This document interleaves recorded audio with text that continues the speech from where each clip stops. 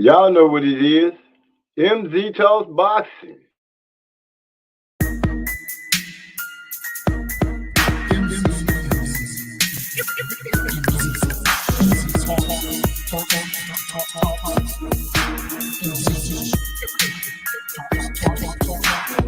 Let me make this abundantly clear. We talk about boxing here. My opinion is winning, but if you ain't feeling, you're good on your boxing. Yeah.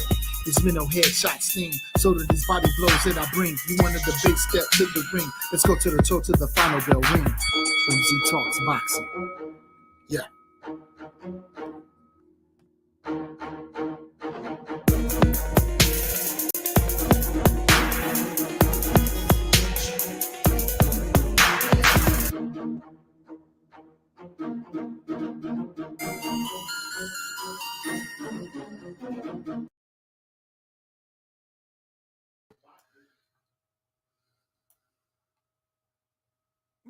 Well, look what's popping off. We are. It's another Thursday. Oh, wait, today's Tuesday. It's another Tuesday night, 8:30. We're finna do our thing, have some fun, kick it with the family. Joseph Brown in the house. Salute, MZ. I'm saying salute right back to you. He the first one to show up at the house. What's going on with you? As always, you know, the link is in the Discord, so the door is open for any family members to fall through. It was a nice weekend of boxing. Sad to say we're not going to have any boxing coming up this weekend, man. So you're going to have to turn to football or basketball, soccer or darts, billiards, whatever it is that's going to be left for you to do. That's what we got going on. But I want to be able to talk about tonight how Frank Rivera and not Frank Rivera, Michelle Rivera and Frank Martin did.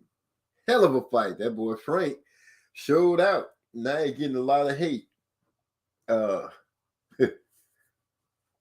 saga, or should I say the soap opera, that is known as boxing. Frank say Joseph Brown said he chilling there. He at work chilling, man. Getting it in, getting those hours in. Today was my last night was my Friday. So I'm off on Tuesday, ready to come in and do a little talking. Football rule of holiday. Oh yeah, that's right. Football is this holiday weekend. Christmas is Sunday. I'm hoping everything go great for everybody. Everybody have a great holiday. People politically correct nowadays. You can't tell people Merry Christmas because they might be Happy Hanukkah. So I'm gonna just say, Happy holidays, and we're gonna have fun out here in these YouTube streets talking boxing and whatever else we want to talk about, whatever situations or problems coming up. And boy Trace gave me some good calls on this on some football, so we're gonna see how things are going with that. And we're gonna just wait for some people to get in, and we're gonna start going on about our business. What is this? Getting all these damn let's see. Some dummy say he now ducking Shakur because they don't want Shakur going after David Haney. Man, they gonna come up with all kind of stuff for no reason. Only thing I'm gonna say is that if David Haney fight what's his name, Lomachenko, he fight Lomachenko. If he move up, he move up. If he stay down, he stay down. I ain't gonna have that conversation with no ducking talk because Shakur Stevenson, I don't believe is hardly ducking anybody.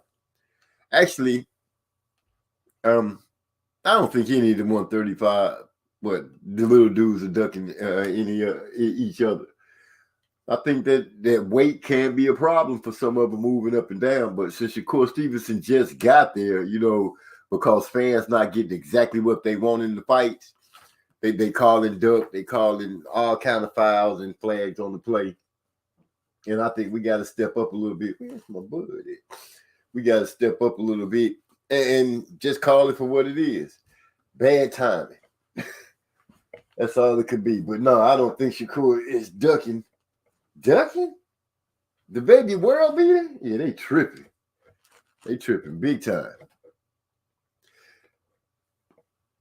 Real big time. I saw an interview with Michelle Rivera, man. Somebody had caught up with him in his room or whatever. I can't even remember who it was I was watching. I just got lucky and saw it. But yeah, he looked pretty wore down about that fight. He looked like he was taking it really, really bad. He was saying that he was having problems getting his body down to a certain size. He was kind of drained and everything like that. So he was trying to work his game plan, but his body just wouldn't let him do it. He said he tried to work his game plan. You need speed for that. And his body just wasn't cooperating. Frank, in so many words, Frank just outclassed him. He was sharper, faster. Just that night, he was the better man totally all the way around. Michelle Rivera had no answer. No answer at all. He was even shocked himself. It's like, I got 24 fights. This man got 12 fights. Come out here and execute like he did. What can you say? Now, some people going to try to say that, I'm sorry, let me get this out of my face so you can make sure you be here. I'm heard. Some people are going to look at it and say that we got Yasser in the house. I just put my glasses back on. I see that 100%. Salute MZ and Joseph Brown. What's up, Yasser? Glad to see you stopping through. We're finna have some fun. I'm fine with the fighter taking a loss hard. Like Michelle said, he doesn't want losing to feel normal. And he doesn't want to experience the feeling ever again. Yes, that's true. Most great athletes, I mean, the ones at the top tier, you do hear them say that from time to time. They take a loss and they hate it. They hate the way a loss feels. It bothers them. They never want to feel that feeling again. I've heard Floyd Mayweather say it. I've heard Clarissa Shields say it. It's been quite a few people. Like I said, professional athletes, boxers, tennis players, basketball players, football players, they've all had that one reckoning where they take that loss and be like, oh, I cannot stand losing. And I don't want to take a loss like that again. So I'm with you on that one. I'm with you on that one, Hypey. I can agree all the way to 100%. And Joseph Brown said, I don't want to hear that from him. Was real confident in the press conference. We don't do excuses. No, we don't do excuses. I think he just let it be known that what he went through was what it was. It took him to the brink. That boy Frank was just a little bit too much for him. We got Trey X in the house. Going on, bro. He say, salute, OG. Oh, we popping off early tonight. Everybody that showed up at the house. Like to hear Joseph Brown. Yasser said, salute to Trey X. Joseph Brown, what would you rather hear? He was poisoned and betrayed by his camp. Oh, shots fired. But I ain't going to even speak on that. I know somebody said that back in the day, a long time ago. I can't remember what boxer it was that was saying he was poisoned and betrayed by his camp. Yeah, that was a long time ago. I can't really remember, but I remember something about that going on. Something about that. But yeah, I can see. I'm not down on Michelle. I hope he correct everything and get things going back to where, get back on top. It just because he took the loss, like he said, he was like, man, my people was gonna be talking about me. He had already had it in his mind what was gonna come with winning, and he didn't get that. He didn't catch the W, so he has to deal with a loss. Fairly early in his career, he only 20 fights into the game. And just now getting the loss, he can look at that in more than one way. He can look at that as that I will say hi if he go smelling more. I just happened to see that, it threw me off. Yes, I better watch what you say, because I might block you. Oh shoot, they got something going on in the chat. Well, y'all go ahead and get it on in the chat as I where's my there it is. As I get myself together. And we have a long night going on. I see we missed out on Marlo and Trey X last night. I was at work, didn't have nothing to listen to, so I had to listen to all these other channels that be making up stuff and infighting and all that nonsense. But I know things going on. It's close to Christmas. People getting those last few hours in. It's almost time for a whole new year. This time has went by so fast, man. This has been the fast year. I don't know about you guys, but I know this year has shot by so quick. I'm still surprised and tripping that it's Christmas. I'm speaking on him saying he was weight drained. I'm cool with everything else. Yeah, that's what I was saying. I noticed but he really didn't use it. Well, I guess he brought it up, so I guess people would say it was an excuse. I think he was just explaining to the fact that where he was trying to perform his game plan, and his body just wasn't there for him. You know, like I heard him say in the interview, you know, my speed wasn't there. He couldn't get his punches off. He just wasn't himself. And you know, sometimes that's what it is. Now, if he got to move up, then let it be so. It's enough of these young guys in this smaller weight class that our plate should be full with fights from them for some time. For some time. Nobody speaking to everybody speaking to everybody cool. For a minute, I thought I was on mute. I was really finna be tripping with myself. We had that song with Decane coming out, Hydro Blow. Will be coming out in a few days. We got Armin Brown 09 in the house. What's up, sis? She says, good evening, MZ, chat, and mods. Blessings back to you, sis. We glad you could swing through. I know you be having stuff on your own to do on Tuesday. I know you be having stuff going on with your channel. So if you're popping in and popping back out, that's great. Hang out with us as long as you can. You know, the door is open. We're gonna have to get Armin Brown on here one time. Hey, I like the way you did that little video with your hair, that look change thing. Very nice, very nice. Very nice, sis. As I put on the comment, girl. That picture looks great, but let me get out the way. I don't want to be all over Armin like that. That's a little sis. Might need to hire a nutritionist. A lot of men with weight issue problems got better once they got someone in. You're right, yes. I heard Earl Spence say that he lost his weight a lot easier with a nutritionist. It's another fighter that said they had picked up a nutritionist to help them get things together. Hey, if that's what it takes, instead of trying to do it yourself, you have to be smart enough to know that you got to be smart enough to know when you need help and in what areas you need it, and if you can't do it yourself or not. So I think it's a heck of a move to get somebody, especially when you have to cut weight and you don't have that scientific brain and the correct know-how. You just want to get out there and stop eating, start running, not hydrating, not knowing how to cut the pounds like you're supposed to. And some people cutting muscle and stuff like that. So I listen to guys that are heavy into boxing and different other sports, but mainly into boxing, that it's quite important to know what you're doing with losing weight, because you can hurt yourself. And that's something we don't need out of these fighters, especially our favorite fighters. Let me not be biased like that and say not our favorite fighters. All the fighters need to be well taken care of and look after themselves when it comes to that. So if you got the money to afford a nutritionist, then do so. If you can't afford a nutritionist, read up on some things and know what it is you're trying to do, and take steps to try to gain your goal like that. But just burning up your weight, trying to get down to a certain weight, and then going out there with yourself dehydrated, getting the brakes beat off of you, that is not a good look for nobody, nowhere. Armin Brown said, LOL, thank you, MZ. Let me know when you want me to jump on. Can't talk about boxing, but I got you on anything else. Well, sis, that's what you'll be bringing to the table. Whatever you come to the table with and want to speak on, our ears will be open, and we'll try to converse with you and let you have the floor. Yes, say Joseph Brown, I fell asleep super early and wide awake now. Otherwise, I'd never be up at this time during the week. Oh, I must have missed something. Oh, it said, as he get Yasser Man's okay, yeah, he need a wrench. You sure right. Let me go look into that right now.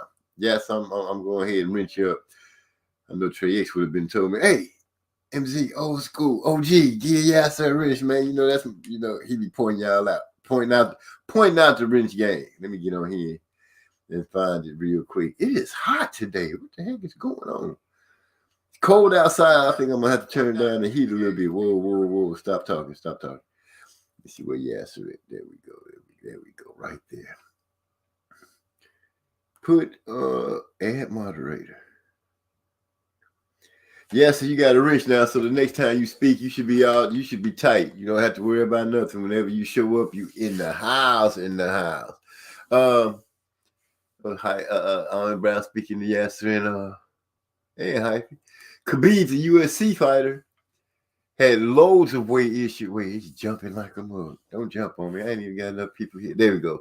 Had loads of weight issues until he got a nutritionist in. I didn't know that. I didn't know Khabib was having weight issue problems, but I do know he went out there and put those hands on Conor McGregor. I enjoyed that fight immensely. He put those hands on dropped McGregor while they was in stand-up mode, throwing those what do you call it in UFC, striking. Yeah, they started off striking. I think Khabib just wanted to put hands all over McGregor. But I'm not gonna go too far on that. I want to hear what you guys think about the Michelle Rivera fight and Frank Martin fight. Is Frank? Would you guys say that Frank Martin is pretty much ready for Devin or Shakur? Because that's the question that's going on. Or even Tank, or any of the guys in the smaller weight class, especially at 135. How do you guys see him faring against the rest of the guys? Are you guys confident in Adrian Broner and his? Did anybody hear what his announcement is? Is he supposed to be? I know he's supposed to be having the fight, but I see he kind of giving hints like him and Regis are supposed to go at it. Now I know Regis and him had some things to say back in the day because he called Regis called that boy toilet water. Toilet water. That means you trash. Just you pitiful. I don't see Adrian Broner going out there doing anything really major, causing any real major upsets in the land of boxing right now in the landscape. I think Adrian might be a little too far gone. I'm hearing people talking about he fat. I did see that picture of him. He does have quite a stomach on him now. He got a gut working on him. Look like he got a beer belly, kind of. But, I ain't going to body shame or nothing like that. He might go out there and I don't know. Is he going to let his hands go? Is he going to shell up? Is he going to start having flashbacks if somebody start putting their hands on him? I'm just asking. These are the questions that's going to be left once he gets back out there in the ring. Yasser, okay. Yasser got his I promise. Wait, I'm all over the place. Slow down, Tori. Slow down. You should. Okay, Joseph Brown. You hear UFC dropped Tony Ferguson, end of an era, is sad to say. Wow. It's a sad day. I don't know nothing about that too much, so I'm going to leave that with the experts, the guys that do know. Brown, she's speaking to Joseph Brown. I'll be lost. I just like listening to Trey X and the rest of y'all talk about it. All of the names are confusing to me, LOL. Yeah, that's what my big brother be saying too.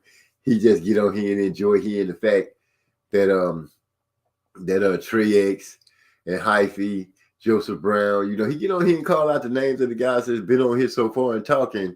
He give them their praise about what it is they know about and what they bring to the channel, which I greatly appreciate. I haven't seen another channel that quite runs like this one where the person whose channel it is could get kicked off his own channel for some kind of technical difficulties. And two other guys step in like Trey and Hyphy did for me a couple of weeks ago, stood in, kept the channel going, kept the conversation going. It's the few of them that have guys that do that.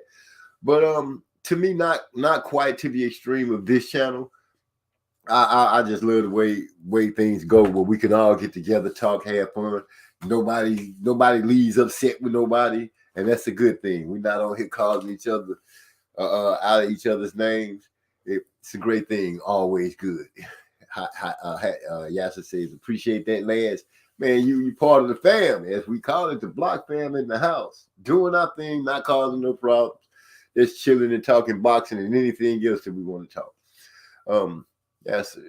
They did. Wait, Am I even? Oh shit! I haven't put one thing. I just been reading. Yeah, so they did it for his own good. Man would end up brain dead if left up to him. Oh, he was just in there, couldn't let it go, steady fighting. Should have been at the pastures already, chilling and enjoying life after the fact of this sport. That's a good thing. If they got to make you quit, yeah, you a danger to yourself. Salute Gil Coles in the house. He says, salute OG. Yeah, y'all tell me, did the football game take place between the Cowboys and the Eagles, or am I too early right now? I just want to know. You know what I'm saying? Did Joseph Brown, did your boys take care of what they were supposed to, or did Trey X boys take care of y'all team? I ain't trying to start nothing. I'm just trying to figure it out so I can know who holding the upper hand on who. What's going on in Champ Ross? Which one of y'all holding the best spot? Is Trey X moving in on another title? Or will we have a new champion come through? We got some more people in title contention. Y'all let me know. I haven't been seeing too much Champ Ross talk. It's so much about this. Man, I was just looking at how sad this boy was looking. Y'all have to forgive me for jumping back and forth between my thoughts. So much going on, and I'm trying to get myself together. Y'all know how I could be sometimes. Joseph Brown, true that. But you know he ain't gonna stop fighting. He going to Bellator more than likely. Dang, they got how many different spots is it for those UFC guys to fight? Bellator's a UFC thing. I hear that name a lot. I just haven't checked out anything on it. Everybody's speaking pretty good, and that's great. Broner fight is going to be pay-per-view. I know I jumped down. UFC doesn't want nothing with that happening on their watch. Okay, I'm ready. What's up, and Trey X? The Broner fight is going to be pay-per-view. Really? Against who? Who is anybody willing? And this is for those of you that's here with me right now. Who is willing to watch a pay-per-view fight with Adrian Broner? And who would he have to fight? Is it anybody certain that he would have to fight? Or are you just willing to pay pay-per-view for him? I'm for one, not really. I'd rather see him just have a free fight. I don't think AB is set for pay-per-view, but I'm pretty sure if I tell him that, he'll probably want to fight me and be like, you tripping. I'm pay-per-view all the time. I'm must-see TV. Well, the last few episodes I saw of AB wasn't must-see. It was just terrible. But anyway, that's my thought. I don't know what anybody else got to think about it, but that's what it is. That's how I feel. Joseph Brown, I can't see that being the case. Another one soon for the chopping block after a few back-to-back losses. Will be Max Holloway taking CTE like a mofo. I don't know what's going on there with conversation. Don't even know who. It's an OG from Gil Coles. Y'all got any more leftover Crow? I missed my plate. Oh, you missed your plate of Crow? I'm pretty sure somebody got some in the freezer for you, sitting on some dry ice to make sure it's perfectly preserved. So when it's time to thaw it out, it'll be all ready for you. Got gravy set to the side, cranberry sauce, humble pie, all that good stuff. Because, you know, your Coles like to go in deep and talk big noise when it's time to put it down. I love it. I love it. Say Saturday night is coming. There's no boxing. For the football, I can't wait to hear who going to get to come in here and talk that talk. Broner's a pay-per-view social scientist in the house. Broner is a pay-per-view star, an elite, all-time great, better than Ali, Mayweather, and Harry Garb. Hold up. No, he ain't. Wait a minute. I ain't going to say he ain't wait a minute. Pay-per-view star? Come on, social scientist. You got to give me a little bit better than that. Now, better than Ali? Better than Ali? Mighty strange. You could have put better than Tyson Fury, better than Terrence Crawford, Sugar Ray, Mike Tyson. You missed a lot of stars, and I can't believe you didn't put him better than Fury and Crawford. But you know, I know you're a little biased when it comes to those guys. You know, it is what it is. You know, we got a lot of conversation going in. I'm glad everybody is amped up and having a conversation. Yes, the same some of them just too tough for their own good. Really don't have nothing to prove at this point. Yeah, once you done went through it all the tight battles, come out with your cauliflower ear. I think I'm right there with y'all. Cauliflower ear and all kind of stuff like that. You done been dubbed into some of the labeled as having some of the best battles in your sport. When you done covered everything, the body is starting to feel that you just losing more often than winning. Yeah, it might be time to go ahead and take a pass and have a seat. Have a seat. Oh, man, we got to wait till January, what is it, the 4th? Let me look at my calendar and make sure I'm saying the right day. I don't want to sound too lost. But I think it's January 4th that the 4th or the 7th, something like that we can be expecting to see Tank and Demetrius Andrade and who else on that card? Tank, Demetrius Andrade. Y'all help me out. Who's the other name? I'm missing the fighter's name. The card with Tank Name coming up. We got that. And then we also got Jamil and Tim Zoo. They fights coming up around the corner. So we got this is the weekend of Christmas coming up. Christmas will be Sunday. And then just a couple of days after that, we'll be looking to see the big fights. Man, it's rent time, car insurance to went up on me. I done went from paying for 3 cars, right at $200 to 3 cars right at $400. I'm going to find me a new car insurance. I cannot take that jump. Y'all tripping. I've been with him for a couple of years, and all of a sudden, bam, we done went up to a big jump. Trey X said, I'm 4 points away from first place with 2 weeks to go. I'm feeling like Jordan in the fourth quarter, down by 4 with 2 minutes to go. And the ball in our hands. I feel you, X. Y'all, well, hey, ain't nobody got nothing to say. Y'all gonna let that man run off his stats like that? Do we have anybody in Champ Ross that can challenge the old champion? Anybody? I'm just asking because if y'all ready to go ahead and lay it down right now, give it to the man. Go ahead and lay it down, give it to him. Yeah, boy, y'all say Trey X, you gonna get it. Social sciences. Forget Spence versus Crawford. Crawford versus Broner is the fight of the century. To be honest, that would be a good fight. That would be a good fight, social scientists. But I think Spence and Broner would bring in bigger sales for pay-per-view. I think that'll really quench the thirst of a lot of boxing fans because, Broner is just, that's just Broner. How can you not ride with Broner? Then Spence, the truth. Oh man, putting those two together head to head on whatever platform would be monumental. So I can agree with you on half of who Broner go up against, but but you're right. Forget Spence versus Crawford. I'm not trying to hear nothing about that. Bring on Spence and Broner. Spence and Stanionis. Spence and what's the other one's name? Did he get Stanionis, the one that Stanionis getting ready to fight? Bring on Spence and Boots. I'll take any of those fights. Any of those fights. Trey X hit me up and let me know we weren't gonna have no fight this weekend, man.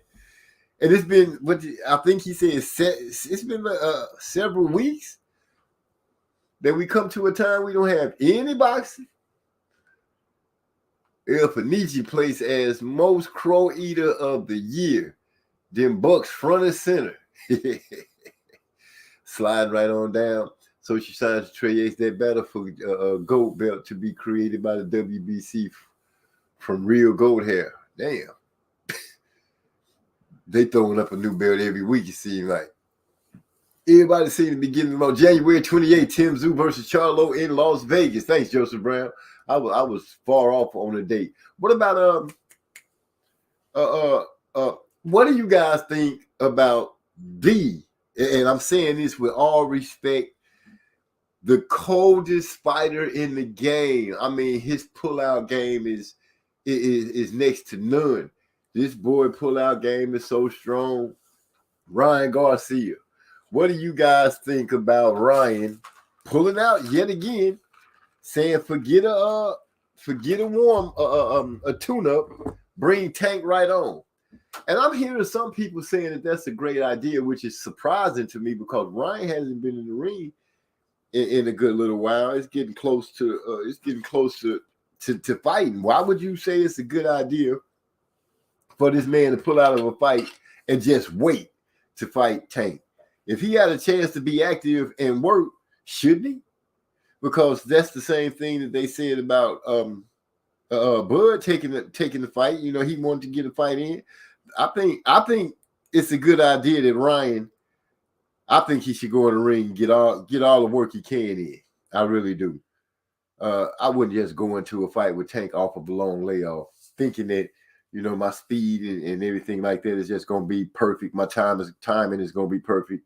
When you have a chance to sharpen your tools, I really think you should sharpen them. I think it could be a monumental mistake for him not to go in. But I'm not Joe Guzman and those big names to make decisions to help a fighter make up his mind and try to aim his career in a certain direction, left, right, or whatever. So what do you guys think about Ryan pulling out of the fight? Do you think it's a good idea or not? I'm going through his salute. Napoleon Armstrong, salute, player. Glad to see you in the house. Better be even yard.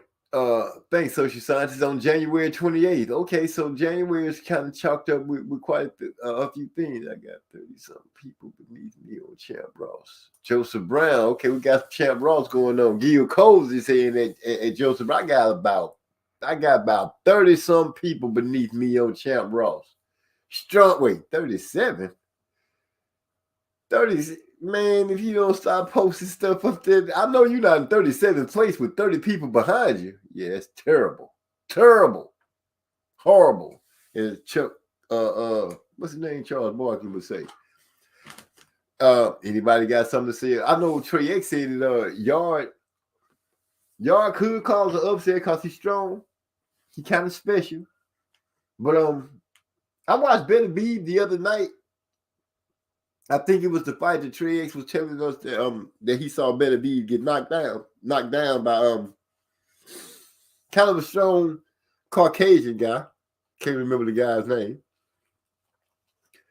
But I saw something in Better Beeve that I hadn't seen in the other fights. That dude combinations, he was throwing a lot of combinations in that fight, and his hands are pretty fast. And it had me kind of thinking about him and damn it, what's my guy's name that beat up Canelo? Y'all help me out. I can't think of his name right now. Bivol, my boy Biv.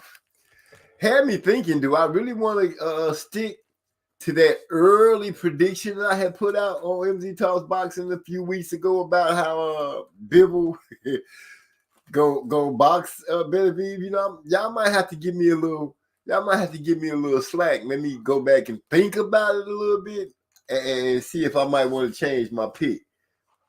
Because the way Better Beeve was letting his hands go in that fight, I'm like, I don't know, man. If him and Bivol get to like letting their hands go. I see what Trey, I think social scientists said it too. I see where Bivol's straight hands and not that much use of hooks could be a problem. That could be a problem for him because Better Beeve, man, he was throwing combinations and going to the body. But he is susceptible to getting caught and dropped. His recovery time was pretty quick. The dude didn't really jump on him either after he dropped him. He kind of stood in front of him and moved around and let Better Beeve get himself back together. And once he did, Better Beeve commenced to continue to whoop on his ass.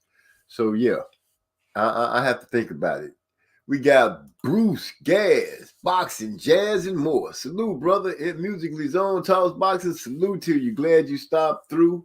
He said Napoleon. He's speaking to Napoleon Armstrong and everybody like that. Gil Coles, everybody speaking. Great, Napoleon Armstrong. Salute. Yeah, salute. Yeah, everything. Bivol open as the favorite over Better Beeve. I still got Better Beeve though.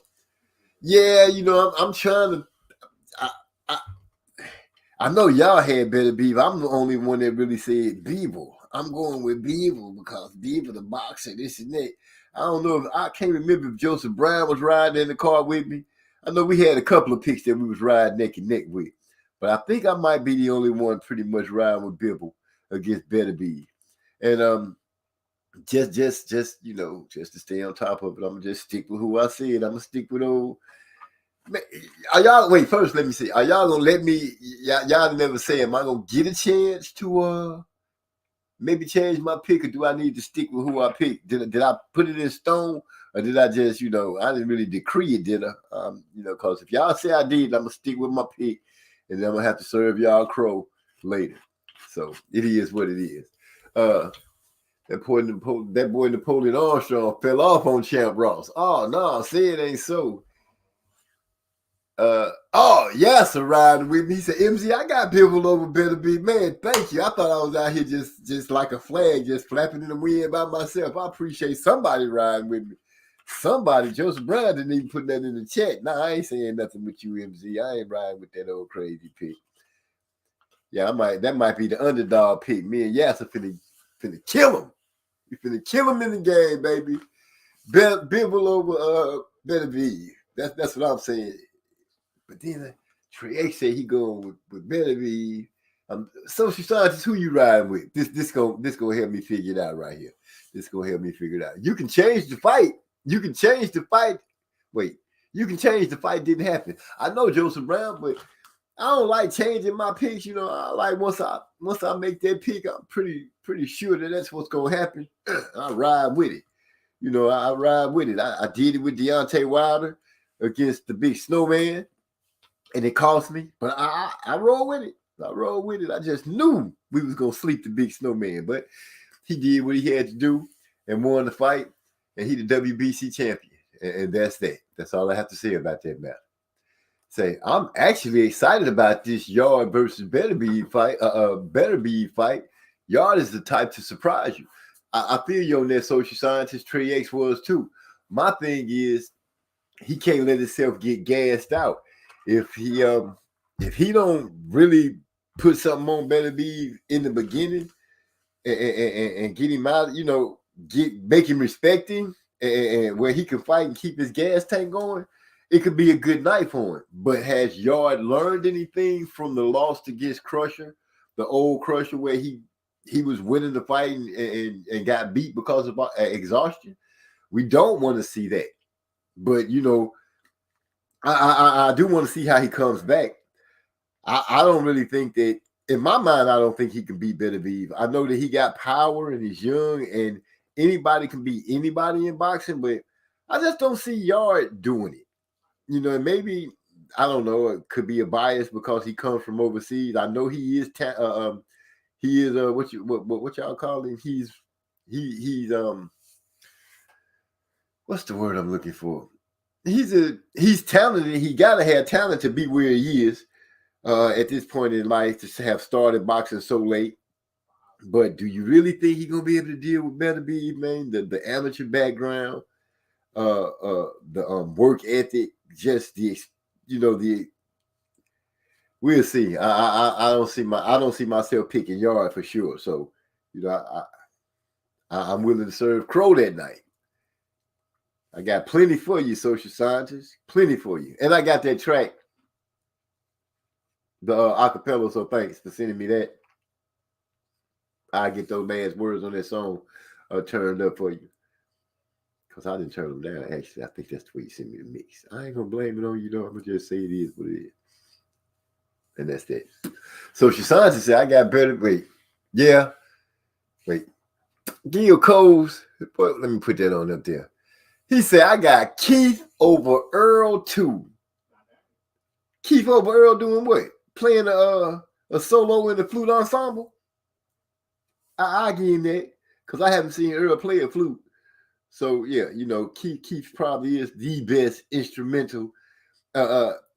player in the game. The best woodwind player in the game. I haven't seen anybody else on any kind of flute. So, yeah, Keith is the champion of flute playing, hands down, without a doubt. I got Better Be. I just said I choose Bibble. Look above MZ. What? Oh, that's social sciences. I said you pick. Wait, let me see. Joseph Brown said you can change. I got Bivol. Let's say Yasser at this. Wait, where did Joseph Brown? Oh no, I said Bivol as well. Oh, okay. I feel you. That's right. 3 strong. We gonna the 3 Musketeers. Bivol over Beterbiev, the boxer. But man, I'm telling y'all, man, go back and look at that fight. Maybe I'm just, maybe I saw that and just got a little nervous. But he looked damn good in that fight that he got dropped. He looked damn good. The hand speed was there. The foot movement was there. He really don't have a lot of hand movement still. But he know Bivol really has a lot of head movement that I can see. Bivol seems to be a more little darty in and out. But it's no need for me to worry about that fight right now because Beterbiev got to get past Anthony Yarde, which I think he's going to get past Anthony Yarde. I won't say real easy, but I don't think it's going to be a real hard task for him. I think he'll be able to take care of Anthony Yarde. The first 4 rounds should be pretty good. The first round probably not that much going down, but round 2 I could see some leather starting to swing and the bombs dropped 3 and 4. After 4, I think it's gonna start turning toward Beterbiev in the fight, and soon after that, I think it'll be over. I could be wrong, but that's just how I see it. That Yarde is kind of muscled up, take a lot of oxygen, a lot of air to move those muscles, and like I said, hopefully the man has been doing some kind of cardio to help his gas tank. Because I'm still tripping on the fact that if I'm remembering correctly, didn't y'all say he doesn't spar? And I'm still confused. How can you be a professional boxer and not spar? That's surprising to me. Before we even start having extra background in the back, I'm going here and let my son know, son, take it easy. I got to be able to let the people hear what's going on. You can't be out there making all that noise, interrupting what I got going on. What was I saying? I got Keith over Earl. I don't even know why I'm leaving. Let me get that down because, ain't no way Keith gonna beat Earl. I just don't see it. But since Gil Cole brought it up, I have to speak on it. I don't think Keith's ready, Gil. I just don't. I don't think Keith is ready. You might think he's ready, but let's be honest with yourself. Don't get that man beat up for nothing. He didn't do nothing. Yeah, Napoleon Armstrong says, I haven't been focused. I will apply myself in the last 2 weeks for a late surge. Oh, that's what I'm talking about. Making the run for that championship spot over in Champ Ross. Letting it be known that just because Trey X is poised to snatch victory, I got these men saying they coming to get one. So tighten up, Napoleon, so you can come back up in here later and let us know what they got. Social scientists say I got Beterbiev over Yarde. That's what I want to know. You got him over Yarde or over Bivol? I just say I chose Bivol. Look at I read that already. I don't know how we got out there. So it's laughing. Yarde is getting destroyed. Dang, Joseph Brown, you think he's going to just get manhandled and beat up? I think he's going to put up a fight. I just don't think he's maybe experienced enough, seasoned enough to go against a Beterbiev. He's going. He been against Crusher, so that should give him confidence. He know what his mistake was. I got gassed out going against Crusher. Like I said, if he can keep his gas tank,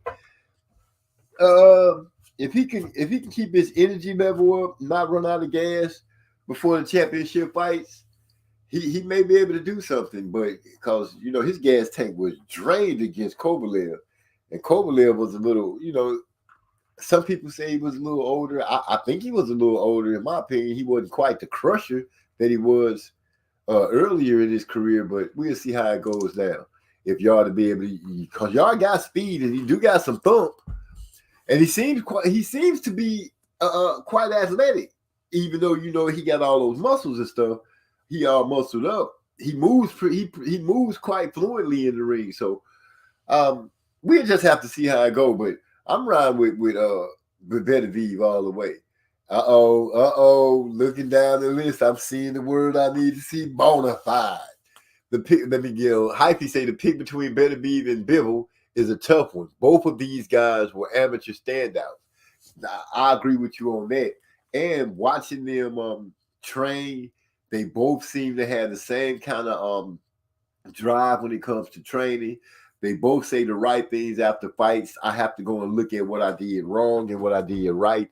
And if I can better up on what it is that I did good on, and if I can correct the things that I didn't do so good on. So you're right on that, Hyphy. I agree with you 100%. That is going to be a hard fight because they both standouts. Gil Cole say, is 135 the new 147? Frank got these 135 streets looking spooky. He looked real good against Michel Rivera. I won't take nothing away from that. But we have to see what happens because, the baby world beater in 135. I'm not going to say that, nobody making him feel like things is looking shaky. Got to give Devin Haney his credit. He seems to say he'll fight whatever's put in front of him, but we know he got contracts in front of him, so his fight making things right now is we're gonna push that to the side, not speak on it. Tank, now that he's not, it seems safe to say that now he's not working with Mayweather Promotions in the capacity that he was. Maybe some things will start to look different from him in the fights that he starts to take. We just have to see how that goes on and what happens with him. But Frank did make a hell of a showing against Michel Rivera. He made Michel Rivera look quite average, I must say, in my opinion. He made Michel look quite average. The speed was most definitely a factor in that fight. Most definitely a factor. And here it is. Better Beeve is a bona fide 5, and Bivol is a 4.5. So that's like a clash of the Titans, just ready to be made. A 5 and a 4.5. Let me change that. A bona fide 5, not just a 5, because it's got to be bona fide, and because bona fide means like top notch. That's like what's the name of those cows that they be over there massaging to make the meat all tender? Yeah, that's bona fide. So we're gonna see what the bona fide, if we ever get that fight, what that bona fide 5 and 4.5 can do. Because from what I'm seeing at the weight class that they in at 175, they are the number 1 and number 2 guy. Or some people might want to say A1 and A2, or 1A and 1B. Either way, they are the top 2 fighters at that weight class, and it's gonna be a shame if we don't get to see that fight. 3X, not anyone is a 3.5 got potential to fuck up a 5, right? Good question, Yasser. I can't speak for Trey, but I do believe that a 3.5, if I'm remembering the way you said it, a 3.5 can upset the apple cart. That can happen. It doesn't quite mean that a 5 will just walk through them, but the chances of 3.5 doing something, 3.5 could do something. I hope I'm representing the damn, I'm just forgetting all the names of everything tonight. The amateur pedigree scale. No, I almost messed that up, man. The pedigree scale. That's the Bible of boxing's amateurs. Knowing what they did and how they did it. But he said, yep. So I guess all that shit I just said is just totally wrong. I guess I don't know nothing about the amateur pedigree scale. Nothing. Napoleon Armstrong said, I'm going to hit the top spot, but looking for the top 10. Hey, if you could crack the top 10, though, and you way out of the top 10, we'll see what happens. Social Science said, y'all is very athletic. Yeah. Like I said, I was saying earlier, to be muscular and stuff like that. The dude is fast. But it takes it takes oxygen to move those muscles. Social Science said, do you think that he's figured out what he needs to do and how to do it to be able to go deeper into the fight? Because, man, Better Beeve has a gas tank. Watch it, just going through memory of watching him the other night, not the other night, the other evening, watching that fight, man, it didn't seem like he was getting tired, and he was letting his hands go quite a bit in that fight. Scary letting them go. Almost sitting here thinking about it make me say, dang, but could he have been on something? Not accusing him. It's just one of those performances. The dude was just firing off combinations,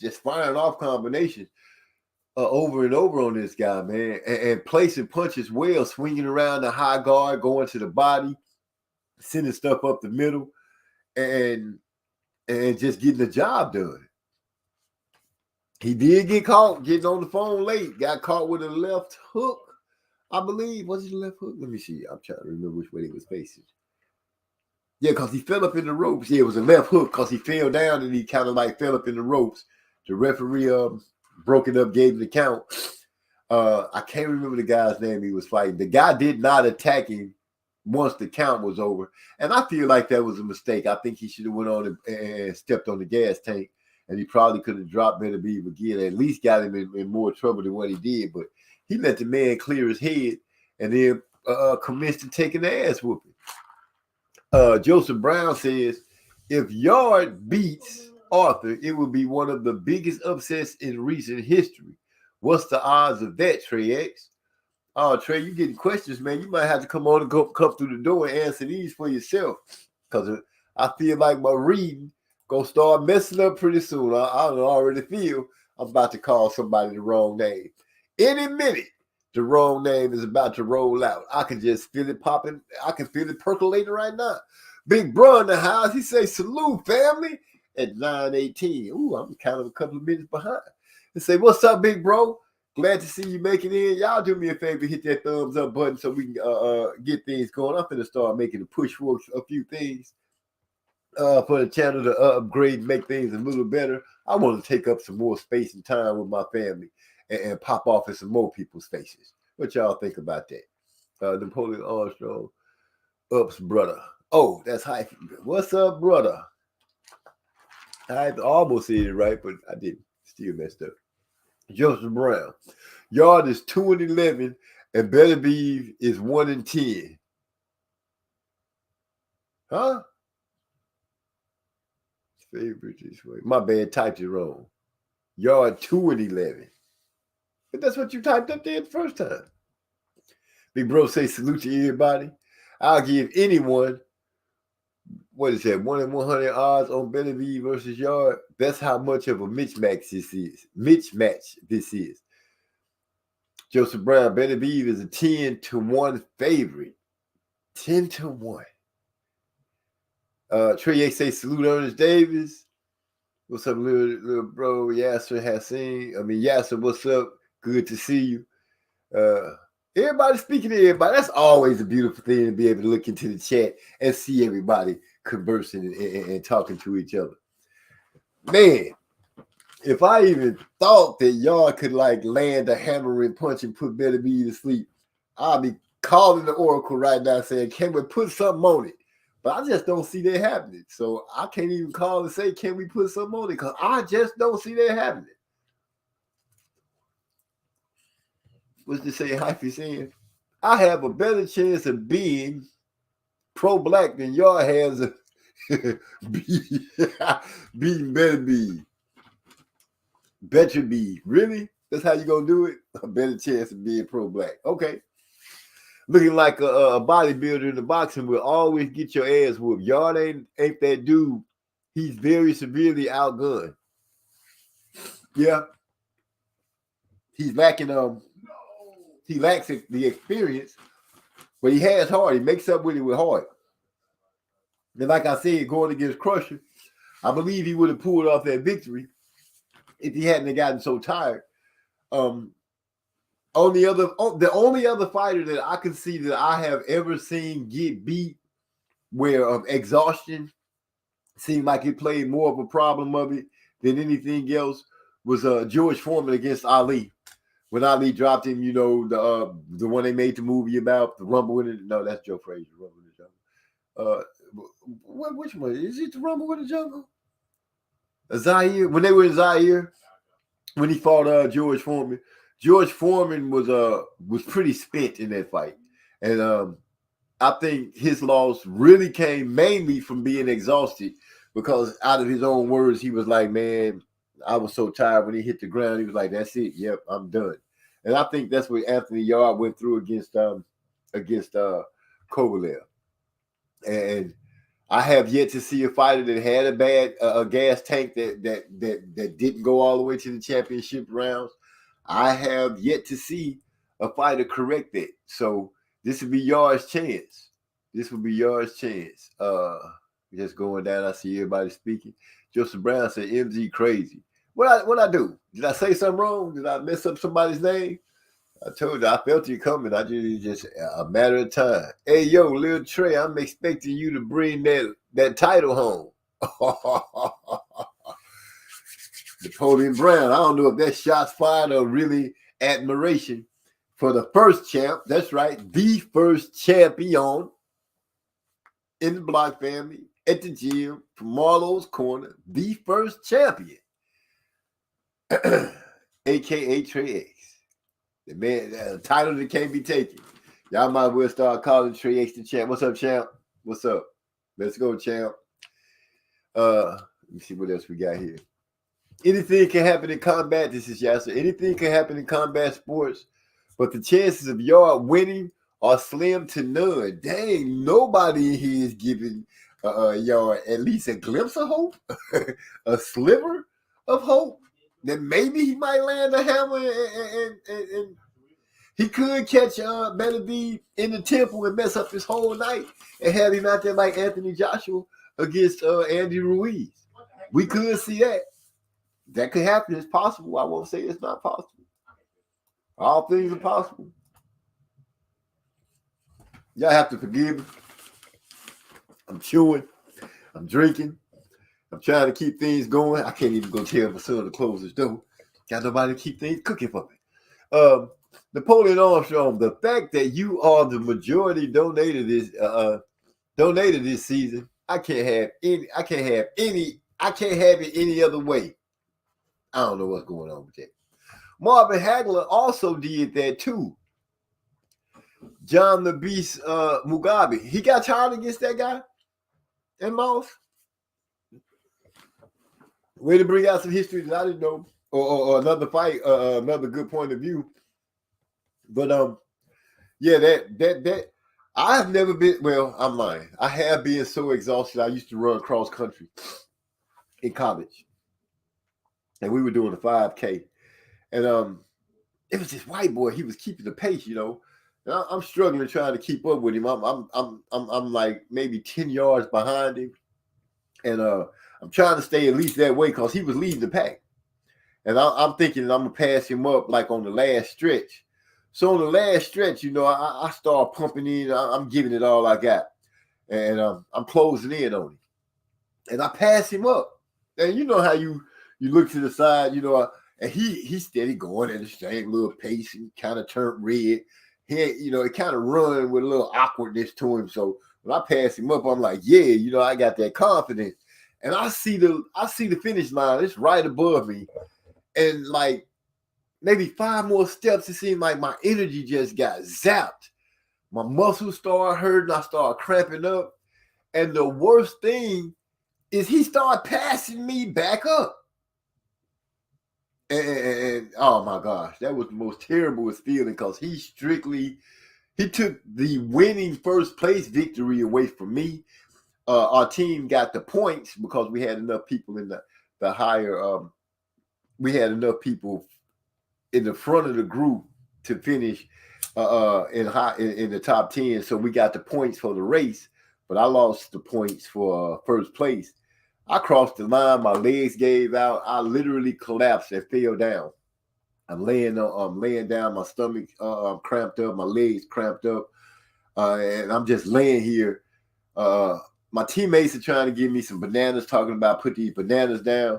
I done laid my black ass on a fire ant bed. So I can tell y'all, it's nothing that I can think of worse than being exhausted and laying on a fire ant bed and you really can't get yourself up. So yeah, I can understand what an exhausted is. I can't understand what being exhausted and somebody putting their hands on you is. That's a whole nother thing.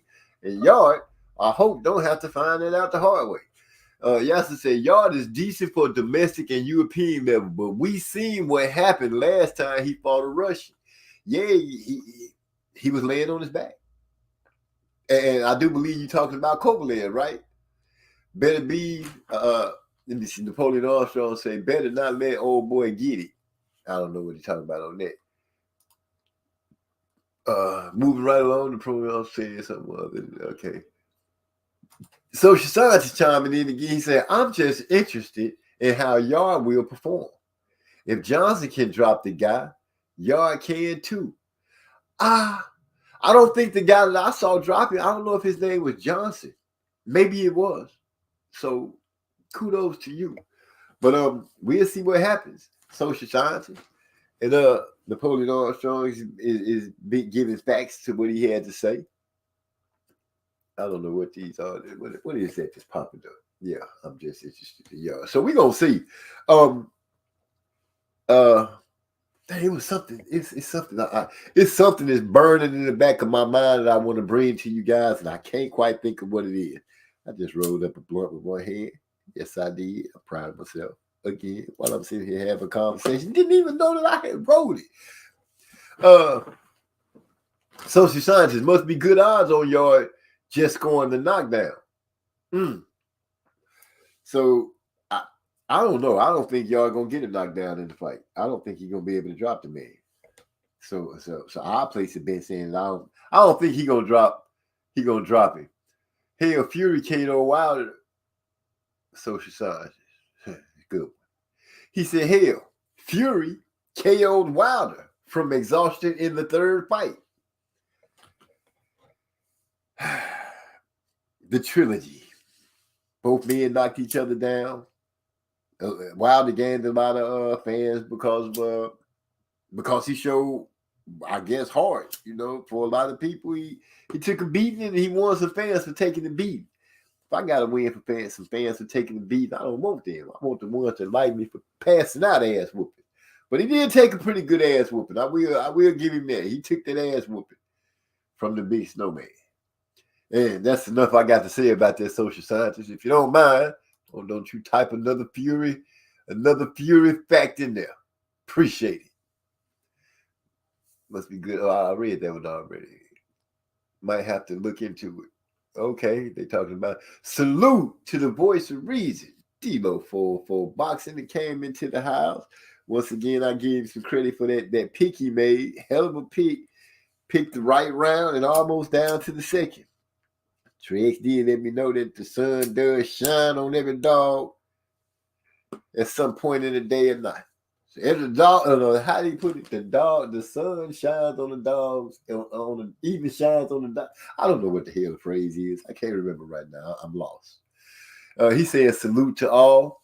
We will have to catch the replay tomorrow. I understand you old man. He got that old man syndrome. Say, peace, D-Lo44, fellow GA guy. I don't know who that is. Everybody seems to be conversating real good. Social scientists. Liar. Fury didn't KO Wilder due to exhaustion. That's right, Hyphy. Get on him. Watch that come back to bite me in the ass. Hyphy already know we are on the Franco and Loca. I'm gonna have to say, I gotta be nosy and find out what that is. Usyk's manager saying we getting undisputed heavyweight fight by March. Ooh, really? So have they got all the details already ironed out, Yasser? Do you know, or are they just saying? Is it just word of mouth right now? Do you know any of the details? Have they started negotiations? Are people accepting terms or what? And since it came up, who do you guys pick out of Usyk and Tyson Fury? For me, the way Tyson fights. Oh man, y'all just pulled me into talking about the snowman today. But the way he fights, if he uses his tools correctly, I can see it being a hard climb for Usyk. I can see it being a hard climb for Usyk. I don't know how I don't know what Usyk's power is like. I've never heard anybody talk about his power, especially not at the heavyweight. I know he's mobile. I know he's quite mobile, but will he be able to deal with the mountain of a man known as Tyson Fury? The weight, the tactics, just the way the man fights, the toughness. Will Usyk be able to work through that and overcome that? I know he got fast hands. I know he fights from angles. I know he does all these things. But will he be able to keep Tyson Fury from putting that weight on him, from leaning on him, from, just being Tyson Fury? For me, Usyk has a long road to travel in order to become undisputed against this guy. So if we get to fight, be great. But if we would have bet on it, I probably would have to keep my money in my pocket because I would have to vote on the other dude. I'm just saying. D'Lo 404 is ranked 32nd. That disqualifies all cables. So that means, I feel you, X. I feel you, but I still got it. It's not even cables. That man he made a hell of a pick. You got to give it to him. That was a hell of a pick. To pick the round and damn near to the second and when it gets stopped. No cables. That's just a good thing. Trey X, 3-belt unification week undercard. Local going to whoop him quite convincingly. Y'all gonna have to let me know what fight that is because I don't know, but it's 3 belts on the line, as Hyphy say. They in negotiations and they are looking very positive for March 4th at the latest. Okay, if the negotiations is going well and things is looking good, March is January, March. Oh shit, that's right. That's right around the corner to get, man, undisputed and heavyweight. Might not be the fighters that I would have liked to see. Well, one of the fighters, but I'll appreciate the fact that we will be getting the heavyweight. Undisputed champ, one name, one face. It is what it is. I will watch it when it pops up.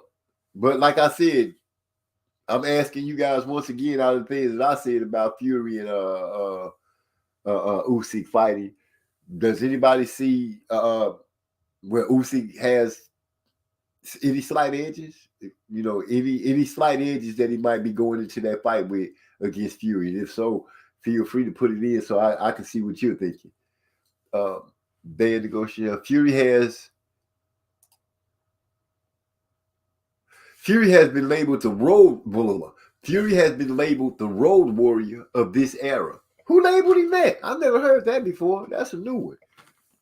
That is strictly a new one. I've never heard that. I heard been labeled as the big snowman, but not the road warrior. There's only y'all having the ball. I'm starting to see Joseph Brown. I'm starting to see that this is kind of turning into something funny. Like keeping up. There's only one Tyson Fury, and that's what's that word right there in front of Fury? There's only one Tyson Fury, and it looked like Ring Fury 2 UMZ. Oh, King. See, you being funny again. Yeah, let me clean my glasses because I'm sure that's not King. Yeah, you know what?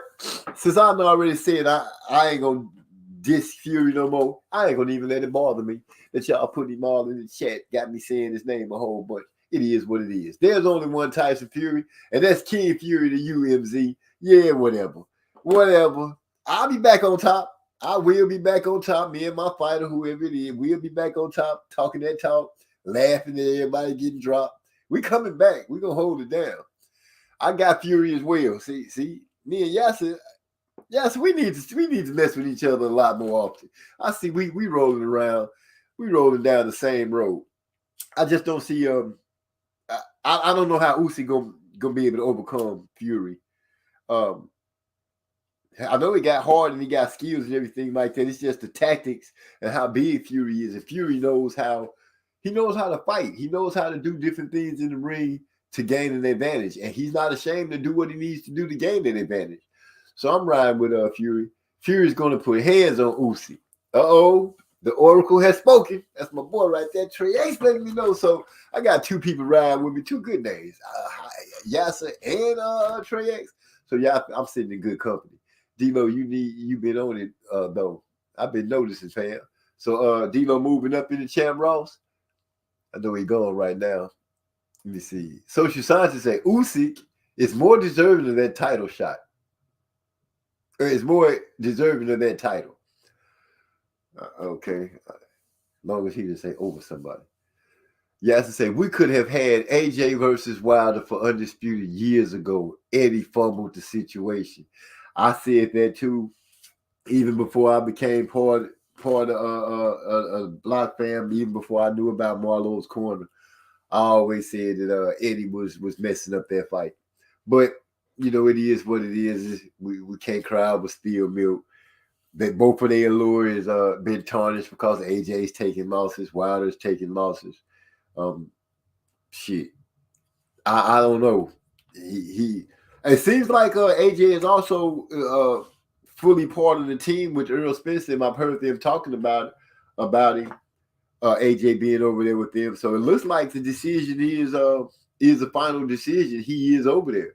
Even Big Bro said he got Usyk. Maestro, he even said he got wait, you got Usyk, Big Bro, over Fury? That's a big wait a minute. The bona fide word is being slung around again. Let me not jump over nobody's stuff though. MZ Fury goes to man's backyard to collect scalps. All these big wigs have been abroad. Yeah, you know, he got some big wins, you know, in other people's backyards. You know, I guess you could say he is collecting scalps. And I can't take nothing away from that. I did say last week, I'm going to give these people their props on what it is they do and leave it at that. And you're right. He beat Vlad. I be messing the brothers' names up, but I know he beat Klitschko in his home backyard, came to America, beat Wilder twice. And shit, all I can say is it is what it is. Social scientists say I'm rooting for Usyk, but it's hard to see how he pulls this one off. Yeah,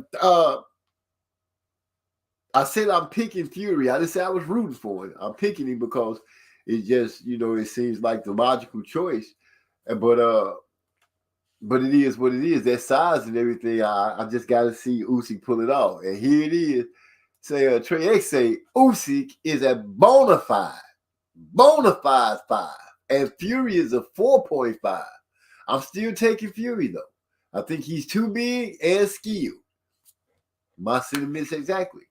Big, skilled, got tactics that he got a full package. He got blessed to be such a big guy and to be in the boxing game. It works wonders for him either way. So that's gonna be it's gonna be a task for Usyk. And you know, Usyk is an upcoming undisputed from cruiserweight. He made some noise by beating Anthony.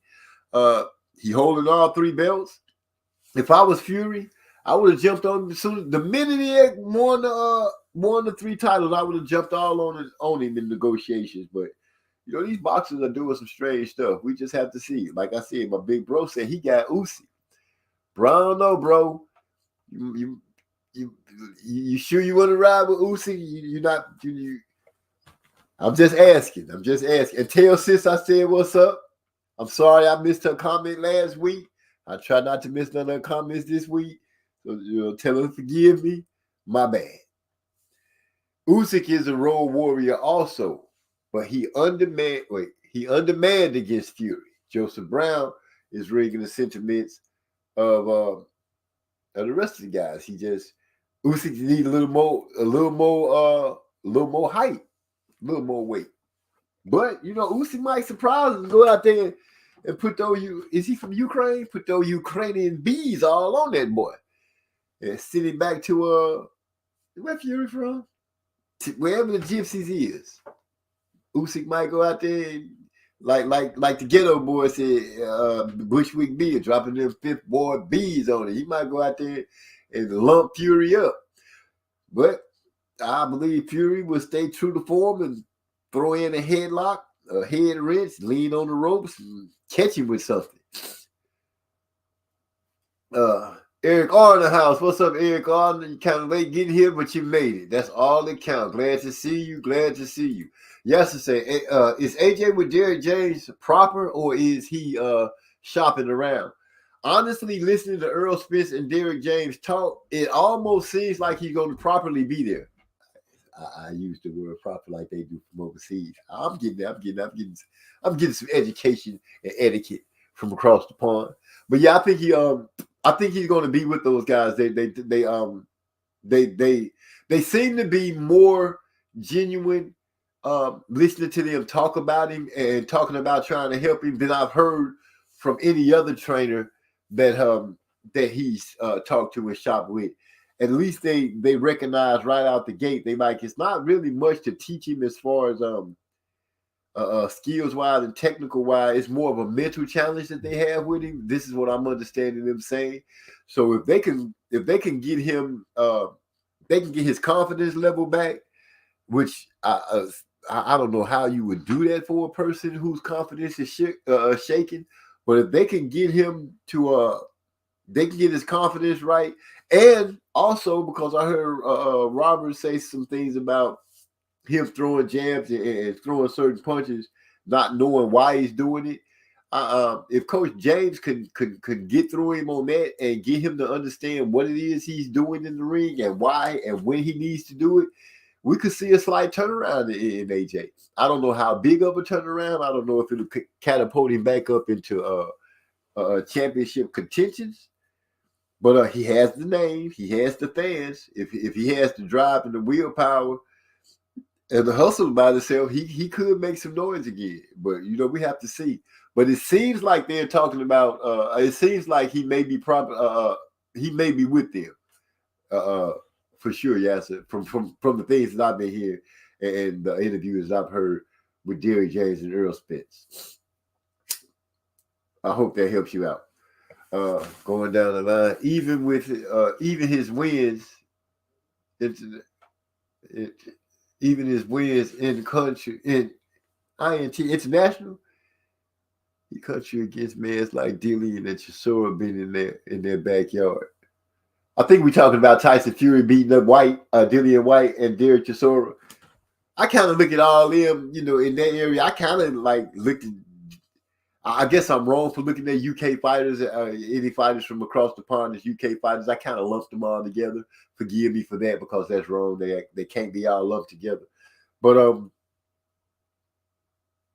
I don't think Dillian and Chisora really was big. I don't consider those big scalps abroad. I could be wrong. For some people, they might be big scalps, but for me, I think they more like local. I guess, that would be the best thing to say, not to disrespect him or nothing, but I never really looked at Dillian White as championship material. And I just looked at Derek Chisora as a guy with a lot of heart that liked to fight, kind of crazy, throwing tables and stuff. Y'all see how he be doing. He reminds me of the WWF or E or whatever wrestler's name is nowadays. He strikes me as being able to be one of those guys that can go over there. Yards. Question to everyone. This is from Hyphy, everyone. Question to everyone. Which negotiation period has less annoying? Joshua versus Wilder or Spence versus Crawford? Because we didn't get the fight from either one of them.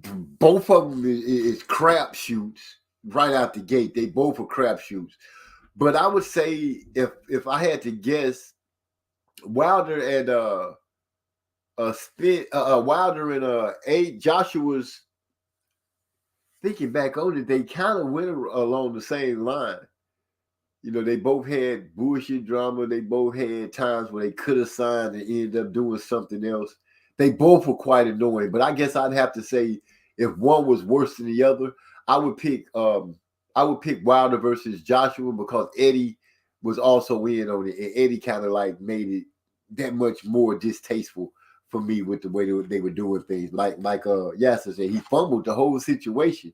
Could have made that big grip of money, and we could have been moved on. AJ could have took his loss, regrouped, and got himself back together. Now he looking for coaches and stuff so late in his career. So I would say, in my opinion, Joshua Wilder. What say you guys?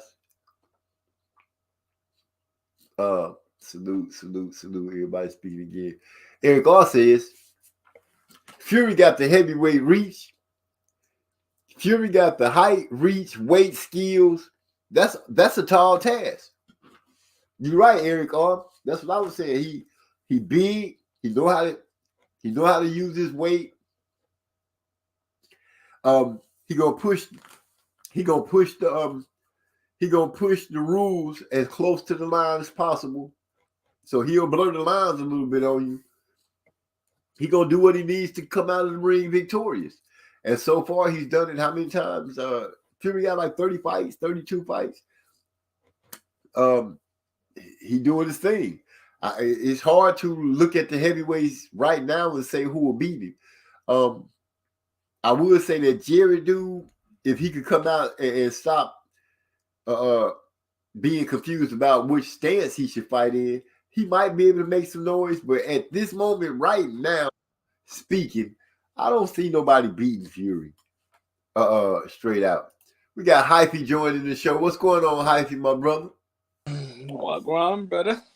Sure, just sit here enjoying reading off these comments and just letting it be. As I just said, you heard me say, I don't see any heavyweight beating Fury right now. Not out the crop that we got. Now I could be wrong. Well, yeah. Plus, I mean, you gotta kind of narrow it down. It's really only one guy left out there because, I mean, let's be honest. Nobody ever thought that AJ could really beat Fury, anyways. And now more than ever, nobody believes that. It don't matter who you go get trained by. So it's really only down to one other guy, which is Usyk. Now, if you want to say that, we need to see what happens with a man like Joe Joyce or maybe Jared Anderson. But see, I kind of look at those guys. It's like the new generation, somewhat. Right. So, yeah, I think it's pretty. It's only one fight left from this era. Yeah, and Fury, it holds the top spot. It's just gonna be real. Fury holds the top spot. It don't even bother me to say it.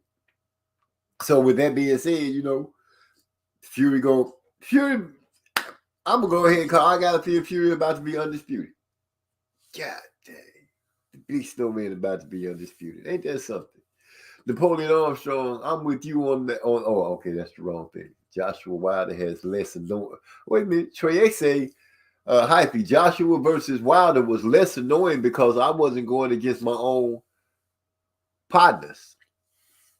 Yeah, I can see what you're saying on that with Earl Spence and Crawford.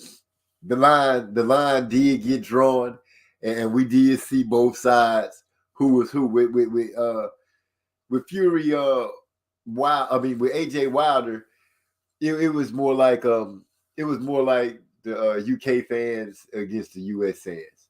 So yeah, you I feel you on that. I see how you see that. But with Spence and Crawford, it did draw the line. We was throwing rocks at social scientists and D-Lo because they was over there holding up that TC flag. I wasn't hearing it. Better be glad we cool though. I should have threw some bricks. And say Eric I say I don't know if Usyk does as good as Wilder, even though he's the better fighter. Wilder brings that we know he got we know we can sleep you with that right hand. We know that. But people, when you go in the ring facing Wilder, that's something that you're looking for. You trying to make sure you dodge and you stay away from. Usyk is more of just a skillful fighter, which I think for Fury, in the case, it would be it should cause a little more problem because he got a lot more to worry about. But then on the same level, he's so much bigger than Usyk. Whether Usyk's 6 foot or 6'3", Tyson Fury is a big dude, man. That's a big man to deal with. And as much as I would like to see Usyk, the little man beat the big man, I just don't see it. Knowing how Fury fights, seeing the work he put in, and the way he's going about everybody that he's fought, we know that man is gonna go in there and do whatever it takes to come out of there victorious. And so Usyk really got to come on with some of that Ukrainian everything. He got to bring it. Spence versus Crawford is by far the most retarded. And these are words from Joseph Brown. We got Eric R. No way Usyk gets ragdolled like Wilder. Did this second fight. Wilder got ragdolled in one of those fights? Hey, I'm gonna have to go back and look at that. Some stuff coming through that I don't remember happening. But Hypey would throw that out there for me. Oh yeah, so Trey X in the sense for me is opposite. I was going with my last around here. Obviously, that was all picking AJ, and I was picking Wilder. Dang, yeah, so you was on the Wilder squad too. So you pretty much been facing the same kind of ridicule and painful situations after fights that I have. I don't know how bad it bothered you that Wilder lost the last fight, but those two draws, the draw. You know, I feel like it should have went one way. And that whole saga just sucked. It just sucked. The first fight was entertaining. It went as a draw. The second fight was horrible. He got beat. The third fight was, I can't even say it was a great fight. It was climactic. We got, man, those two dudes proved to be warriors. That's all I can say about that. I'm not gonna take nothing from Fury. I'm not gonna take nothing from Wilder. A guy that came in boxing late, a guy that's a good boxer.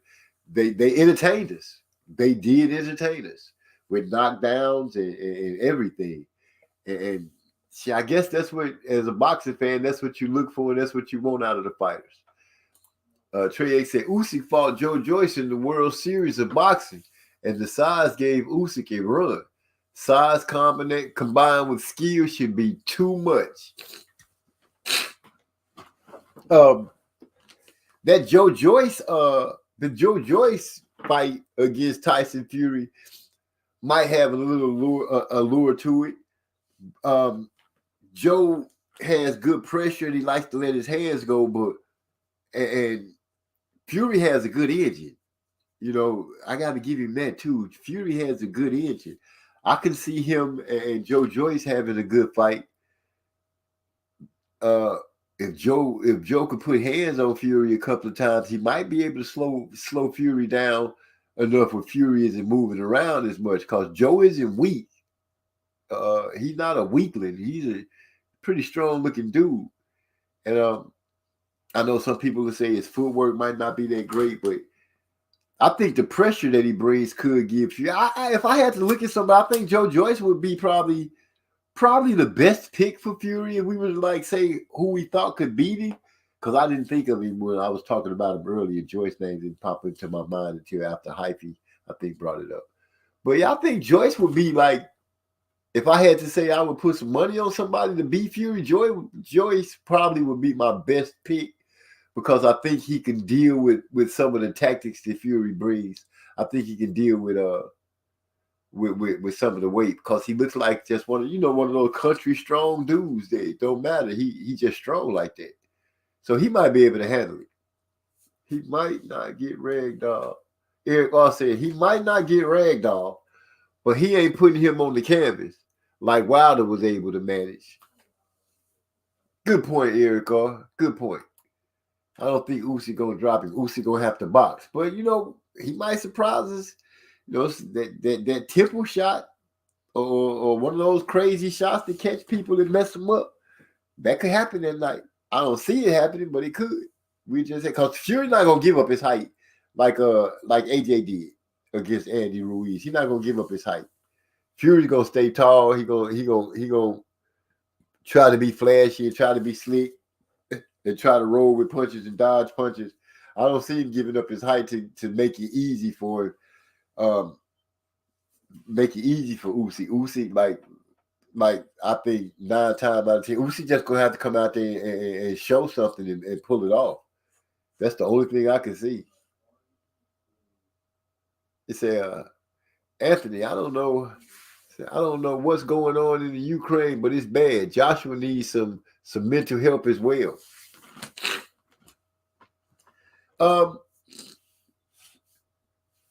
He did, I, to speak to his mental, because like I said, Derrick James and Earl Spence both had spoke on that. Now I don't know. You know, some people think I'm one of them that think that when Andy Ruiz beat him, it kind of throwed him off. And then it just showed even more when he lost to Usyk twice. You know, having that little breakdown about how you beat me and, you know, skills and all this kind of stuff.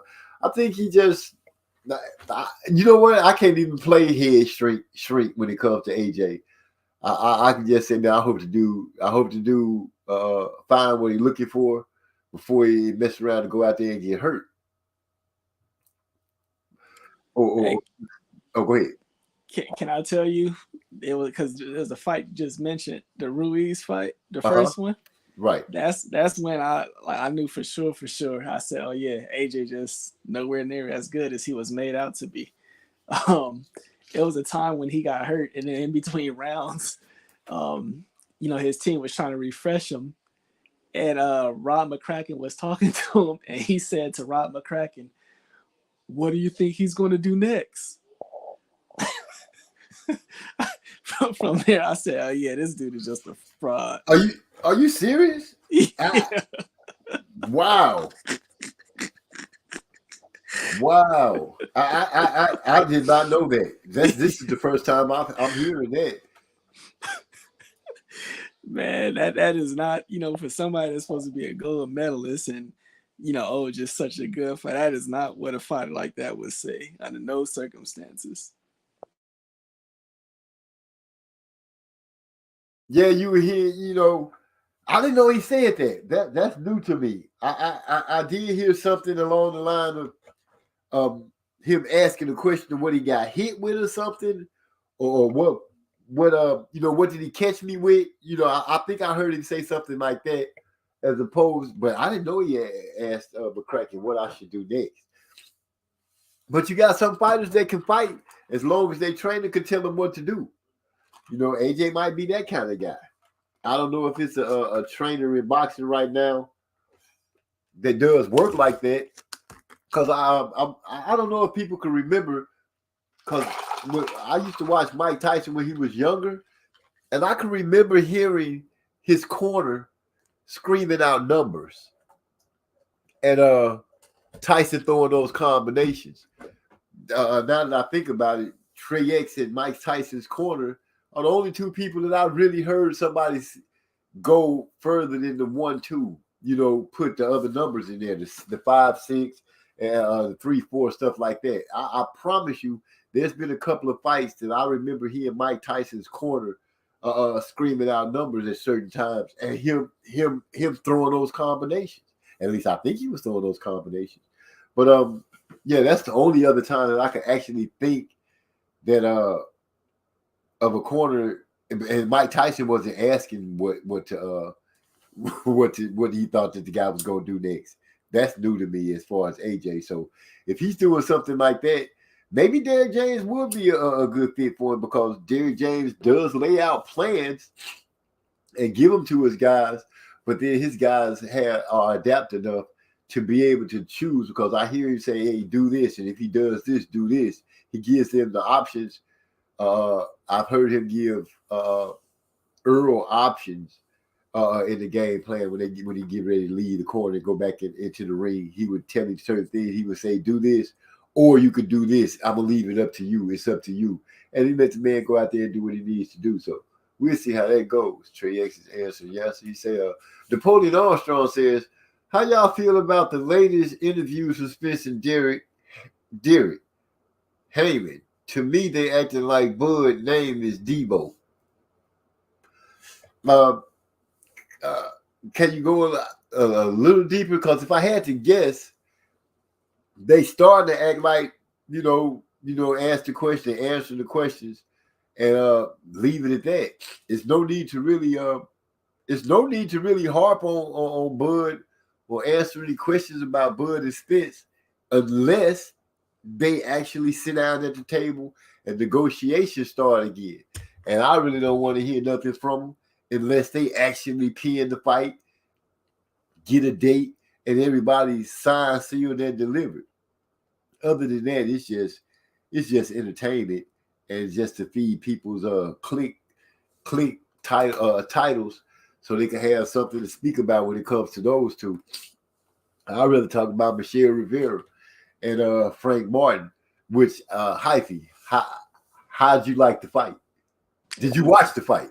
Oh, I definitely watched the fight. Before I transition into that, let me just say to the question that Napoleon asked, and that's our good brother, of course, but I would just say to stuff like that, I would recommend everybody. Like me, I don't watch none of those interviews at all, because if y'all just think about all those interviews, Derek James or Bo Mack interview, he said Bernie the Boxer, homie, all them interviews ain't got us nowhere. A lot of them interviews, they end up seeming like they've been repetitive from interviews from years back, and like I said, it's gotten us nowhere.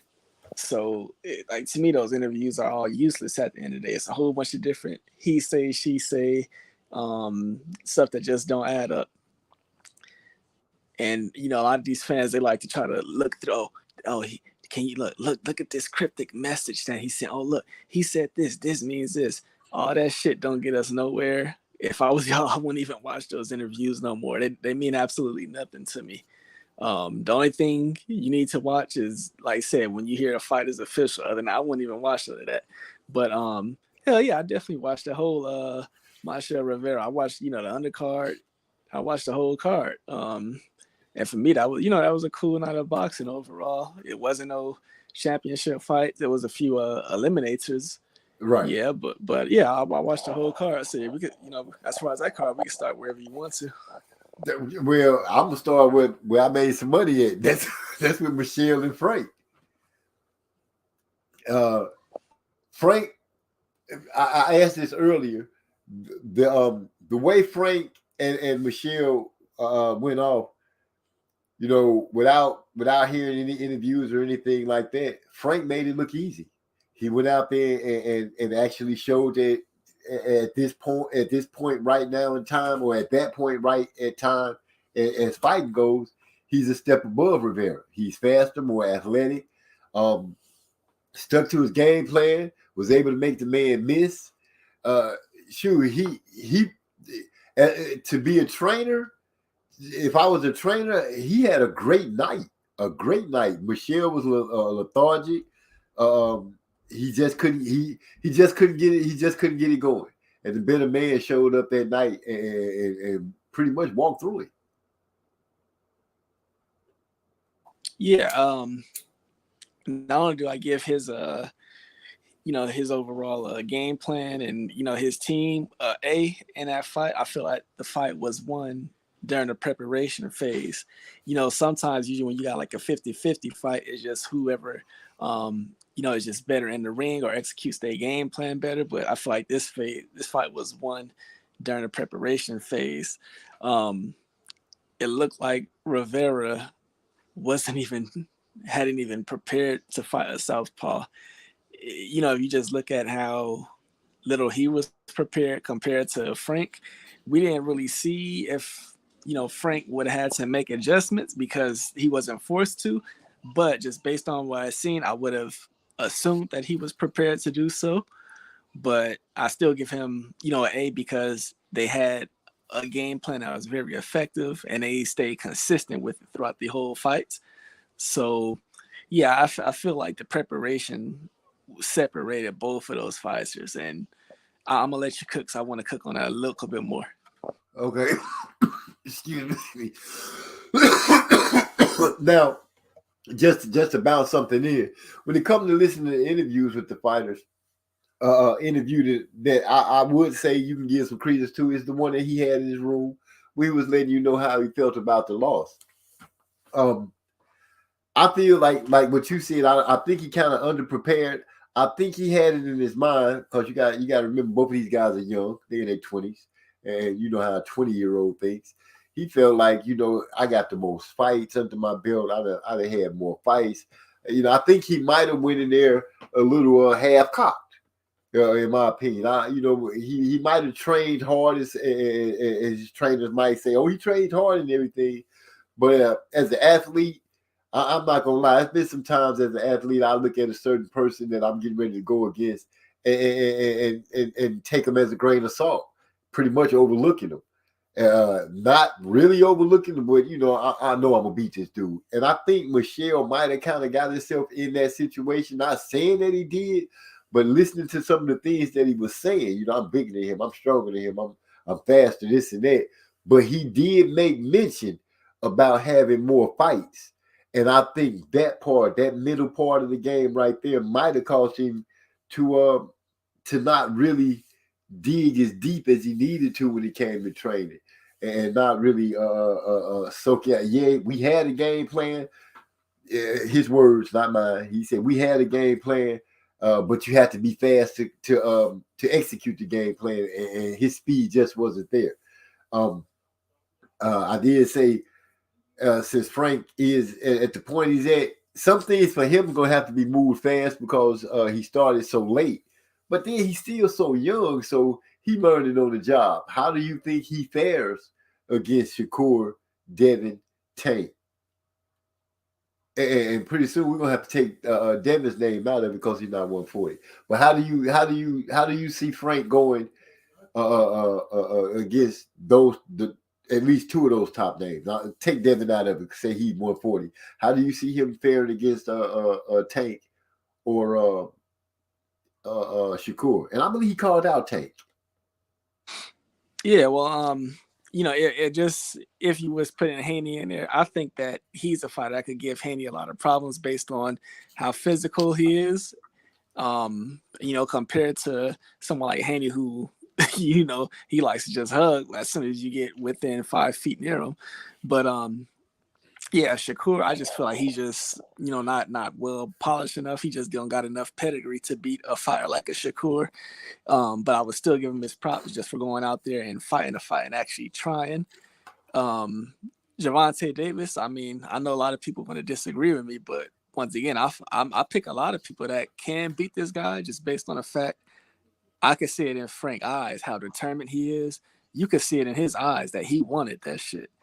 And, me knowing a guy like Gervonta who bullshits a lot in his camps, a guy who is taking the camp serious that could beat you in preparations of it, always got a chance to beat you. So, it wouldn't surprise me if even a Frank Martin was able to beat Gervonta at this stage right now.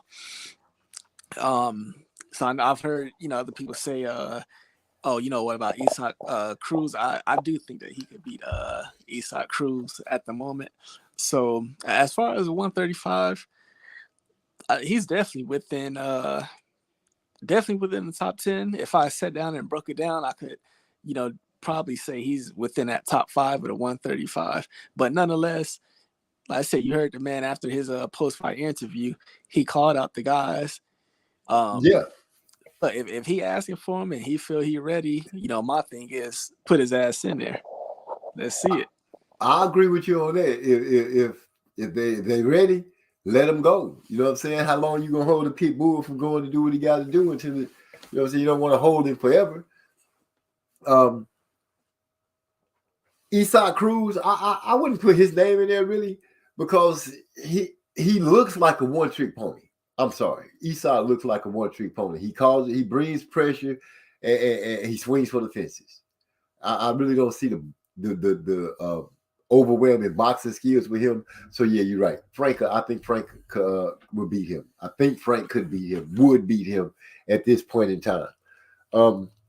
Shakur, that I think if he was to go on an offensive attack and go after the top names, I would think he would say Shakur for last, but for the simple reason Shakur is not no pushover. That's the baby world beater.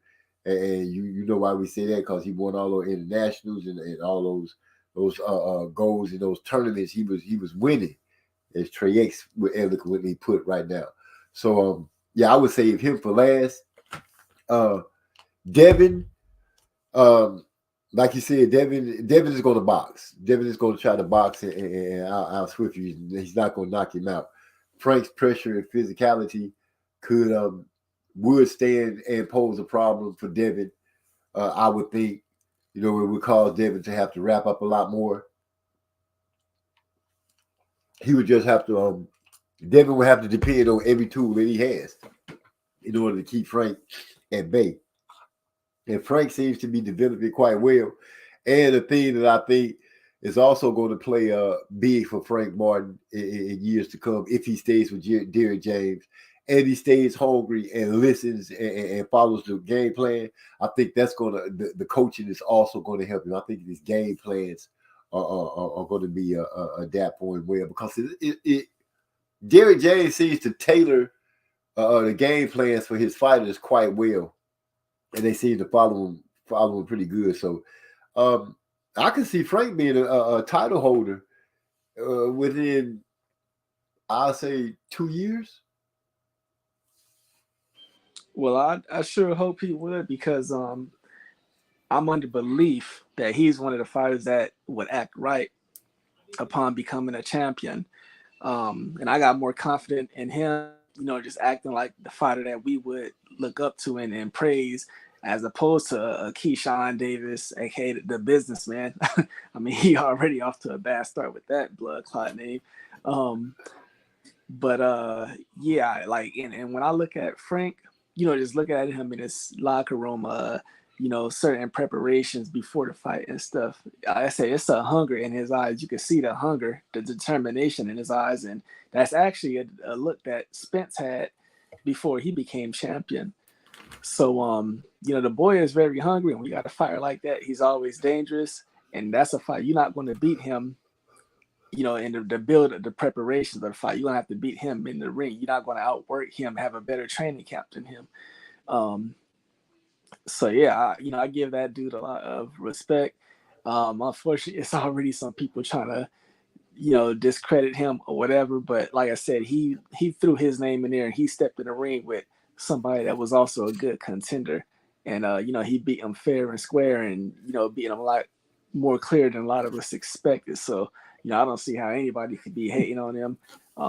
Yeah, I know it's some people that only like Frank Martin because he's a Spence fighter. And I know it's some people that's kind of hating on him because they Crawford fans, which is absolutely retarded. But put all that stuff aside, that dude, he did well, and his career is going in the right direction.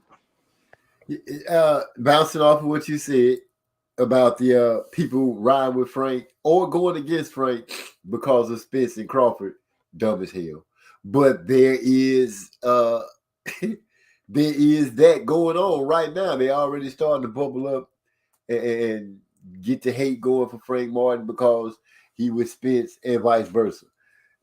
Just watch the man do his thing and follow his career and see what he does. Don't matter who his promoter is or who his promoter isn't. You don't watch a fight saying, "Oh, I'm only watching this guy because Floyd promotes him." Get the fuck out of here with that. So yeah, I feel you on that, Hypey. You 100% right.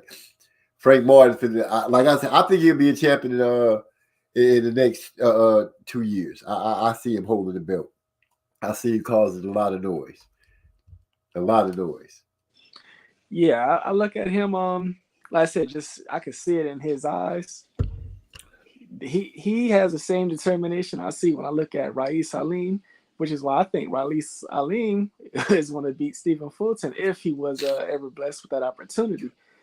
They looking at it like, forget having next, being next.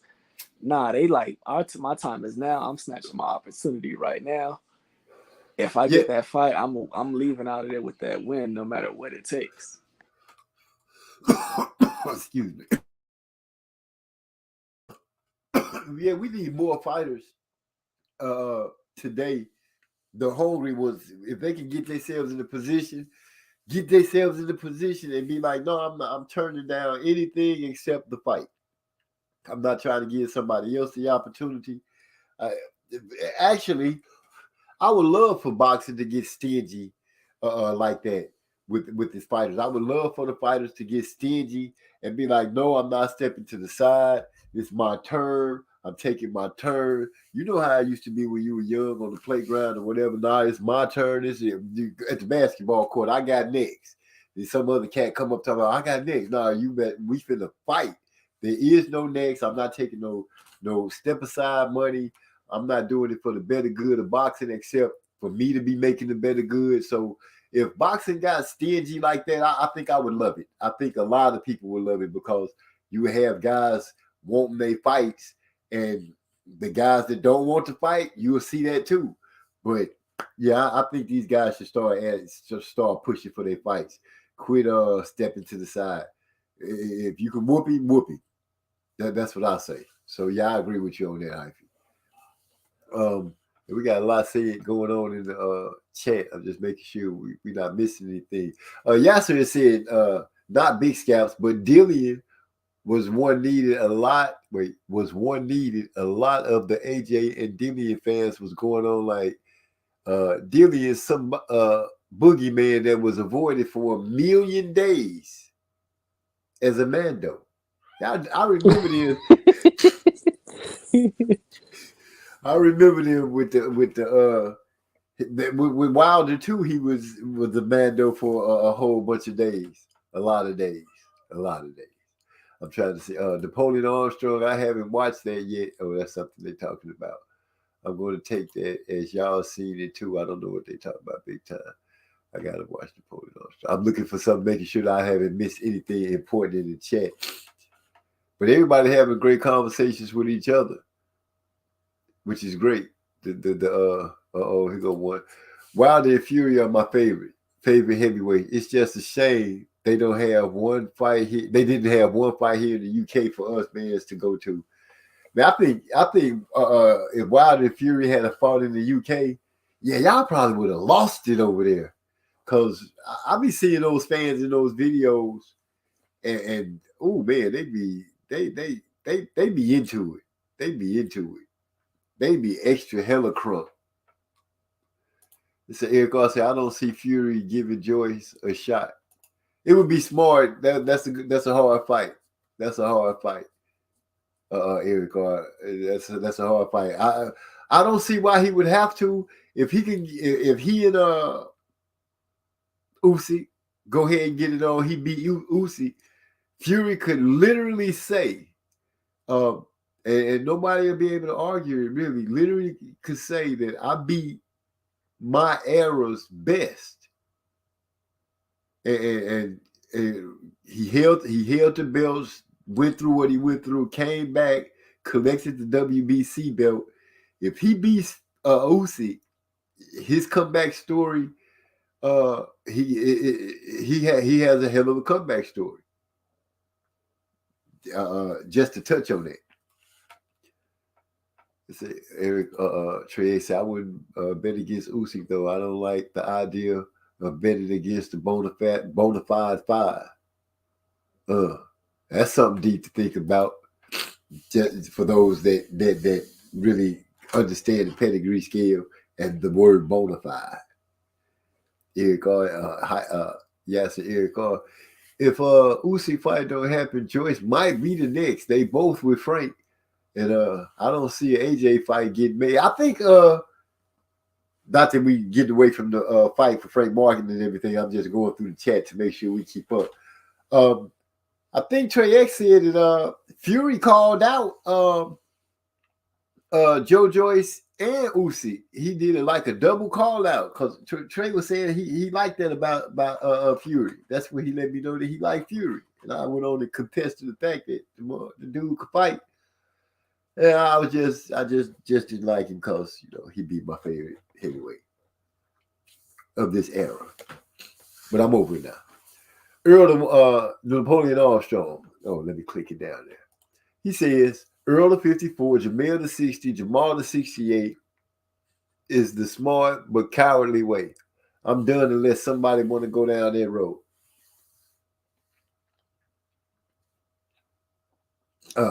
Would you like to touch on that real quick, Hyphy? I'm gonna take me a sip real. Okay. I see what he's talking about. I just don't got no just no energy to touch on that topic. I'm sorry. Okay. Yeah. Napoleon, I'm gonna put it like this: we Jamel, he's undisputed at 54. So it's nothing. His move, there's nothing cowardly about the move that he make if he stays or moves. It wouldn't be nothing cowardly about that because he is the undisputed champion. He's pretty much fought the names at 154 to become the champion. Jamal has not been in the ring in a long time, so there's nothing really to say about Maul. He's not at this point because he's not throwing leather. He's not worthy of us talking about him right now because all the stuff is bad to talk about him, and that's not good. So, I don't want to bring up that kind of stuff. And Earl, well, we don't know what's going on with him. The man had a car accident. Well, he got 3 belts. He got 3 mandatories. If he want to fight one of them, he fight one of them. If he move up, he move up. But he did scream that sentiment that he had planned on moving up. He had 2 fights left in him, and he was planning on leaving anyway. So, sound like everybody had a plan or somewhat of there. So that's about the most I can give to it. Yasser says, Napoleon Armstrong, I hope we see Spence versus Bud at 47, but if it happens at 54, I'm good with that. If they just fight, I'll be good with that. That's all I can say about that.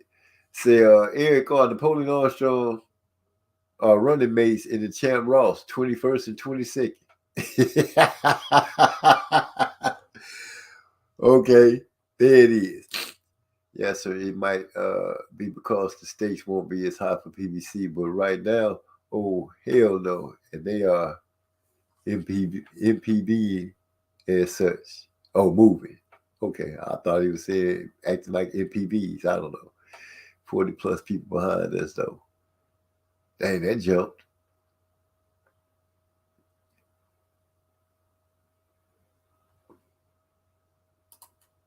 Napoleon. Isn't Napoleon Armstrong, isn't that the guy that Trey X said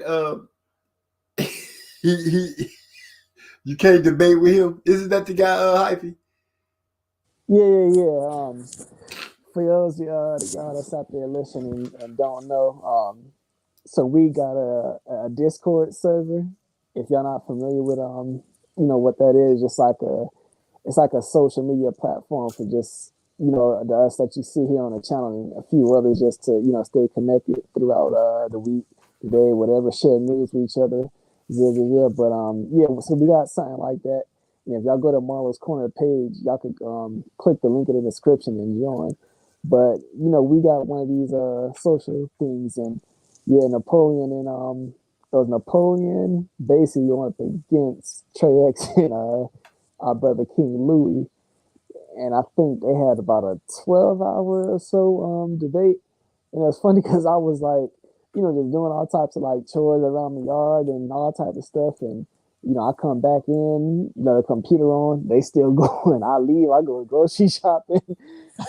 I go to the gym, come back, they still going. Wow. Joseph Brown, oh, shit. Lady Chan officially removed Hyphy from her channel's member subscription. Talking AJ. Wait, what is that? Talking AJ like that will get you banned. Hey, big ups to Lady Chan. She's she's Block Fam UK basically. First lady of Block Fam. Dark babe. Is she dark skinned Hyphy? Because I think I checked her out before. Yes. UK accent, London. Okay, I'm gonna have to go over there again and check her out some more. Yeah, she's a feisty one. Uh-oh. So you about to get? Oh, she an AJ fan. I'm taking it. Big time, boy. Oh no. Well, it is. Well, she's not gonna like me much. Those interviewers gave us a view into the psychology of a man. So I disagree, my brother Hyphy. Oh, that's Napoleon. Oh, I'll remember what Trey said. I'm not gonna get caught up with you, Napoleon. Read all your shots, cause boy, you could put it in there. If they gave fair money, I don't see anything wrong with that deal. Haney took the short end of the stick, betted on himself. It worked out for him. I don't even know what conversation that is, cause I would have to read some of that Napoleon Armstrong stuff that he got. Yeah, Trey, I think that's what Trey letting me know. Yeah, that's him. Trey got us all paid on that fight. I don't know what fight you're talking about, Yasser, but 9 times out of 10, you're right. I got paid. Frank Martin. Yeah, I got paid on that fight. Frank Martin is the same age as Tank, so he looking to get it. Oh, Frank 28? I thought Frank was younger than that. Nah, yeah. He's around that age. He just one of those fighters that he just didn't get a look coming out the amateurs. It's not like he had like a standout amateur career, even though he did win some some national titles.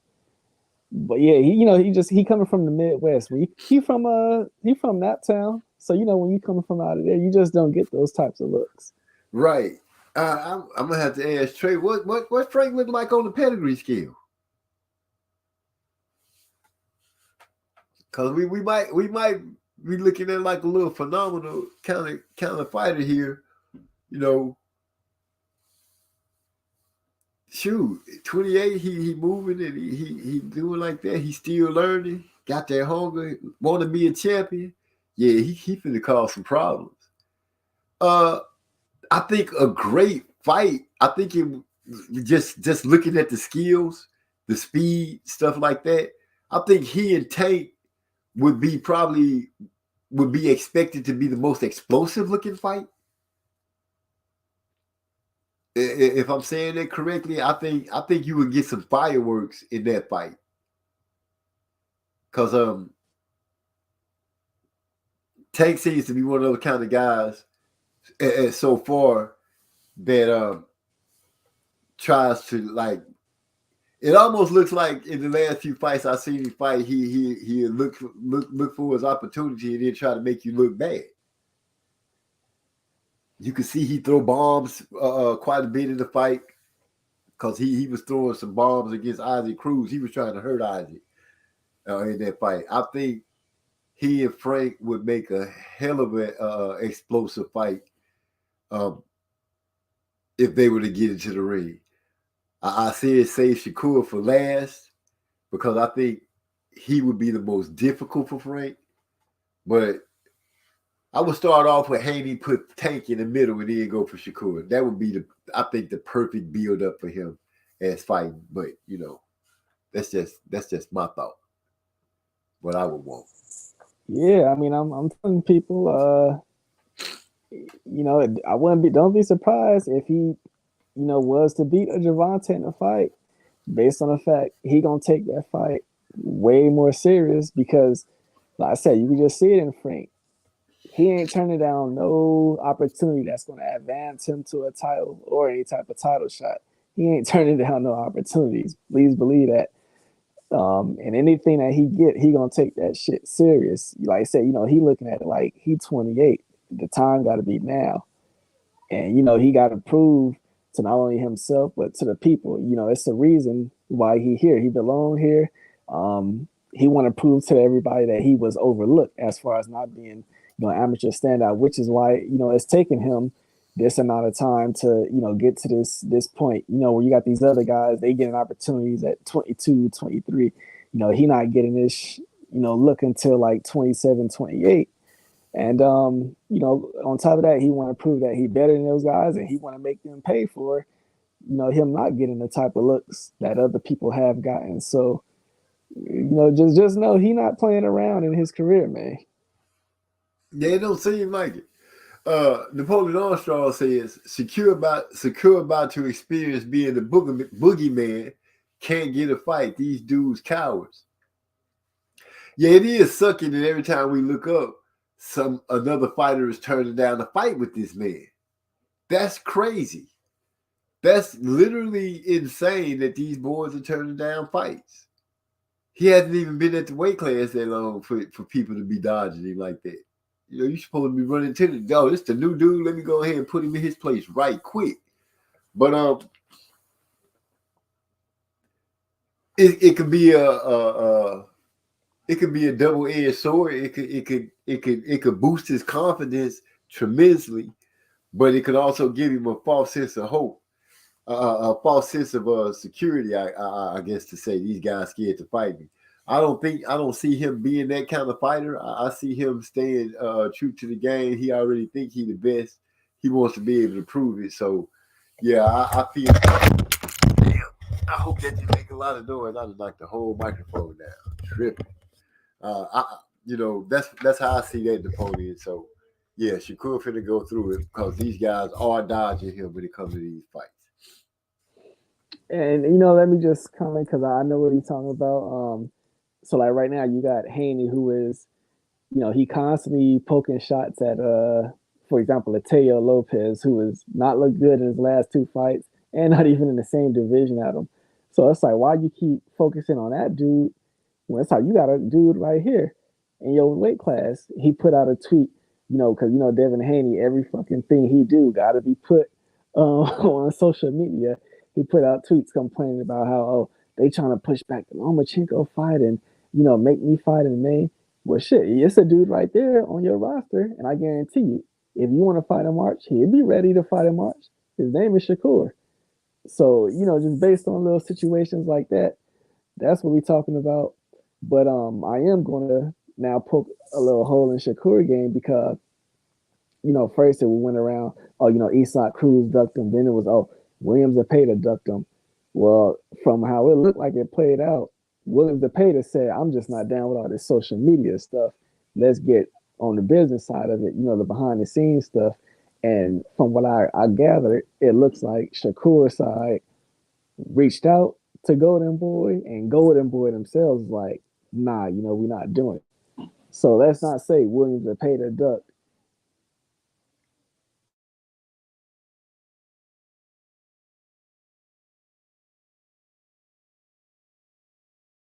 I'm on mute like a mug. My bad. I'm saying, so you saying Golden Boy turned down the fight? Yeah. And people gotta understand this is stuff that typically happens. A fighter might want to fight his team, which he has to listen to, obligated to listen to contractually, may not even be trying to entertain that type of fight. This stuff happen all the time. So I separate that stuff, the team from the fighter. Right. Makes great sense. I'm glad you put that out there for those who might have just thought it was going down one way, that it was ducking him. I didn't know about the Zepeda guy, but I did know about Cruz, and it was somebody else, but I don't think it was the Zepeda guy that you said. And Trey X answered my question for me. He said Frank is a solid 3.5. And Eric R also threw in 3.5 and said, there, he beat me. And Trey X said, I see you catching on. Because I was about to ask, did Trey X make God dang, I can't even think of the name of the scale again. How I keep forgetting the name of the pedigree scale.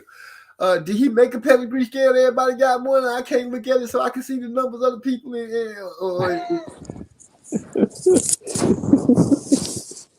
You know what I'm saying? For real, because Eric all throwing out the numbers like he got a pedigree scale in front of you. He might have sat down and just listened to Trey say the stuff and write them down because he sure spitting out the words. Go ahead then, boys. Get out with your bad self. Yeah, I know Frank was a late bloomer. Pardon my typos. Getting excited, but I got to hit the shack. Hit the sack in a few. Early day tomorrow, so I will let you off the hook. Until next time, y'all. All right, Napoleon Armstrong. I see you let the good stuff, as Trey X say, you let valid points slide right off your back. But I did see you say you're willing to adjust your outlook on how things go. So I'm waiting to see if that happens in any of these conversations in the future. But appreciate you coming through, man. Get you some rest and have a great day tomorrow. Joseph Brown says, Frank Martin and Tank will be a for sure KO. KO. Both southpaws. That's what I'm saying. I think that would be a good fight. I think that would be an explosive fight. It would be. I think it would be something. It's an exciting. It is exciting to think about it because seeing both of them doing their thing and putting in their work, I think it'd be something lovely. Let me see. We got Napoleon Armstrong salute. Oh, that's Trey X saying holler at you. Got to study the great Trey X. Eric R saying Yasser Holland and Napoleon. That was the only reason I didn't want. That was the only reason I didn't want Shakur moving up. See, it's Eric R. Because a lot of people he were gonna get the fights. But you know, I say when it's time for a guy to move up, let him move up. You know, don't make him stay down. Don't make him stay down longer than he needs to. Shit, if he can move up, move up. Get to the spot where you get to that sweet spot in the weight classes where it's just right for you. Where losing weight is not a problem; it's a natural thing. It just melt off in training camp like Floyd was at 147. He walked around close to his fighting weight. I like fighters that do that because it's less time on trying to lose weight and more time on working on your skills and endurance. Eric R say 135 be talk too much bull, but he said be on too much bull. Oh, they be on too much bull. I know they be talking a lot of crap, but you gotta like that. Long as this new year start and they continue fighting each other or continue having fights, I don't see a problem with it. But yeah, it has been some things like that. Bill Haney and Shakur Stevens talk when they Hyphy, I think you know what I'm talking about, when they were having conversations about stuff being said and how they came out and said it, and it came out to be that both sides had said some shit or did something that you had pulled to my attention. Like, man, this was more like a publicity stunt than anything. You remember what I'm talking about? Yeah. I mean, just to let people who out there who wasn't privy, it's basically a situation where both of these guys, they understand that they should just, go along, be rivals, and then fight each other down the line when it quote unquote make a lot more business sense. It's just one of them games. So I would tell people, don't even get caught up in discussing, Shakur and Haney or, what happened, blah, blah. You might as well save your breath. But 135 is, I'll probably say that's the division I hate the most in all of boxing. Really? Because just based on the fact it's like a Twitter boxing division, basically. Like everything happens on Twitter with these guys. Everything is like social media based. And it's unfortunate because it's pretty deep, that division, but like I said, it's just everything is based on social media, beefs and stuff like that. I ain't into that stuff. Okay. I guess you got to remember this. We got to look at it. We got to look at it at this era as what it is. It's an information era. Everything happens on social media, and you can pretty much be guaranteed that these fighters are going to, I think, are going to realize that getting on here talking, it puts them in a lot more eyes. Depending on how they do it and what they do, it could be a good thing. But for people like yourself and I ain't really trying to see them do all that on Twitter. If you have an interview, say what you got to say, and if you don't like it, fight. Simple as that. But this being that time, I think we're going to start seeing a lot of it. Trey X said, I actually did post the scale on Discord when I first made it. It's like the way the words just all together with no period and nothing. It's like a matter of fact type thing. Like, oh, gee, I did put it in there. And you just missed it some kind of way. So, my bad.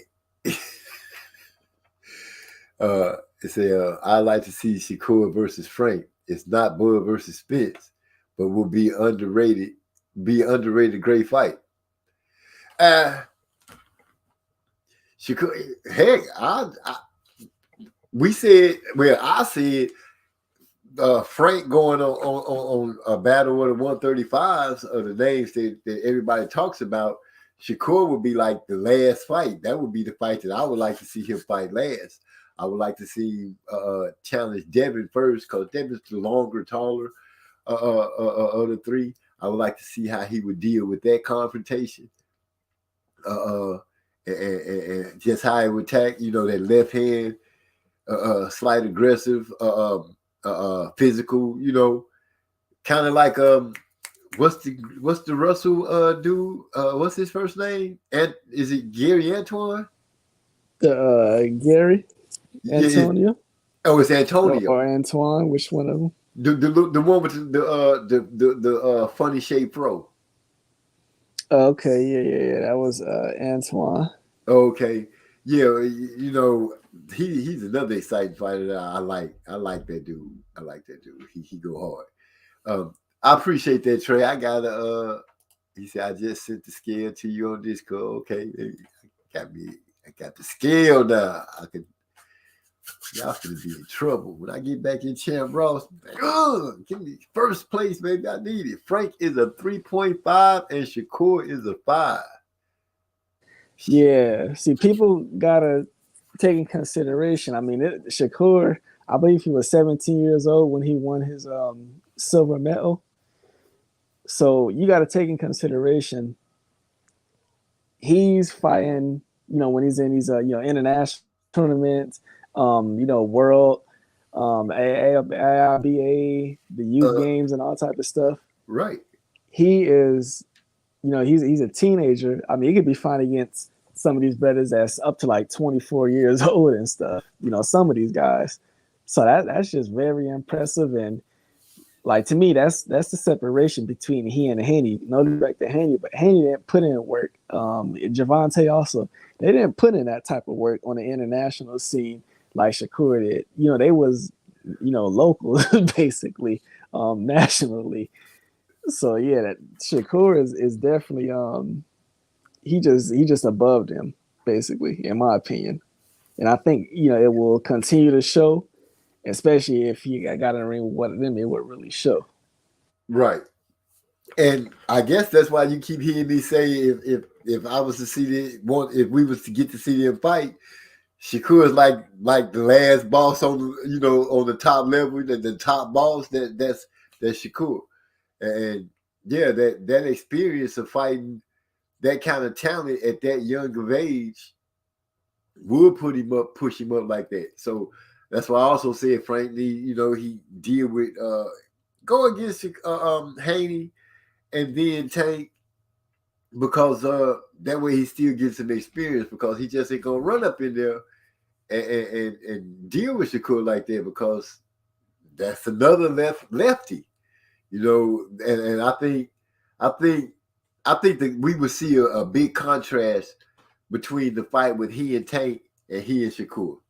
I really believe those fights will actually show a big contrast, even though they're all left-handed. You agree with that, Hyphy? Yeah. And Shakur, he one of these. He's a converted southpaw. But nonetheless, he problematic in his style. It's just he's just gonna be a problem basically, man. He's very intelligent in that ring. His skills is very sharp. He know what he's doing. Even though he hasn't fought at that weight, I think that it's clear he's the best at that division. I know that it might sound questionable, but that's just how I feel based off what we've seen about him and what we know. Hey. Shakur, like my one, he my guy at 130. I'm following him. I like him as a fighter, and I see him handling his business at 135. I said I believe he can beat Tank if it came down to it, and I also said I believe he can beat Devin. I all the sparring wars and stories that's coming out and being said, I kind of don't care about none of those. I do believe that Shakur is the better fighter of them all. So Yeah, I agree with you on that. And Trey X said we call Shakur baby world beater because he won gold at the Youth World Championships, which was what Hyphy was bringing up. And the fact that like Hyphy said, this dude 17 years old going after in tournaments where some of the talent is already grown. Like you pointed out with Clarissa Shields and what's her name? Savannah. Marshall, yeah, Savannah Marshall. Oh, Applehead girl. Yeah, so that being said, the experience gap is big. I can't wait to go. I'm opening up Discord right now so I can look at the scale. Yeah, they're gonna be doing me.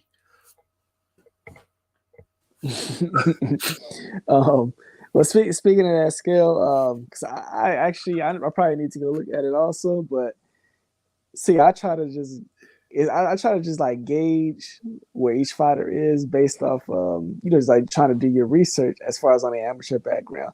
When it comes to a lot of these European guys, like for them, it'd be pretty hard to get the amateur record sometimes, but sometimes you'll find two records that's just totally off where, okay, one of these records, somebody got it wrong. Right. Because the numbers is way too different. But you try to just gauge, because it's like certain waves of it's just certain like waves of times when like this country, around these years, this country, okay, yeah, they was putting out some real good fighters from here. So you guys look at the time in which they was in amateurs. Sometimes you really can't find out who exactly they fought, but that's when they come to that manual research as far as clicking like each name, trying to find out, okay, when it came to this tournament, who was all in this tournament? Okay, this guy, he lost to him. This guy, he lost to him. And when you start looking at these records, you'll see it'd be guys who, like if you got about 8 guys who seemed like they was the best coming out of that class, they all got losses, so they didn't all lost to at least one of each. It's kind of similar to the Murderers Row, where they didn't all at least lost to one of each other a few times, but they also beat some of these other guys also. So that's just me sometimes. That's kind of like how I go about gauging it, but it just takes a lot of time to do it that way. But, nonetheless, if you want to, if you call yourself a hardcore boxing fan, to me, that's the type of stuff that you do. Right. I think what's the word I'm looking for? Everybody got their way of looking at the fights. I want the pedigree scale because when the conversation's going on, I'm right there. You know what I'm saying? I got the dialogue. I can have that conversation. I got the numbers game where I can look, and if I feel something different, then I can be able to point and say, look right here at this certain number. We all speaking the same language. But I got my ways of looking at fighters. It could be a little quirk that the guy might have, or a movie might make throughout whatever. It's just everybody look at a certain way, how they pick them, or what makes them like a fighter. I got my different ways, but I'm learning to implement different ideas from each of you that I've heard that I'm like, oh, I never even looked at it like that. So I get to implement that in how I'm looking at these fighters, which is making me look at them a lot different. It helps you to erase your biasness that you might have against fighters because of certain things, because you start implementing the ideas of other people, and it start making you look past that. You be like, I'm looking at this now because I had been being prejudiced against it, but now I'm looking at certain things. It's been some things that you brought up, Hyphy, that I'm like, oh, I never looked at it like that. So I start adding that to the way I look at things. Of course, the way Trey X look at some things, Eric R., Joseph Brown, everybody is giving me a little bit of something extra that when I look at these fighters, I recognize. Social scientists. He and I kind of got the same way of start looking at stuff. He got some kind of ways that's a little unconventional to me, but I understand because I got like my quirks too, like I said before. So I feel you on there. I like boxing. dang, we ain't gonna have doing this week. But I'm gonna mess with some football. I haven't messed with football in a long time, but because I'm gonna be betting on some, I'm gonna mess with it. Joseph Brown says Shakur, that dude, without a doubt. No, Shakur was around 19 at the Olympics. He corrected you when you said he was like 17. He was 19 at the Olympics. Yeah, my mistake. That's still good though. That's the baby world beater. That's the one at 135 for me. The accomplishments outweigh the records. That's why my scale is based on accomplishments. But I got a copy of it now. It's going down around here. I'm figuring out a way to send it to my computer and blow it up so I can read it easier. Excuse me. I'm over here eating, drinking, smoking all at the same time. Trying to keep everything going. Don't want to miss out on nothing. I still can't figure it out. You over there looking at it? Yeah, I had. I pulled it up. I pulled it up on the Discord, and I was trying to figure out how to make a copy of it because I'm gonna email it to myself. But yeah, I got the pedigree scale right here. Hey, I sent Trey something behind the scenes. The guy that fought in the undercard against us, caught by his Shiskin. Now this dude, he started a little late in his boxing, but he ended up being so good. It's this school out there. I forgot the name of the school. It's in that article I sent Trey, but basically he ended up being quite good to where, he ended up being selected to participate in that boxing school. And this is basically the best boxing school in Russia. Baturbayev was there, and just the top Russian amateurs, period. So just be little stuff like that I'll be trying to look at.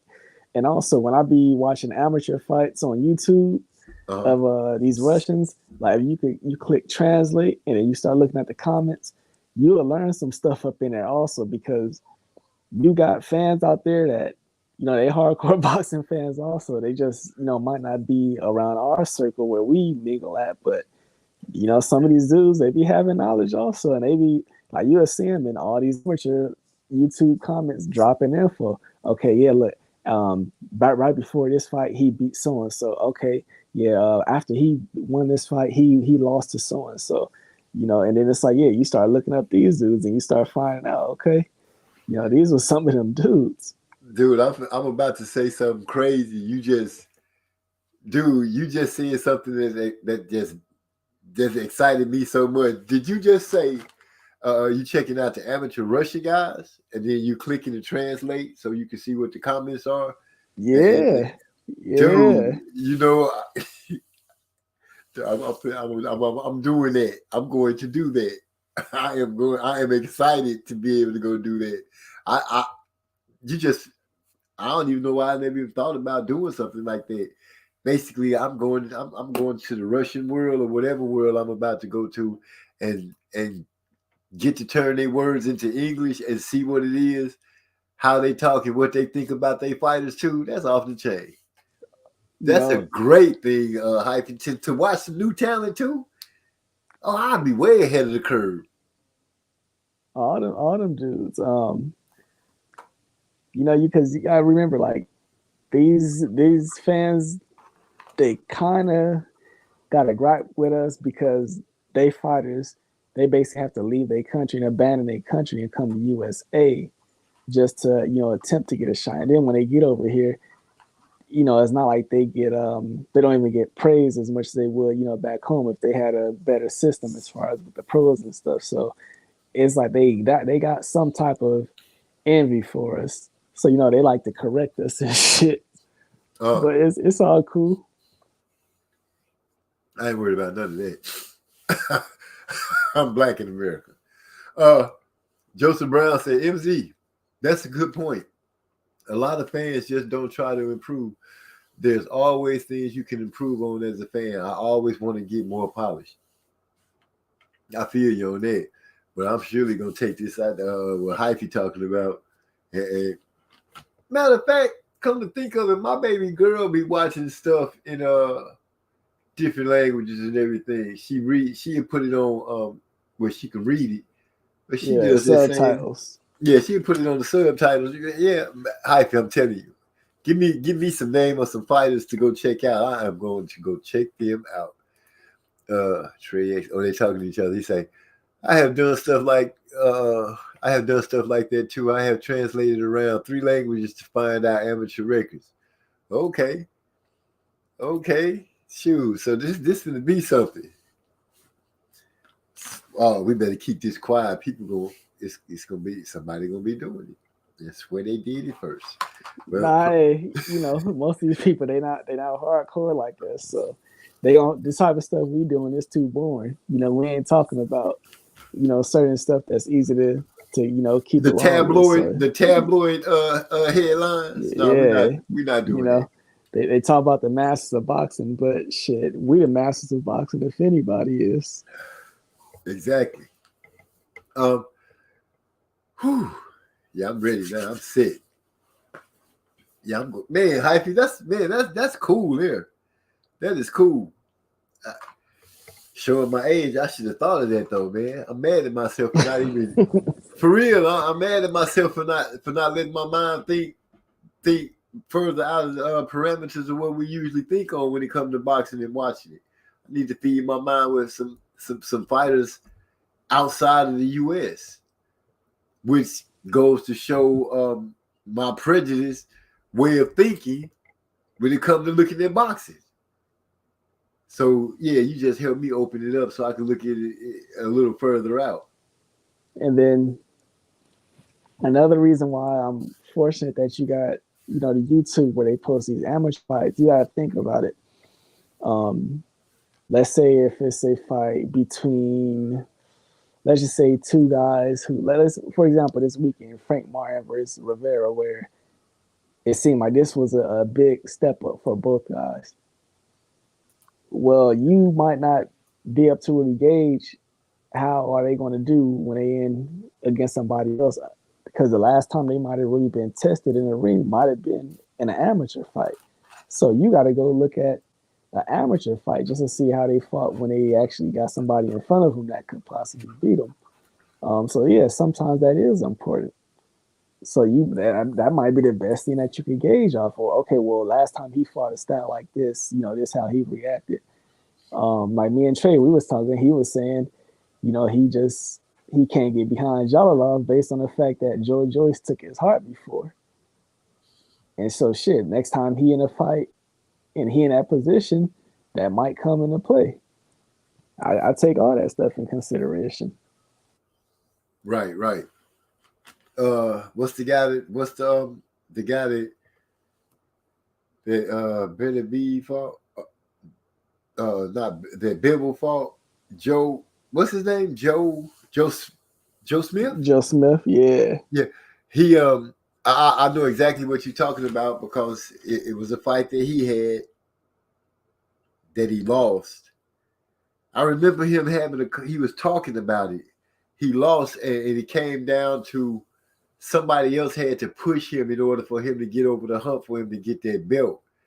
And it showed that he had 2, if I'm remembering this correctly, it was 2 ways that he faced that situation. And I was like, when he ended up in that situation again, he probably gonna fold because somebody not gonna always be there to push you. And he lost that next fight. I think it was against, was it Benavidez? I think it was Benavidez that he lost because it was a hard fight. He had a hard fight, and somebody had to push him through it. I can't remember exactly what it was, but it's the same situation that you're talking about, Hyphy, where you had to look back and say, hey, how did he react in this situation? Joe Smith just happened to have that situation pop up on him 3 times instead of once or twice, and he went with the first option. He wasn't able to fight through it. The going got too tough for him because he was talking about quitting. That's what it was. Man, I was I forgot who I was telling recently, but see, it's this Cuban amateur named Joannes Argelagos, and he was this very, very highly rated amateur. Won some all type of championships and stuff.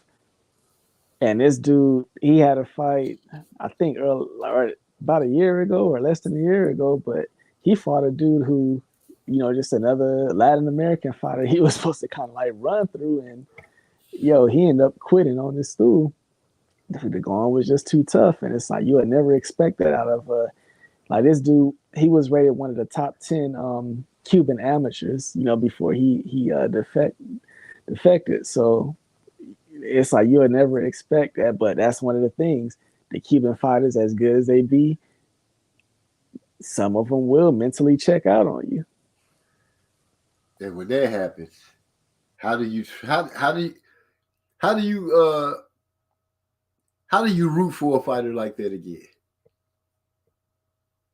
Well, see, that's like the biggest no that you can commit among at least according to these fans. That's just one of the things where it's almost like snitching.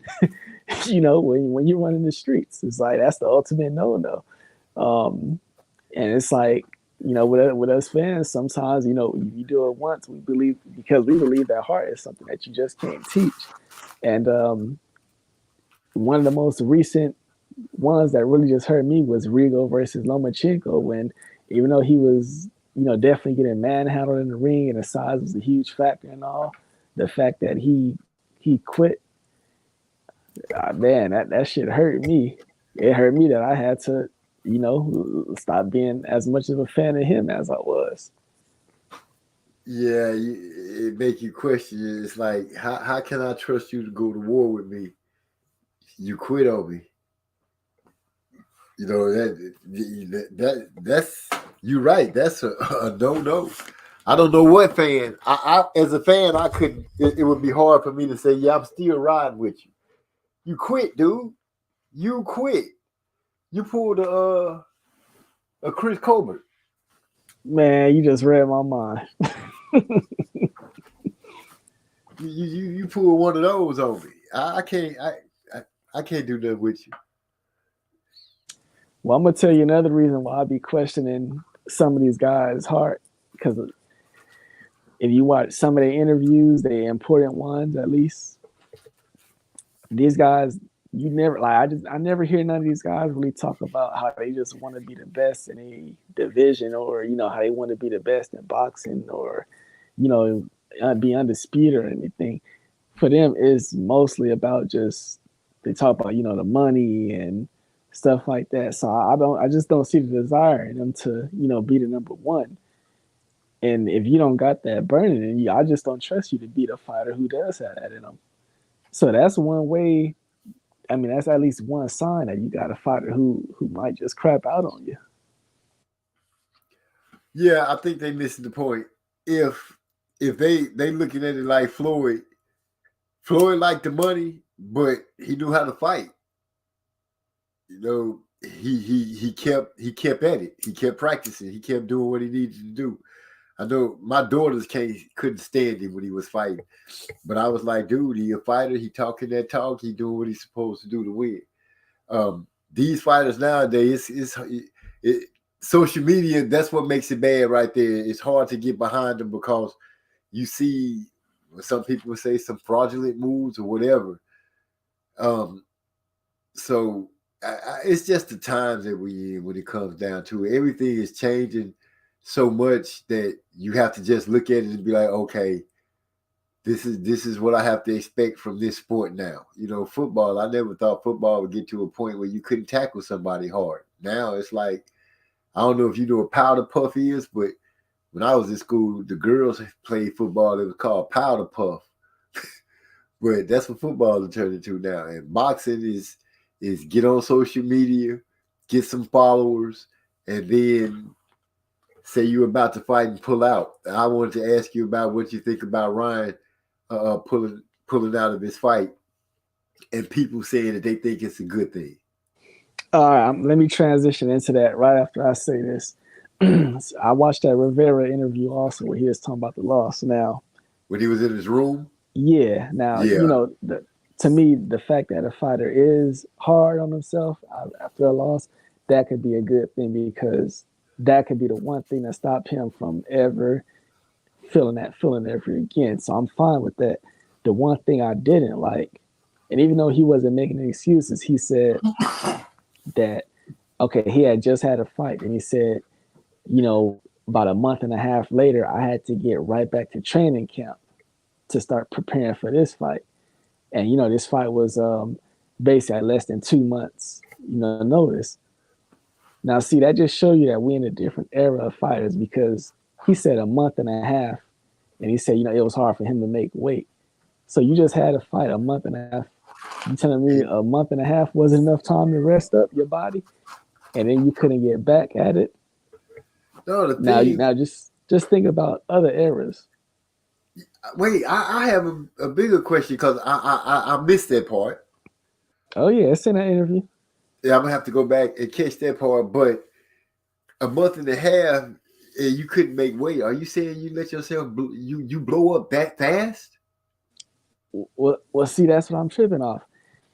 Between your last fight and the time where you officially went into camp, a month and a half went by. So either it's a situation where you blew up so damn fast, and you obviously wasn't expecting a call or turnaround that quick. But see, to me, that's a bad thing. Like this kid is only what, like 23 years old. 24. I thought he was 24. Okay, well, yeah, about let's say 24. But yeah, I mean, like, see that's the thing. We've heard we've heard we've heard Crawford. He said I think after the Porter fight, he said, you know, flew back home. The next week, he was back in the gym helping out other fighters with their up-and-coming fights. Back in the gym. Like, dude, if you stand around the gym, because, I mean, like, I'm saying, MZ, you know what I'm saying, you know, you could just run a few miles a day just to keep the weight off. Just, you know, keep in decent shape, just to preserve yourself. You're going to go in there and do something as an athlete. I feel what you're saying. You're going to go in there. You're not just going to be in there, oh, do this, do that. You're going to go in there. You're going to hit the bag. You just going to have that feeling, you know, playing basketball. I can go in there just messing around next to you. Even that. You can just play basketball. So I feel you on that. That does ring a bell because it's like I'm still on the point of, dude, you know, a month and a half is not a lot of time. And for you to be an athlete, a boxer, and you had a fight. It wasn't a drag out war, you know, so you let's play that into effect. But for you to say you couldn't make weight, that, you know, I'm having, well, you just running around eating whatever, you was chilling, you celebrating. But remember, he young. I have to factor in the young era. But dude, if you hungry, you trying to get it, then you, like you said, you'll be back in the ring. I mean, not the ring. You'll be back in the gym, getting at it, practicing, going to work. Like when Spence won his belt, and you look up a few days later, he back in the gym working. Those fighters that go in that gym and be gym rats and constantly working, those be the ones that rise to the top. There's no way to stop them. Yeah, the type of fight he had his last go around, he didn't have a tough fight. So it's not like, oh, his body was going to be so sore and, you know, he needed to rest. And now, you know, sometimes in the past when you had situations where a guy had a tune-up, he had a tune-up and then his fight right after that followed right behind. So it's like he kind of used that tune-up fight just to, you know, already go into that next training camp, and it made his next training camp a little bit easier. So with this dude, like I said, he had a month and a half time to rest before he even went back to camp. So for him to say, you know, it was hard for him to make weight, you just got caught with your pants down. And see, that's the thing about in this era with these fighters, they gotten so used to fighting, you know, once every 6, 8, 9 months. So it's like they don't believe in staying ready just in case that call on short notice come, but it's a good opportunity and you can take that. It's like they don't believe in that anymore. Call me so I can get ready instead of saying, you can call me, I'm ready because I stay ready. I stay ready so I don't have to get ready. they don't know that concept. It's always call me in enough time so I can get ready. Cause they kind of coddled now. This new generation. I'm finna slaughter this guy's name, but Trey X say I'm still high on Jalalov. Jalalov. Did I say that right there? Jalalov. Okay, I'll Correct. take that. Jalalov. I would be concerned if he fought the Juggernaut, though. I'm gonna have to see who Jalalov is so I can be able to talk about him because he talked about this guy before. Oh, he referring to Joe Joyce. Yeah, but he talking about the guy fighting Joe Joyce. He said Jalalov. he would be concerned. So, would you be concerned for Jalalov or would you be concerned for the Juggernaut? No, it's Jalalov. The reason why is they had an amateur fight before, and Jalalov he won the first round, but then after that, Joe Joyce kind of just it's like he snatched his soul basically the way that he won the fight. Jalalov he was like worried in that fight, just the look on his face, and a fighter will feed off of that. That would be the one thing that would give Joyce an advantage. He would go into the next fight thinking that he could basically snatch his soul again because he felt like he did it before. Well, if I hit him hard enough, he gonna fold. Was it the power of Joe the Juggernaut in the amateurs that changed it? It was more so I think just like the overall physicality, just roughing them up and stuff. But you know what? Even outside of boxing, you hear this in just all type of sports. I remember cornerbacks, they used to say Randy Moss. They said, look, everybody know, if you get into his head early in the game, he mentally checks out, and then you don't got to worry about him for the rest of the game. That's Randy Moss we talking about. Right. One of the greatest receivers that just, man, he got it to the point where he said, I mossed that boy. Yeah, but I think about it, even Randy Moss, he didn't reach his peak potential because of, some off the field issue, locker room issues and stuff. So yeah, that's one of them players that can mentally check out at times. Yeah, yeah. Well, I don't know. Maybe for some people it only takes one time. Where you do, because I'm sure you get a feeling from that mentally checking out because it got too hard. That's like a coward way out. You know what I'm saying? I didn't quit. Yeah, but you quit trying. It's pretty much the same. So, some people might have that one time and it never hit them again. And some people that might be a trigger. And every time they get into that situation, it might bother. I was one of the people when Adrian Broner had that battle against Maidana. I feel like that kind of changed ABs. People say they don't think so, but I feel like it did. Eric Ars. Oh, go ahead.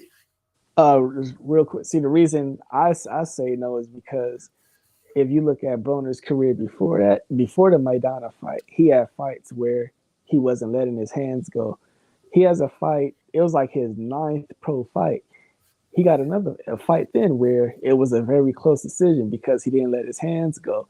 And I've heard from, people from that local Ohio amateur scene, they said he used to fight like that even in the amateur sometimes. So that's my only disagreement. Oh, Maidana took something from him. He stopped letting his hand. No, he was fighting like that before. It's the reason why people think that the Paulie Malignaggi fight was so close. I guess I never really looked at it like that. It just, to me, I don't know. Maybe it's his lifestyle. It's something that's changed about that dude, though. Or maybe his lifestyle's catching up with him. It's not there's nothing changed about him. He's the same. It's just his lifestyle's catching up. Maybe that's what it is. I'm looking at it wrong. Eric R said Rigo's loss crushed my son. He was his favorite fighter. And I always taught him that quitting is not an option. So when he saw that, it devastated him, seeing Rigo quit to Loma. Wow. How old is your son? And that sucks for you to see your favorite fighter take a loss. Not just take a loss, but to quit on the stool. That sucks. I remember.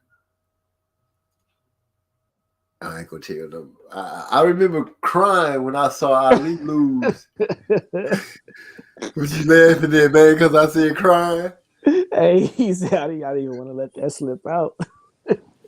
That's how I don't really want to say it, but I'm gonna go play. Y'all remember crying when I saw Ali lose a fight. I was sitting in the living room with my mom, and it was on regular TV, and he lost this fight. Oh man, I was so hurt, but I was tore up. As a matter of fact, I think I don't even want to say what fight it was. I would just let y'all know I cried when he lost, and I just had to take. Yeah, I was young. Oh, your son is 12 now.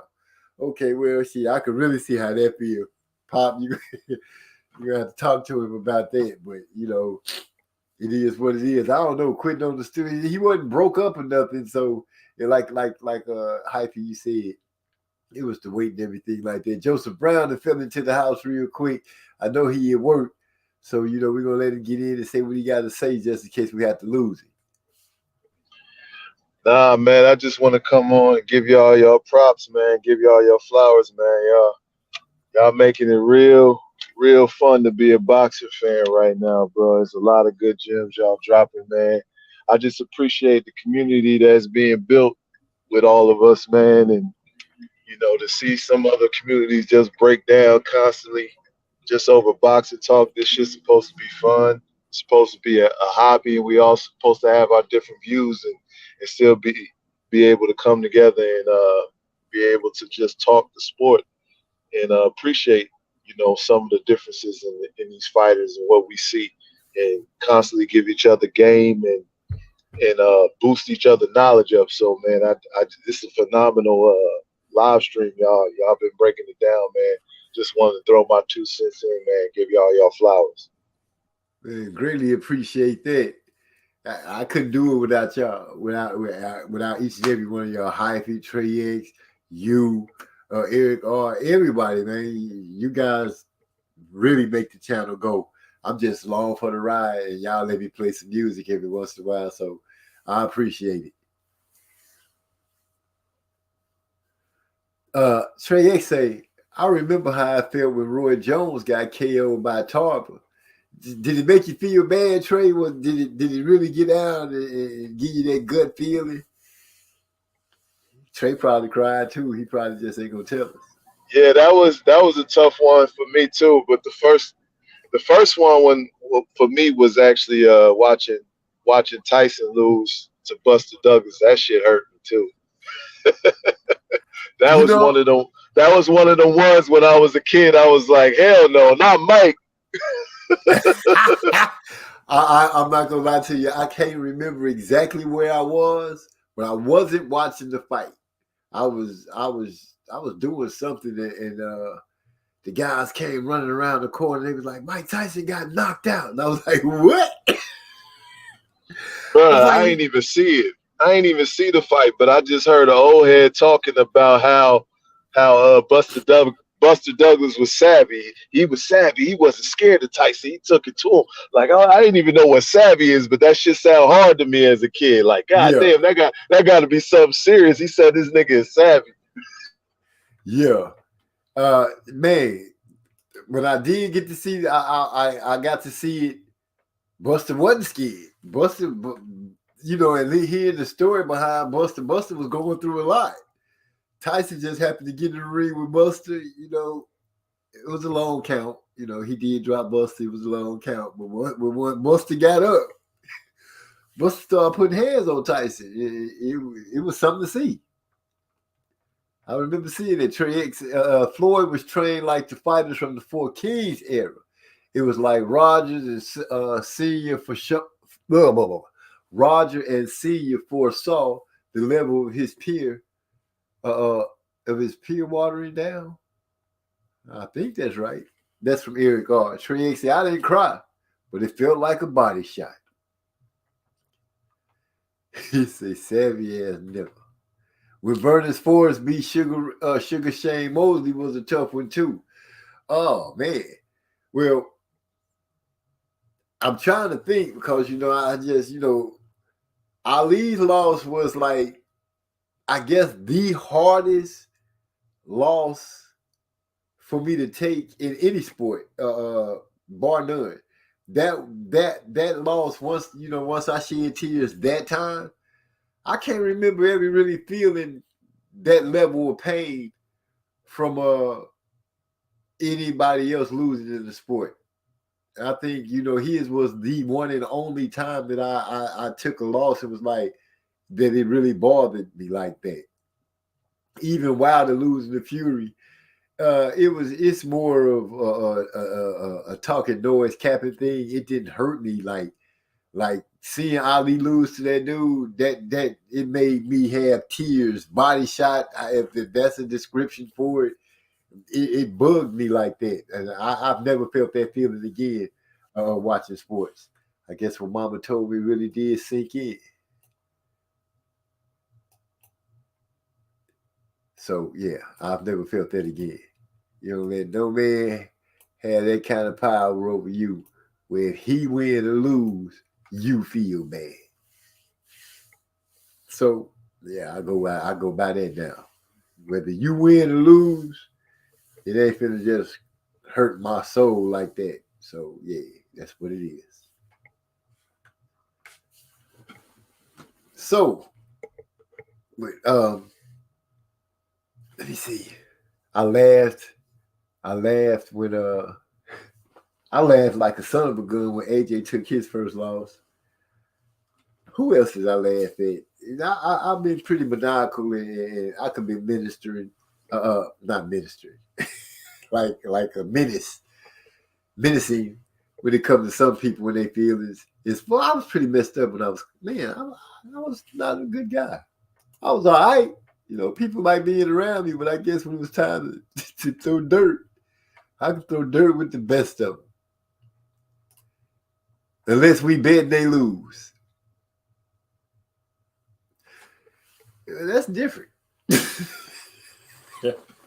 It's some money on it. And then even then, it don't bother me like that. Because we can get that back. And, if you lose, the only person you can be mad at is yourself because you chose to play with your money. So, nope, not even when we lose.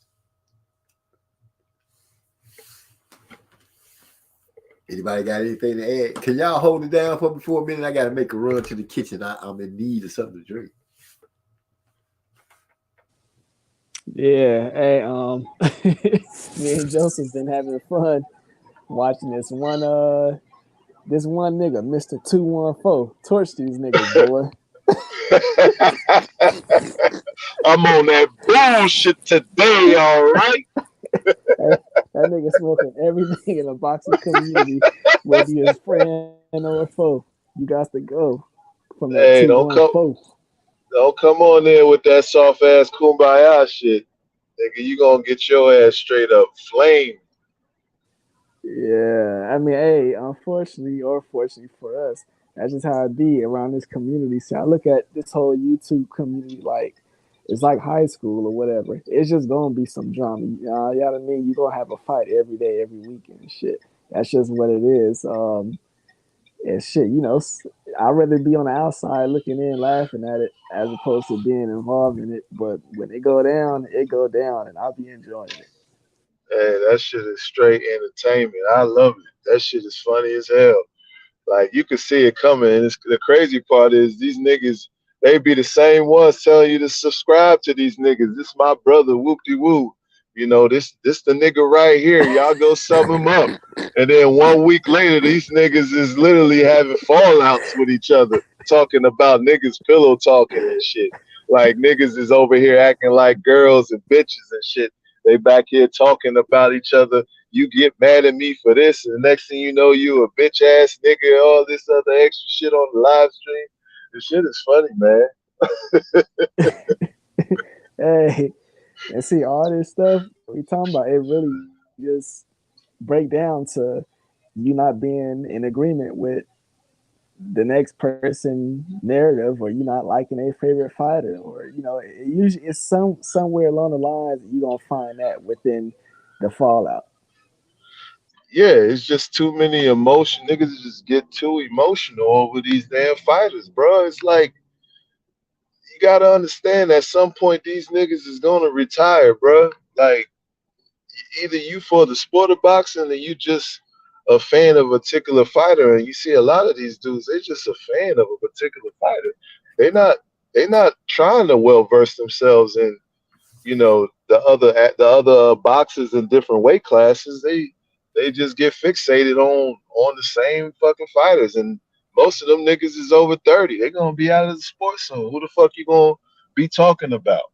You know? Right. I mean, Okay, I'm yeah. back. What happened?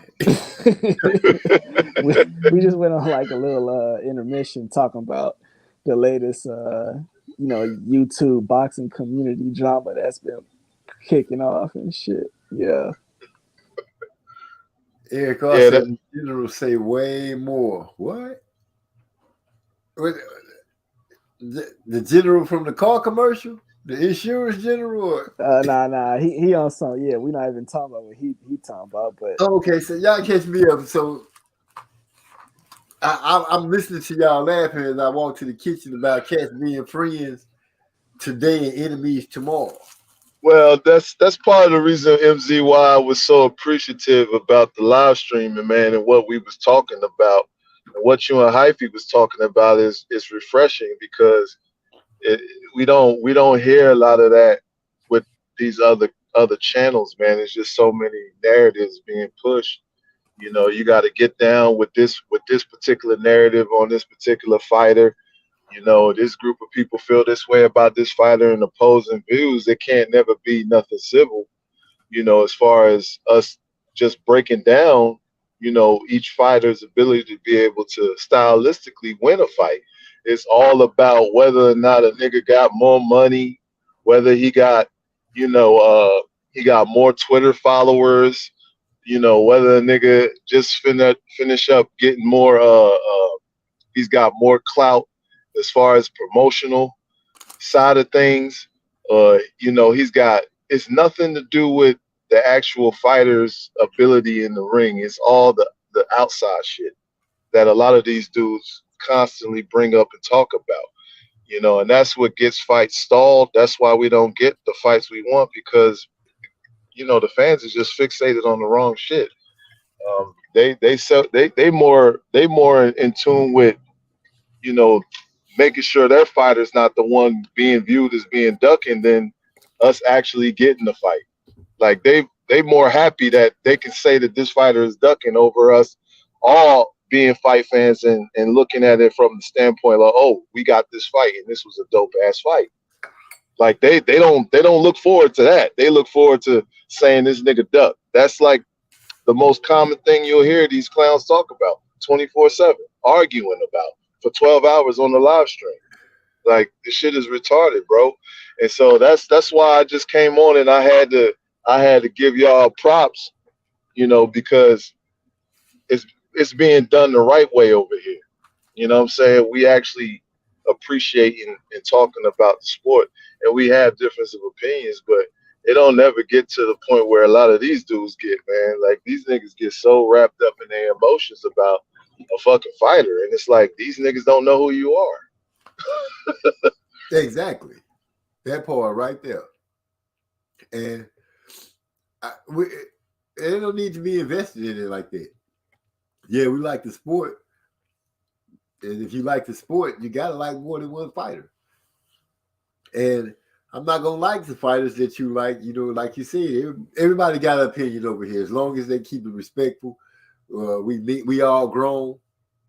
We don't do the cussing each other out and all that kind of stuff, calling people out of their names, because I have respect for everybody on this channel, and it's my channel. Everybody going to respect me.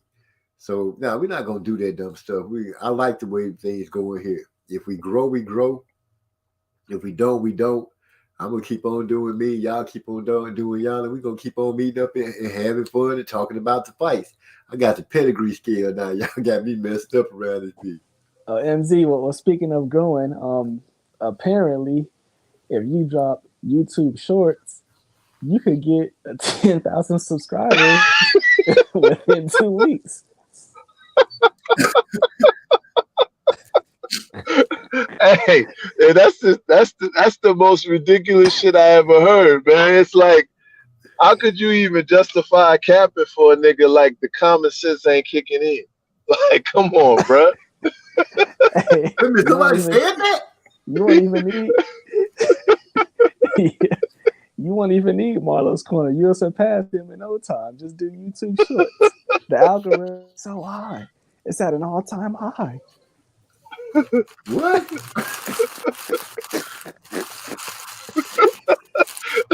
Hey, at one hand, you condemning another nigga that you know did it, but the evidence is in your face for another dude doing the same shit, bro. But you still ain't trying to you still justifying it. You know what I'm saying? Like it's a real move that this dude just did, and we all know that it's fugazi.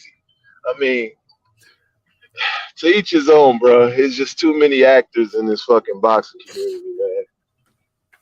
Now, I'm gonna be real. I made some shorts, but they didn't have really too much to do with boxing. Or if they did do with boxing, it was because I didn't want to make a video for that short of time. Because I just knew I wanted to say a quick little, this is it. Like the pay-per-view thing with Bud. I'm like, it ain't Bud's fault. Nah, this the code, MZ. So you understand there's certain boxers that they get the most views. It's like their name is hot. For right now, Crawford is that #1 fighter.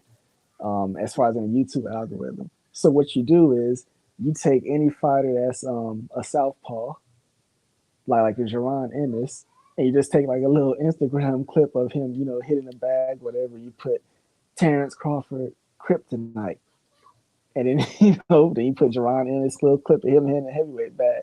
So now you then also got Terrence Crawford name in there, which is gonna give it that clip a lot of views. Yeah, that's how they do it, boy. Oh, Or, okay. Clickbait. Yeah, same thing. You see FA job with hitting the heavy back.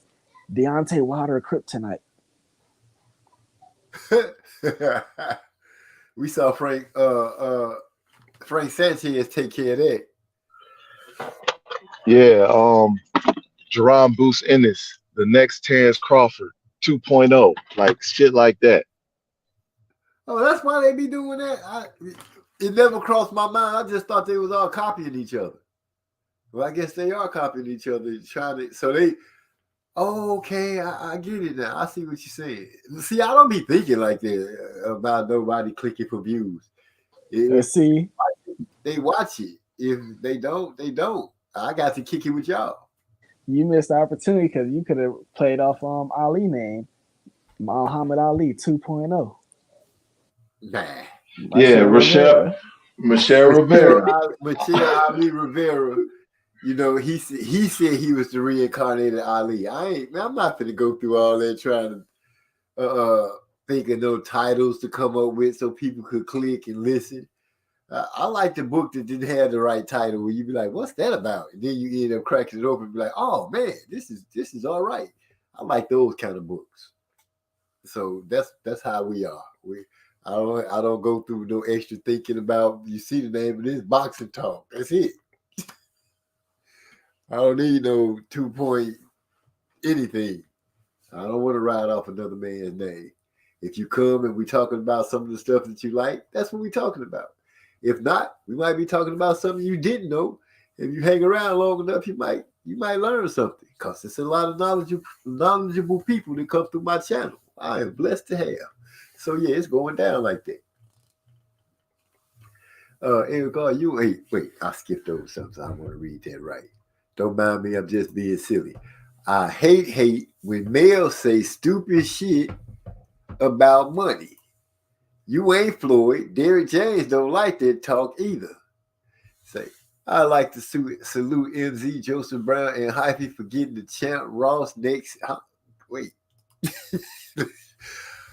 Trey said, I'd like to salute MZ, Joseph Brown, and Hyphy for getting in the champ Ross next season. Oh yeah, that's right. I did say I was getting into Champ Ross next season, so I got to start paying attention when the list come out, so I can look at the fighters, so I can try to do my homework, so I can go ahead flex on these boys. Boy, can you imagine if I win Champ Ross and be champ? Be champ on MZ Toss Boxing, the second champ that come up out the jail. Come on, man. Y'all talk to me. Get ready. I got a pedigree scale to look at now. Shit. Plus the stuff like, oh, come on, man. It's going down. Yeah, I'm ready. Appreciate that, Trey X. Good look. Salute back to you. I'm coming for you. I'm taking, what's the word I'm looking for? I was finna say I'm kicking ass and taking names, but I don't want no names. I'm just kicking ass. Taking numbers. That's what I'm doing. Taking numbers all the way up to the top, to the number one spot. Number one spot. Just hold it down. So, Hyphy, I can expect that you're going to be, what did I say, Hyphy versus everybody? The change of it all. I'm gonna hit these people with Scumbo Baggins so I could just do what it is I do. Cause we ain't heard nothing in a minute. And Scumbo Baggins that's our shit. So here we go. Let me tell you about the legendary Scumbo Baggins, also known as King of Kings. The man so cheap he went to the strip club and the stripper told him to make it rain. That cheap motherfucker checked the weather and told the bitch to do a rain dance. Straight scumbag behavior. Scumbo, bagging. This nigga full of shit like gumbo. Bragging. Self-proclaimed king of kings and king of kinfolk. What? Don't wanna pay his debt cause he been broke. So now the men joke. What? Yo, I don't fuck with the shady type. The Flakegate, Belichick, and Tom Brady type. 10-ounce gloves that been 90 degrees in a title fight. Or niggas that bet but don't wanna pay their debt. Scumbag, hey, you see the light? I then explain. Talk to me. How you have the mental fortitude to play the game. How? Place a bet on a round in the fighter's name. Then in victory, you quick to run and collect your claim. You fucking right. But in defeat, you quick to vanish. This ain't the multiverse with 5 rings on the hand of Thanos. There's only one ring involved, and it has a canvas. And since you're gone, stay gone, nigga. You're banished. We gotta do it, cause it's only right. You broke a bond with the fellas that was airtight. The way you be nigga has got these motherfuckers hype. Guaranteed when they see you, nigga, it's on sight. We talking about Scumbag of the decade. The man so cheap he takes his own lemons to the lemonade stand to get the price dropped from a quarter to a dime. Nobody off limits, not even the kid. So now the men joke, Scumbo. This nigga full of shit like gumbo. Self-proclaimed king of kings and king of kinfolk. Don't wanna pay his debt cause he been broke. So now the men joke. What? Scumbo Baggins, pockets must be lacking. Welching on a bed and then boast like that's what's happening. Jumps on the show, chest out, bro. I'm really hoping he says about to pay off for the note. Scumbag behavior. Did that boy just say that shit? Right then and there, I say get this wig split. Trey X starts it out. Hyphy getting ag, Eric R stutter ragging. Coming up with Scumbo Baggins. I done got pissed. His bragging made me mad. I really thought he was better than that. He showed himself a fag. MZ stutter roast. Dude didn't give a shit. He was proud of the shit he did, laughing like a bitch. Now he in his feelings. Don't get mad, bro. You know you're supposed to pay all bets. Gucci gotta go. Hiding in the wing. We see you scumbag king. Bet you wish you didn't say that shit. Pay your debts, king of king. I wonder what you really thought when you came out like that, bro. Said, fuck it, let me have it. I can take it like you really like to be a scum, yo. You must have thought we was some lame ass niggas you could bully on this boxing talk show. You got us twisted, now you're missing. Don't hear you laughing, scum, bro. Scumbo Baggins.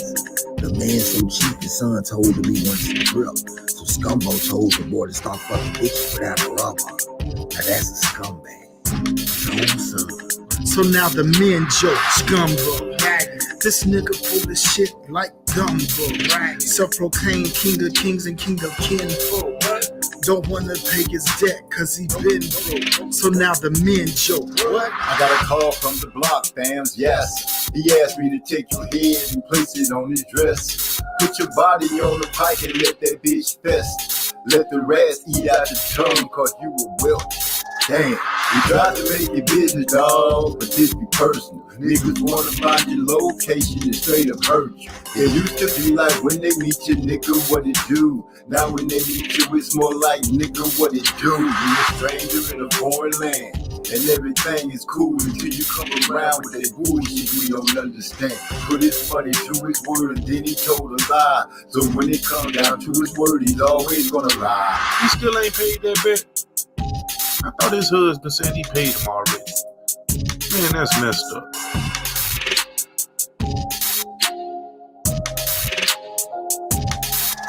Okay. The man said he still ain't paid that bet. I thought his husband said he paid that already. Cold blooded. Y'all wrong. Wrong, I tell you. Wrong. So, did we miss anything? It was something that we had started leaning into, and the Ryan Garcia thing. How you feel about him pulling out of the fight? And do you think it was the right thing to do? Well, it was, as far as leading up to a Gervonta fight in April or sometime, that was a terrible thing to do because I think he fought in July. And, it just don't make sense for you to go into the biggest fight of your career and you going in there with, a longer layoff. And these layoffs, they hurt younger fighters more than they hurt older fighters. So it's just never a good idea. Plus, you're going up against a Gervonta guy who got fast hands. You got your reflexes and all that stuff need to be on point. And on top of that, I think he's been with Goossen for only 2 fights.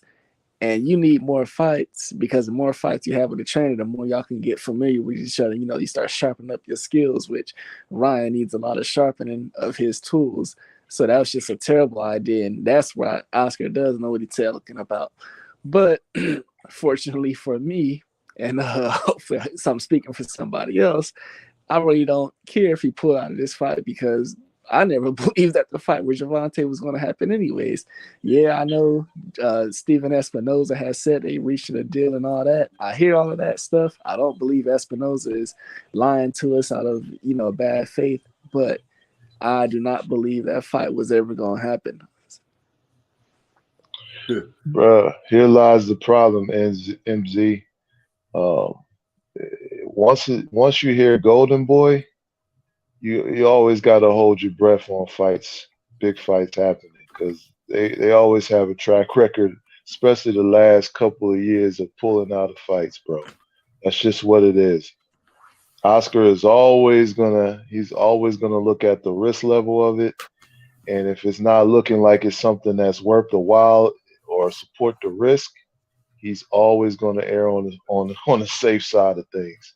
That's just what it is. When I look at Golden Boy and when they always put their hat in the ring as far as making big fights, I'm never confident it's going to be something that's made. Yeah. Yeah, I didn't think it was a good idea. I don't think it's a good idea to be pulling out of a fight because I'm not thinking about the Tank fight as much as I'm thinking about the fight that he was supposed to be having coming up. And once again, he pulling out of a fight and making this promise about, it's Tank next, it's Tank next. I don't give Tank got a fight coming up against the guy that made Colbert look not like a fighter. I guess that's the nicest way to put it. So yeah, I was just curious about what you guys thought about it. As far as the Tank fight going, like I said, Ryan got to get in the ring. That's another case like with Spence and Crawford. They got to be in the ring and the bell got to go dead for me to believe that the fight is happening. Simple as that. If they're not in the ring, the announcements have been made and the bell didn't go dead, I don't believe the fight is going on.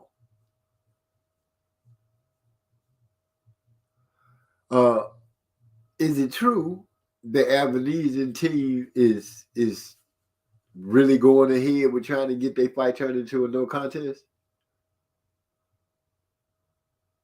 I mean, to me, it's like, like it's not gonna hurt them. Like, what do they have to lose in trying to do so? So, yeah, I believe it is true.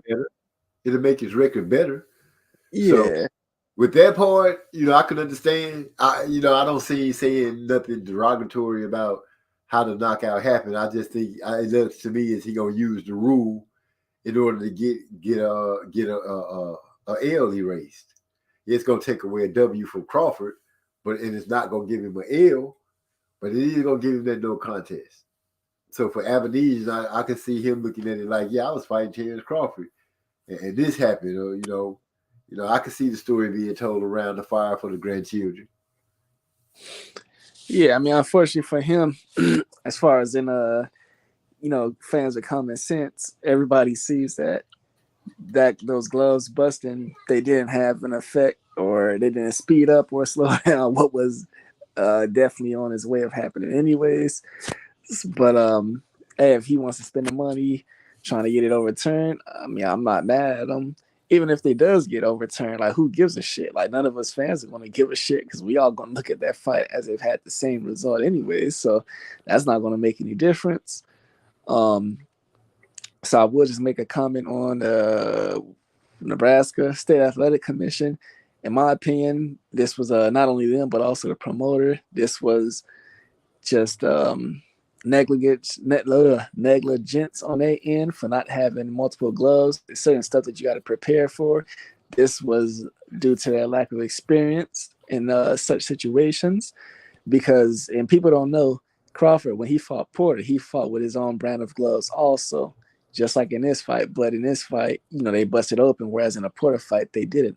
I'm pretty sure in the Porter fight, they had an extra pair of gloves set aside.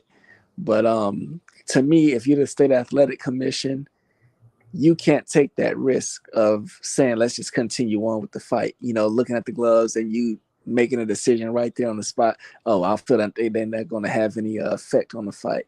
Nah, whatever is in that book, you need to follow the rule book to a T. The referee, I can't think of her name, but she did a real good job throughout that whole fight. And she just followed the rules and the instructions that she received from ringside.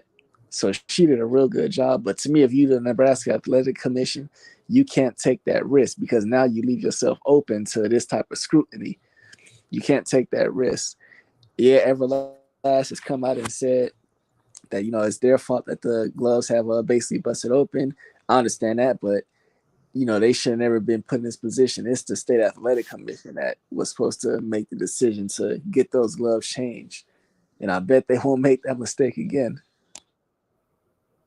Oh yeah, everything you just said was spot on, and I'll take it a step further, especially with the gloves. I mean, the commission, ultimately, they're the ones who dropped the ball on this, because they're supposed to be in charge of fighter safety, just like the referee. The referee did their part. They made sure that the fight was stopped for the gloves to get examined. And ultimately, the commission was the ones who were full liable for any catastrophic results that could have happened after the fact. So they opened themselves up to lawsuits, by allowing the fight to continue and those gloves to be in that condition. It's obvious those gloves were clearly altered, and there was no need for them to wait until the bell in order for them to replace those gloves. It's like when there's a malfunction, that needs to be sorted out right then and there. Obviously, you can call time. You can have them go to their neutral corners. It would have been an awkward situation, but that's what it needs to happen in order to ensure fighter safety, because that's what comes first in the ring. It's already a dangerous enough sport as it is. I could agree with that. The rules are put in place, and I'm sure people would have complained, but they wouldn't complain as hard once you say, well, that is the rule, and that's what's supposed to take place. bouncing off of Hyphy. Lala D, good evening. She's in the house. She said, MZ. Hey, sis, what's going on? But what was it? Going to that, you know, the rules are in place for a reason. And going on what Hyphy was saying, the referee did her job. We do have to say with the new promotion in Nebraska, you know, with the BLK is they knew. They you know, it's a learning curve. I think we should have to allot them and say, okay, this is new. You know, you got some people that say, well, they jumped their ass in the game. They should have been paying attention. Nobody else would have let that happen. You wouldn't see that kind of situation happen on Showtime or ESPN. They should have been on point with all that. So I agree with both of y'all on that. Hyphy speaking to Trey X, she said, go smelling MF. Eric R. Hyphy. She said, hey, Hyphy. Joseph Brown, all rise. You know, sis came in. She hype, bubbly. Yeah, she hype, but you can't never get her on the panel, though. LID need to bring her behind up here and drop some of them gems that she be putting in those videos. Well, like I told Arvin Brown, you know, the panel is open for the whole family. Whenever they decide to come and speak, it's open for them. Come in and cook however they want. Because she can tell us a lot about football. Soccer. She can tell us a lot about the World Cup because she be dropping videos on them, letting you know who team is where. She even lets you know who black. Yeah, Lala D look like she still wear K-Swiss velour suits. What? What's a K-Swiss what? Yeah, the velour suits, 2003 era. Like a jumpsuit? Yeah. Wow. She got the big ass Dookie Queen Latifah earrings in the ear. Wow. Okay, I see what you saying. Velour suits. Dang, you say the big giant earrings to make your earlobe swell down. Girls be having those long earlobes because those big old giant earrings they be having in their ears. No, a lot of these don't seem to strike me as that's what they call them, the around the way girls. She don't strike me as that. Now, like D said, y'all better get up off of her. She'll put these paws on y'all. So, we don't care about Ryan pulling out. Ain't for sure about Frank Martin. He my guy right up under Shakur Stevenson. Good prospect, Shakur the man. I hope Tank and have a good fight with this. What's the guy's name again? Nate Carboy looked like he didn't want to fight. Yeah, I don't think it's gonna turn out like that. I don't think it's gonna turn out like that. I think it's gonna be a pretty good fight. I don't think this guy's coming to play with Tank, but on the same time, I do respect Tank's skills. I will give you that. Tank does have skills. It's not all about knocking out. He can box. And he's shown instances of it in more fights than one. He has shown that he can box. And this fight might make him produce a lot more boxing than what we're used to seeing, which might give us a pretty knockout, one way or the other. Oh, hey, before I I do got to touch on real quick. It was a Friday night card, and it was this heavyweight prospect, Makhmudov. But yeah, it was his fight. His name started with like Arslanbek or something, Makhmudov. But anyways, he fought. He fought a guy who just put up no type of effort. But on the undercard,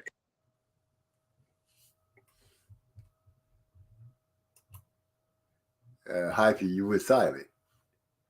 Last words we heard was on the undercard. Well, see, he gets together. Okay. Okay, yeah. On the undercard, it was this fighter, Femke Hermans.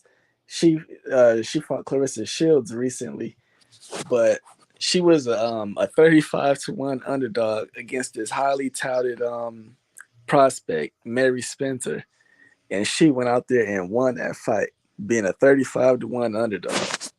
Wow. What? I bet that was a good bet. Man. Oh, that was a good bet. A good bet. Lala D says, hey, I was recently at a Christmas party. Everyone wearing brand new gowns, and the attention was on my scarf. A damn scarf took the attention of the party. Where was the scarf at? Did you have it flung over your shoulder, wrapped around your throat, wrapped around your waist? I've seen it. Where was the scarf at? She said, laughing out loud. I thought I fell asleep. Tree X, Lala D. Okay, there you go. Damn, that's like Buster Douglas, Mike Tyson odds. That's crazy. Yeah. Oh, you just not hearing it or what? That boy Tree X, shots fired. They were amazed how a woman could homely enough ruin such a lovely scar. Uh-oh, shots fired. 35-1. Well, that's a bet that we didn't get to make. Yeah, but that heavyweight Makhmudov, I mean, he won, and we'll just say he was supposed to be a prospect, but you can tell he ain't gonna make it. He ain't got shit. He ain't Makhmudov, I think I heard that name. Yeah. I might have ran across a video of him. Yeah, he a dark-haired Russian guy. Yeah, that's him. Kind of like a hairy body. Yeah, okay. Would split him up. yeah, like a lumberjack kind of guy. Yeah, that's what I kind of get. Like, yeah, no, he don't seem like no, not to me. The way I look at, he didn't seem like a highly touted heavyweight. Not to me. Yeah, kind of the basic package. Yeah, and he fought a guy who literally just he just kept dropping to his knee, and I mean, I think that fight went like 1 or 2 rounds, but yeah, the guy he fought just literally just kept like taking a knee, and then acting like he was complaining about getting hit behind the head. He put up no type of fight effort at all. That dude was terrible. That sucks. But sometimes you gotta get in the ring with somebody. You be like, oh hell no, like the dude that I don't know if you might remember the video when Efe Ajagba was getting ready to fight some guy, and the guy walked out there, and when they say a fight, the dude literally got out the ring. No, they didn't get. Did they even get a chance to say fight? I think they did. Curtis, yeah, the bell rang and he hopped out. I think he walked out the ring. Curtis Harper. That was crazy. He recently fought. He recently fought Jalalov. Jalalov. Like 2 weekends ago. Yeah, and he didn't walk out the ring. He got carried out the ring this time. That boy Javelin put that left hand on him. It was all she wrote. So they actually got him back in there. His ear was tied around my neck, a very long scarf that damn near touched my ankles. Are you tall, sis?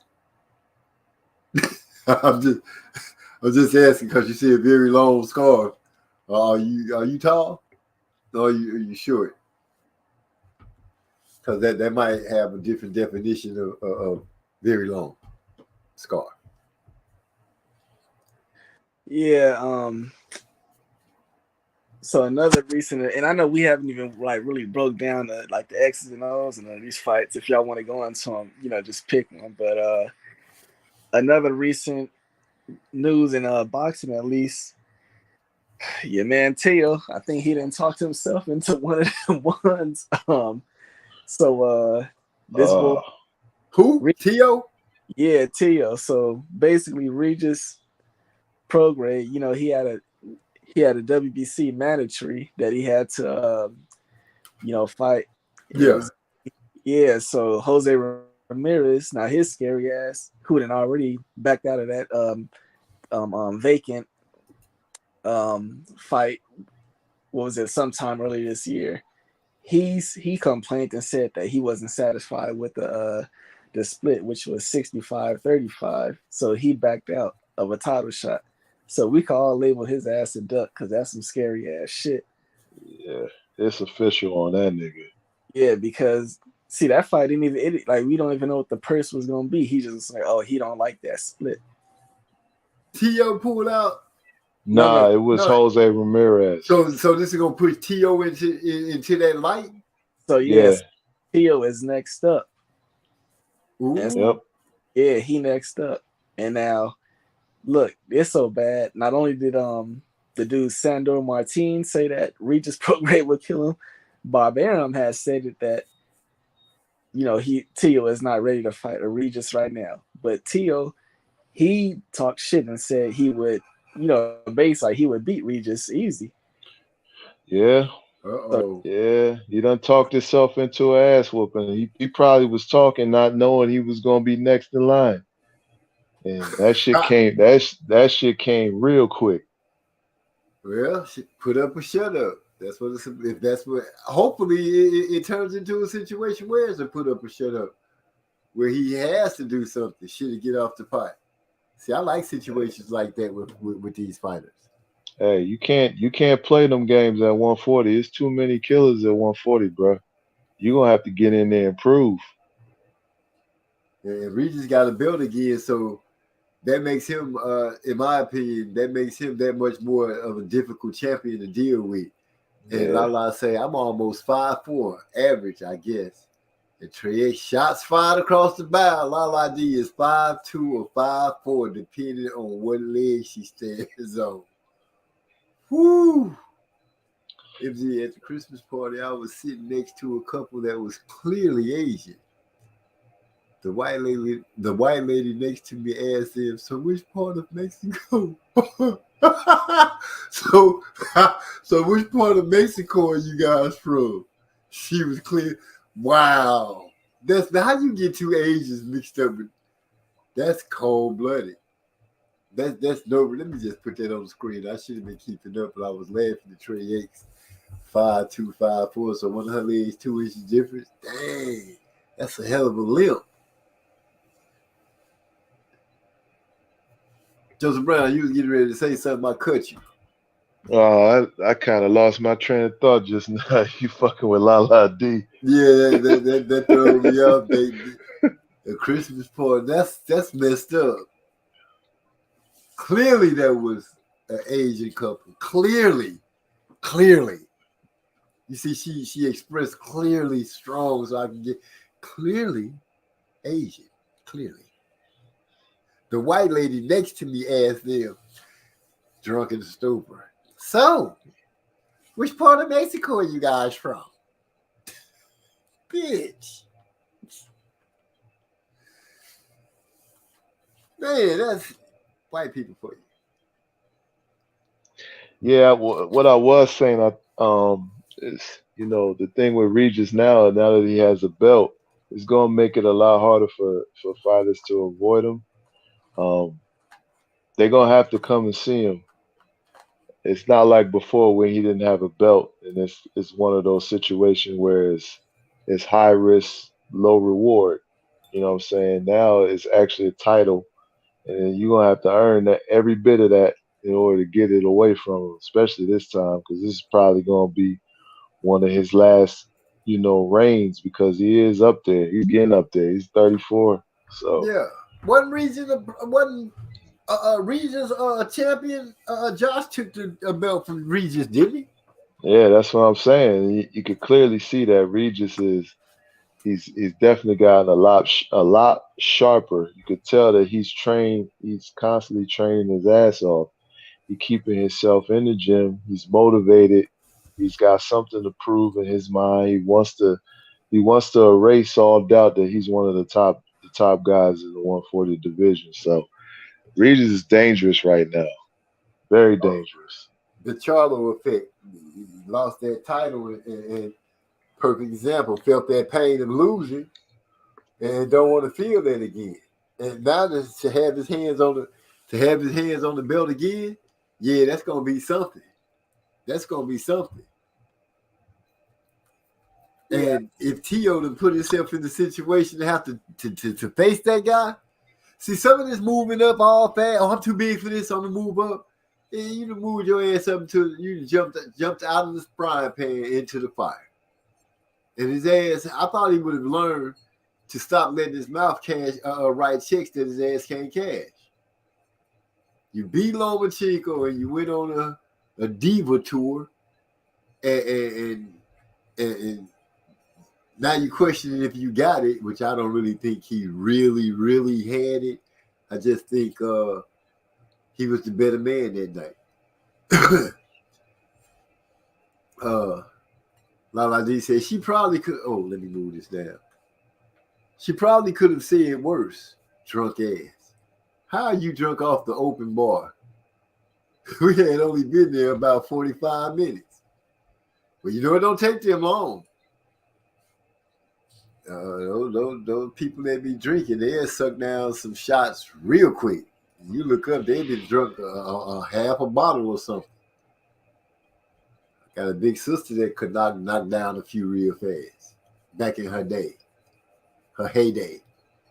I agree. Rougarou is dangerous.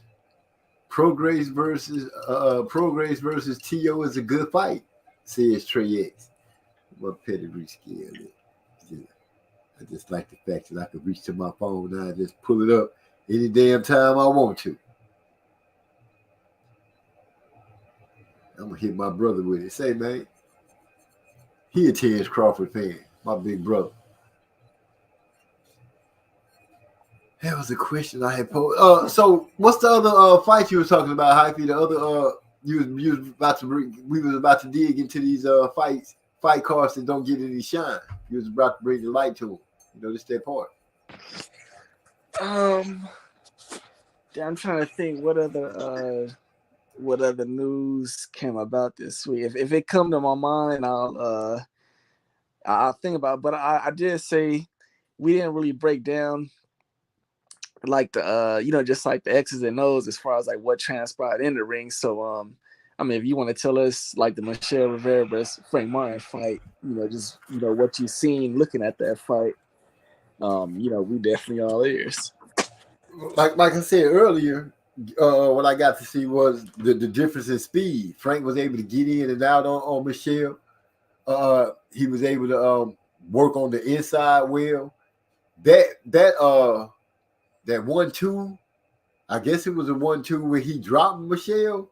At first, I was looking to see if they had, how sometimes they feet get tangled up and somebody might fall like that with the punch.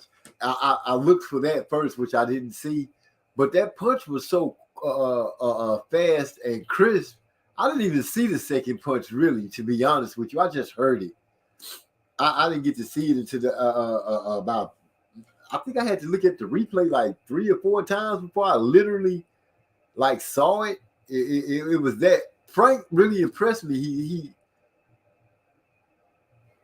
I didn't expect to see him moving like that and being that much fast of a difference. I actually thought that we were going to see a fight where Michelle was boxing, being like he usually is. He's never really been overly flashy to me or nothing like that. He was just a good, solid fighter that I thought he would be able to use his length. But like he said, all his tools just seem to not work for him at all. It's like he showed up to a plumbing job with a bunch of car tools.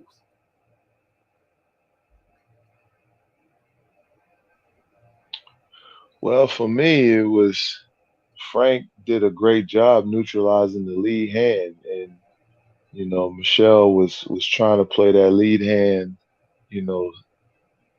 match with Frank, and he lost it. Frank did a great job utilizing his jab. He was jabbing to the body. He was able to get underneath a lot of Michelle's shots, and that forced Michelle into some uncomfortable situations, especially on the inside. And Michelle tried to, he tried to double up the jab. He landed a good right hand when he did it, but then Frank adjusted to it, and he started to be able to set traps, and he was hitting Michelle with counter lefts that made uh, Michelle second guess himself, and you could kind of see his body language. I didn't like it. I didn't like what I saw when he was getting hit. You start to see him start to lose. You start to see that doubt creep in on him. And his corner didn't really do a good job of telling him what he needed to do in order for him to be able to be successful. And it just continued to go that way for him. He kept trying, but it just wasn't working. Frank had his timing down, and he was countering him beautifully with that left hand. I mean, that was the story of the fight to me, that counter left hand. He kept landing it. Every time Michelle would try to, use the jab and throw the right hand, and he would just shoot over the top. Frank was right there in range to catch him with a left hand. And that was the story of the fight. And Michelle would miss, he would turn him. Even there were situations where Frank would turn him, but he wasn't really capitalizing the way he could have when he was turning Michelle. I think that's some of the things that he can improve upon when he's got a guy turn out of position. He can really capitalize and take advantage. But when he got the opportunity and he had Michelle against the ropes, he was putting combinations together. You know what I'm saying? He was able to work the jab, get on the inside, get in range, land his shots.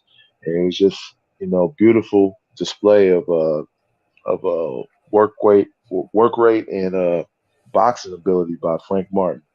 He cleaned up a lot of his deficiencies that we've seen in other fights where he would leave his jab out there too long, allowing himself to get countered. It seemed like they was working on that a lot defensively. You didn't see him getting caught with his jab lead hand out there too long to get timed and have counter opportunities. That's where I kind of thought Rivera would have his opportunities to catch Frank Martin, but he didn't leave those opportunities there for him to get caught. So good job to him and Derek James coming up with a game plan to work beautifully. And I don't see this as a terrible thing for Rivera. It's always a good thing for a fighter to step up, lose, and have some things they can go back and work on and become better. So it's only going to make him better in the long run if he accepts the defeat in the right way. And he did say a lot of good things in that interview. There's also some things I didn't like, but the fact that he accepted the loss and he's willing to go back to the drawing board and get better. That's all you can ask from a fighter, and I give him props because they both took this fight, and a lot of guys in that position wouldn't have took this fight. So. Yeah, I give you that. Even Hyphy said, by him being so young, the ceiling is still high for him. He can still bounce back, because I don't think this knocks him out. I don't think this should knock him down the rankings too much, because to lose to Frank Martin is not a bad loss at all. Two good upcoming youngsters fighting against each other. Both of their names are hot. One of you guys had to lose unless we got a draw, which that wasn't a draw at all. I know what you're talking about when they were mirroring each other, they kept touching each other jabs a lot.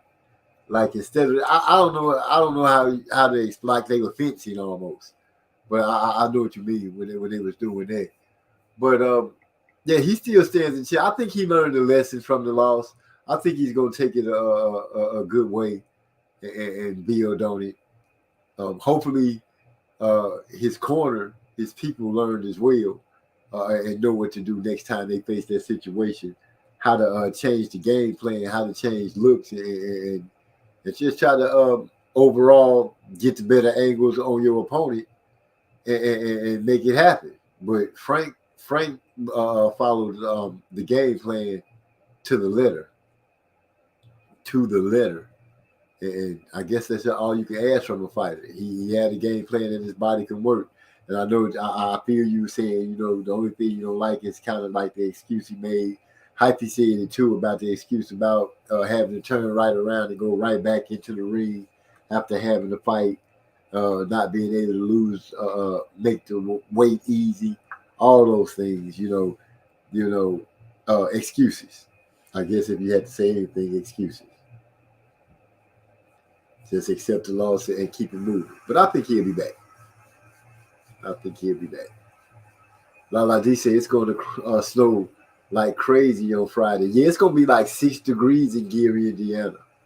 I checked the weather because I like to check the weather at home. My family just had a funeral down there. But it's going to be like 6 degrees in Gary with a 74% chance of snow. It's also going to get pretty cold here in San Antonio, too. You got some cold weather coming in. That just to answer our sister Lala D, as Trey X is trying to get her to join Chan Ross. Come on in there and represent. We'll be representing all over the place. Hyphy, where you at, man? What you got?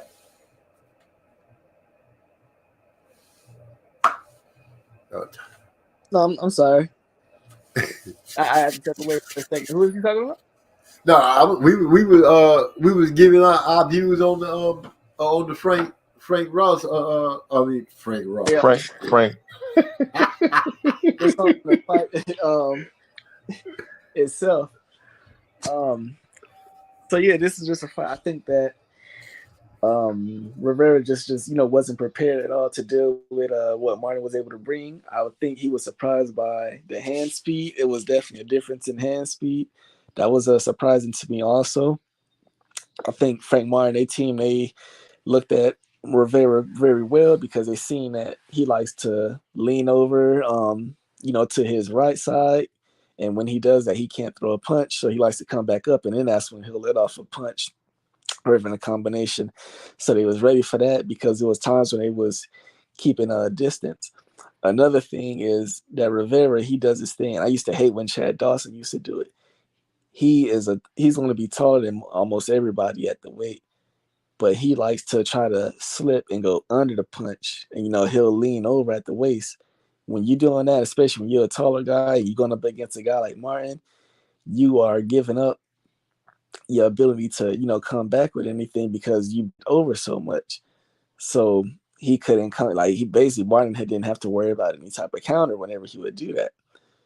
Sometimes he would just sidestep him, turn him, spin him out. Now Martin, if he go back and look at the tape, he really didn't take advantage of it when he would, kind of twist him out and get him off an angle. That's one thing he's gonna. Yeah, go ahead. Yeah, that's one of the things that I saw too that I pointed out is when he had him turn, he didn't take advantage of them openings. He could have really put some extra damage on him when he was turning them.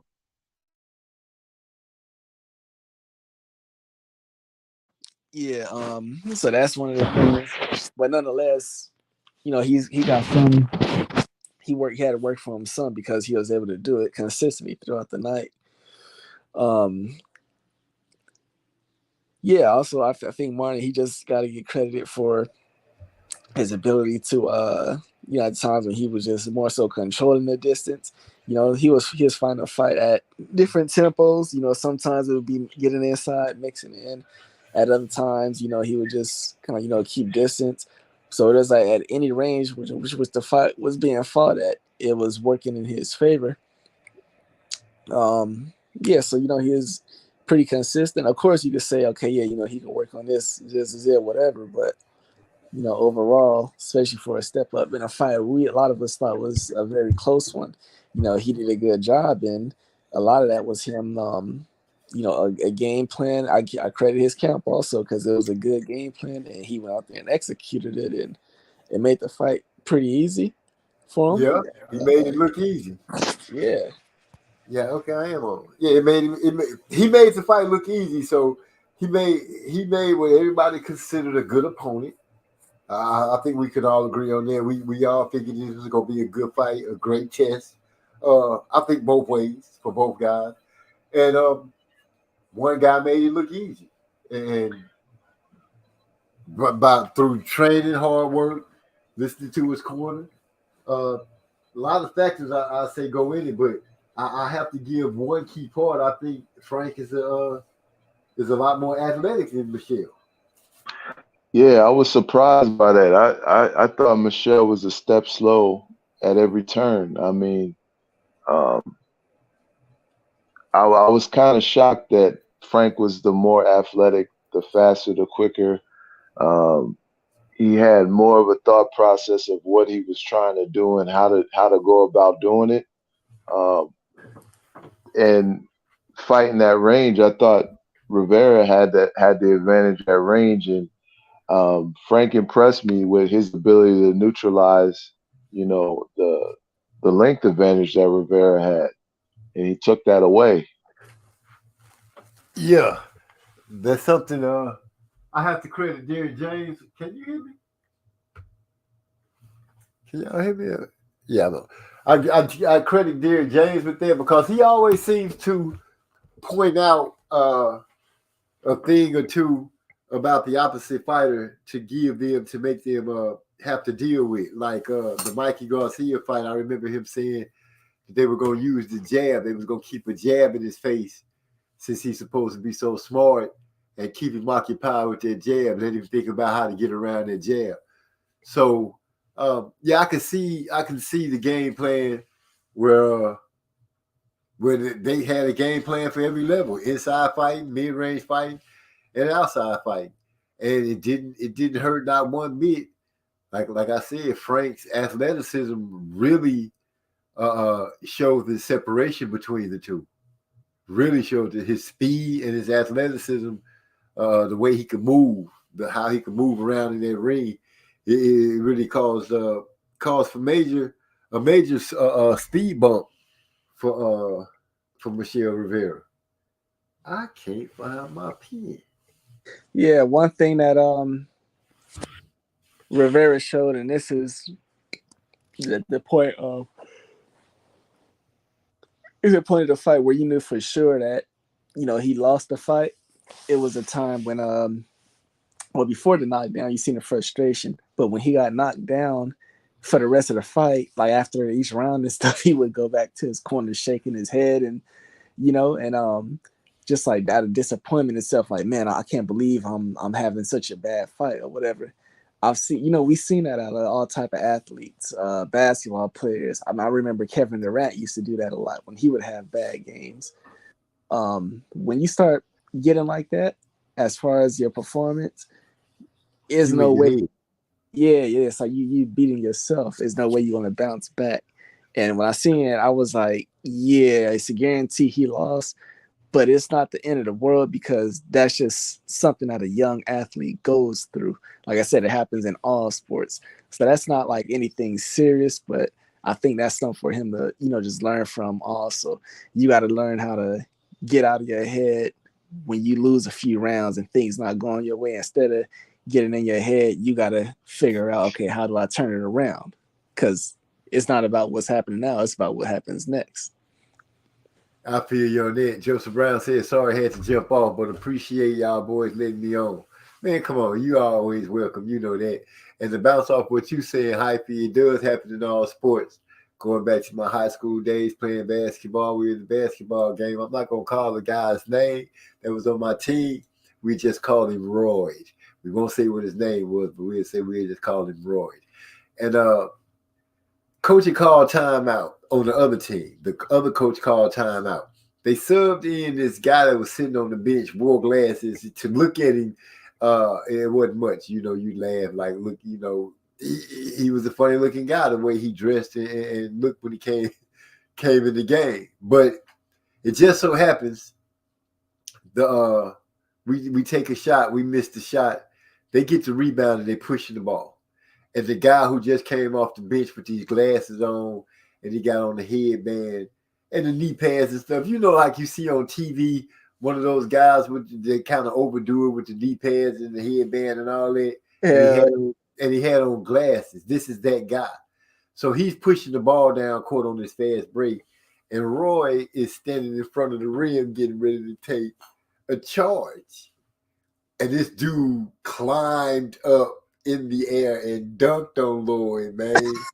I mean, he dunked on Lloyd so hard. It was, you know, I'm on this team and we all looking and you know, you want to laugh, but you can't laugh because it's your boy and it's your teammate. And you know, you don't laugh at your teammate, but this dude, I mean, he bammed on Roy like, boom, you know, it echoed in the rim and everything. And the gym went crazy because we was in their gym. And they went nuts. His squad was losing it. And Roy, when he got up off the ground, I'm sorry, but when he got off the ground, the look of crushed ego, his spirit, everything was just gone. And instantly we knew that he was done for that game. We weren't going to get anything out of it. Coach realized the two and set him down on the bench and brought in our other guy who played well. We won the game. But I just speaking about it, I could see this dunk like yesterday. I mean, he followed the book, the letters that Coach taught us to the T. He ran to the spot, planted himself, put his hands behind his back, and braced for impact. But the dude climbed over him. I mean, you know, he was up high enough where his knees and stuff was all about Roy's face, his head. So when he dunked on it, he just fell back. It was terrible. It was horrible. Funny as hell. I mean, funny. And Lloyd was done. So that look that you saying, that look of defeat, embarrassment, no belief in yourself now, it's like, I don't have no time, it's over. Yeah, I know that look. I've seen it on him. It was like, he didn't even have to look like, oh, I got to pay this dude back, because he could jump out the gym himself. But man, I guess it's just the way the dude looked, and because you know nobody thought to look at the dude. I'm telling you, Hype, you wouldn't have thought he could jump up there. You wouldn't have thought he was part of the dunk squad of anybody's team. You just wouldn't have thought that. It's almost like they played a bad joke on him. It was like, oh, we gonna dress you up like this. Oh my gosh, the dude took off. And you know, you could tell when a person takes off, all of a sudden, instantly, we all do like, uh-oh, this is gonna be bad. We got one of them ones. Yeah, this is gonna be bad. And when he hit that rim, and he hit the rim with some authority, you know what I'm talking about. You know when the guy dunked, it make that noise. Yeah. He hit it with one of them. And my teammate was just it was just over for him. I felt so bad. Not bad enough to not want to be in the game and sit on the bench and talk to him, but I feel bad. Walk of shame. Yeah, because you know we took pride in not getting dunked on. You like, man, I'm not happy. You're not dunking on me. I dunk on you would be rolled up across that sideline. I mean across the out of bound line trying to dunk on me. Coach told me, if they try to dunk on you, put them down. Well, I want to dunk on people too, Coach. What if they thinking the same way? You got to be strong.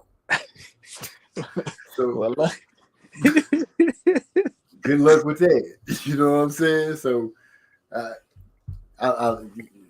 high school days, college days, I could just. But yeah, Lloyd, I feel you on that, Hyphy.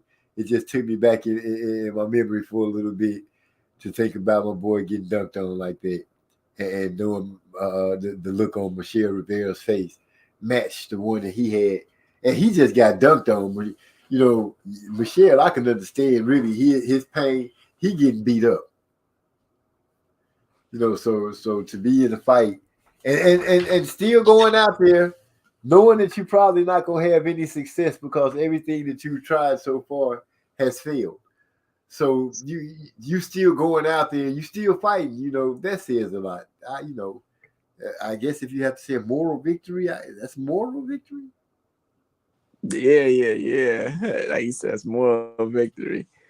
Hey, I'm over here thinking, man, See, I know the rule was nobody want to get dunked on, but see, I'm lucky I got mine out the way early. I think it was when I played on like a traveling team, Uh-huh.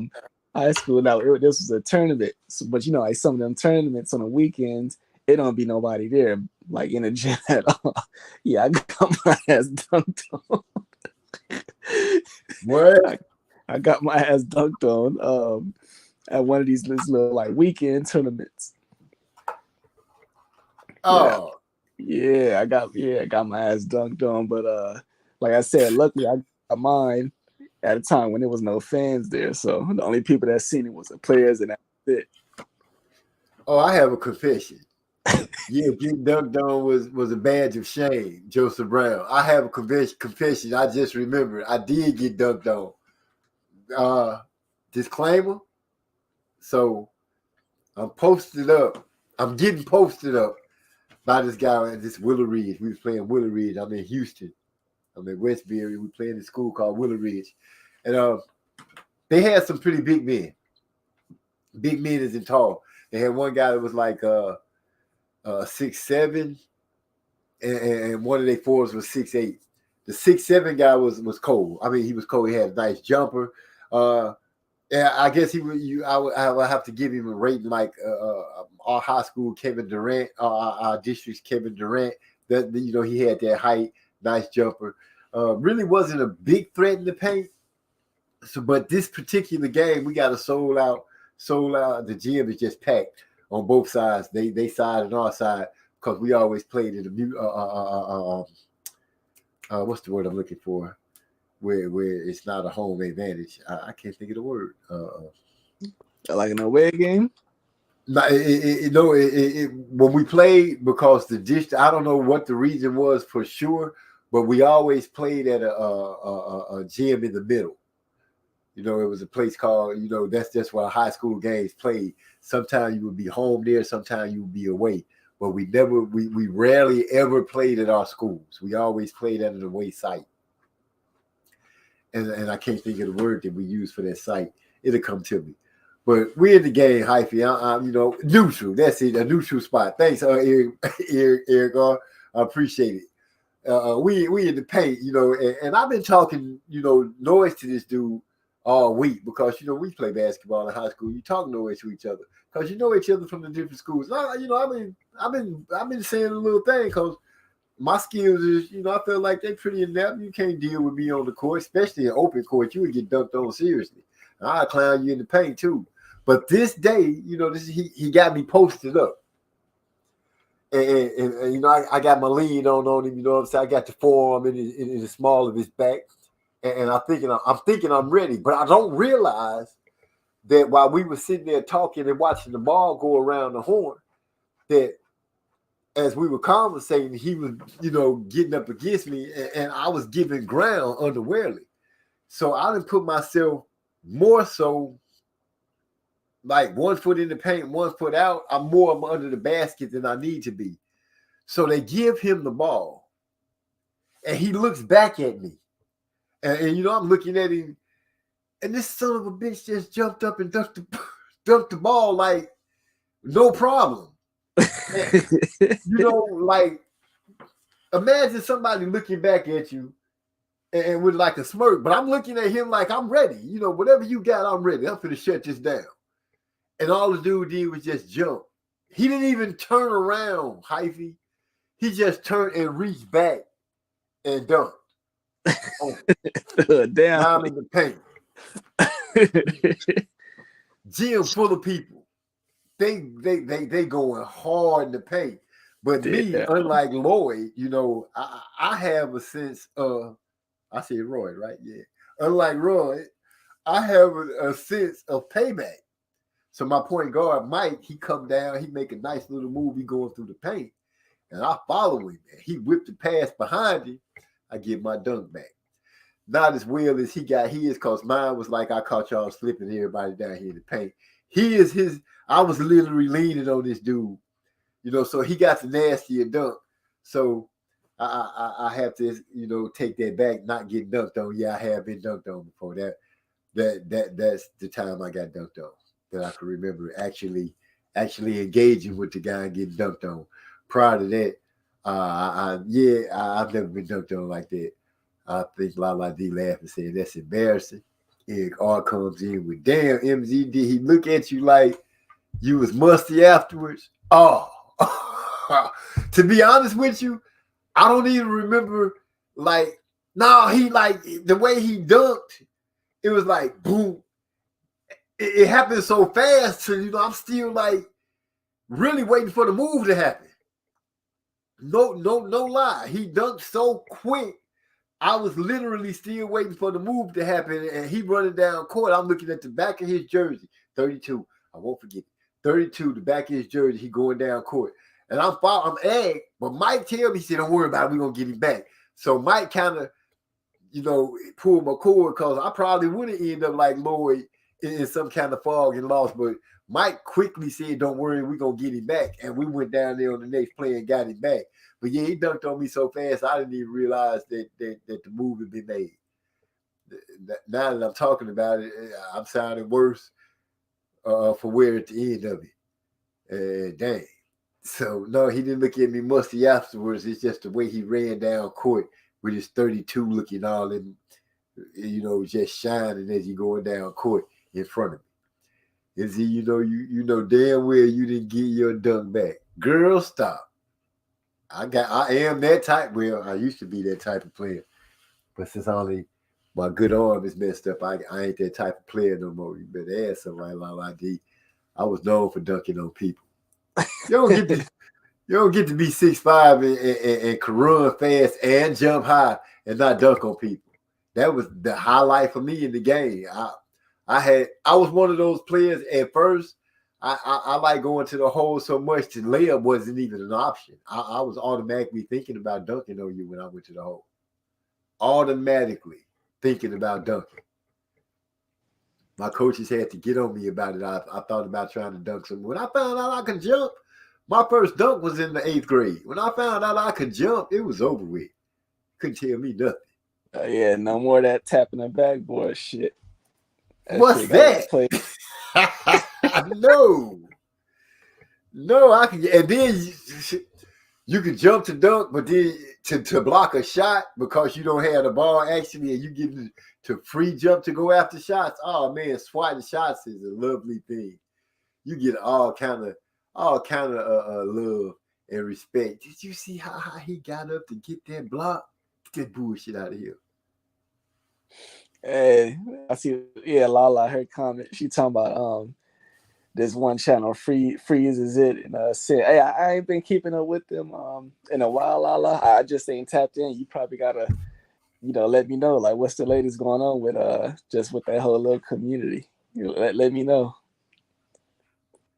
Okay, she said, Trash, you hear him trying to say he got his dunk back?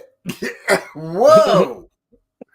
That's what's going on. What's worse, getting dunked on or crossed up into an injury. Mine never been crossed up like that where I fell down. Seen some guys get crossed up like that. Have seen somebody hurt their ankle. Luckily, I haven't been embarrassed on that point. That dunk is the dunk where old boy dunked on me in the paint that it happened. So that was the only dunk that I could say physically happened where it was a physical thing. That was my most embarrassing moment. Oh, no, that's not my most embarrassing moment is missing a dunk. That got the rank way up there.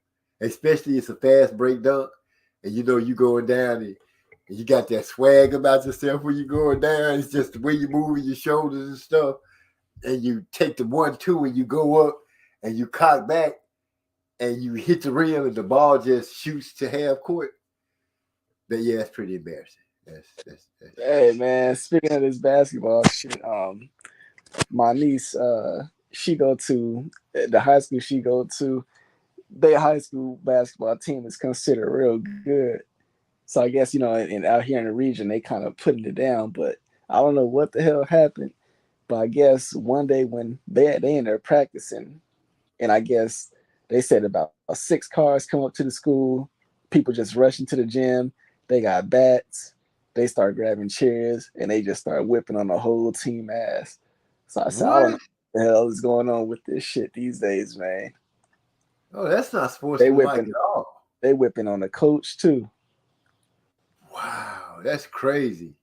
I I said, wouldn't want to be in a man, place like that. That's insane. yeah, this happened like a month ago. Now, like I said, they had weapons and shit. So through all that, this showed, that team, they got heart because they bounced back. And I think, ever since that happened, they still they've only lost one game the whole season, but since that incident, they didn't bounce back and they like 6-0. So I'm like, hey, I'm proud of them young boys, man. But man, it'd be just, too much shit going on at these damn high schools, man. I think that was one of the reasons that they had started us going to neutral land. They really didn't say. We did have a few fights in some of our games at the high schools themselves. But from what I can remember, the only people that played at our high school was the freshmen. JV and varsity always played at Butler Stadium. That's the place that we played at. I used to love playing there. But yeah, that's crazy. But nowadays, like, we touched on it before, these youngsters are just losing it. I just rather just see things is going on good. Like D said that Eric R had asked which one was worse, getting crossed up into an injury or getting dunked on. Lala said getting dunked on. Agree. I don't know, Lala, because with some dunks you could kind of like get away with it because you could be like, he dunked on me, my back was turned. Or when I turned around, it was too late. But getting crossed up while you sitting there trying to play D, you trying to lock somebody down, and they hit you with that crossover, jab, step back, and your body, for whatever reason, decide that it saw a step back crossover jab, and your ankles and legs and shit all start, you looking like a baby deer just born. You just flopping and flailing everywhere, and you fall down, and then they wait for you and take a jumper and make it, or wait for you to try to get up and then go by you and do a layup. I think that's way more embarrassing. That's more embarrassing and disrespectful on so many levels, because your boys is there laughing at you. If you'd had your sweet thing that got your eye caught, you'd have told them to show up at the park because you finna go hard. Yeah, that's terrible. That's embarrassing. on all kind of levels. So yeah, I think getting crossed over, because so many people be like, "Ooh, did you see that? You might well go and sit down, homeboy. Your ankles are raggedy as hell right now. Just go and sit down." I've seen some dudes get shook out their shoes. Now that's embarrassing. Hey, see, when we used to like have to play up against them type of cats, like a motherfucker had handles. You just like, if you were smart, you would just give him all the 3-point space that he want. When he started doing all that dribbling stuff, they could take about 6 yards back. Keep your ass back. But see, some of those cats we found out could shoot. You mess around and bag up and give him all that space if you want to. That motherfucker start raining down threes on your ass. I knew a dude named Skip Skip could dribble. And he was left-handed. Skip could dribble, and he was left-handed. He had such a sweet jumper. He'll pull up on you if you didn't. If you gave up that space. So you were damned if you play defense and damned if you don't. The smartest thing, my big brother taught me this. He was like, no matter how good a dude can dribble, watch his waist. No matter what he does, his waist is gonna always be the center of all of everything. He can't go nowhere. Yep. You watch his waist, he can't get around you. And I learned that from my big brother and found out, man, you can put some hellified lockdown D on the cat. You just make sure you don't reach and watch that waist and keep your eyes up when you get ready to try to pass or shoot.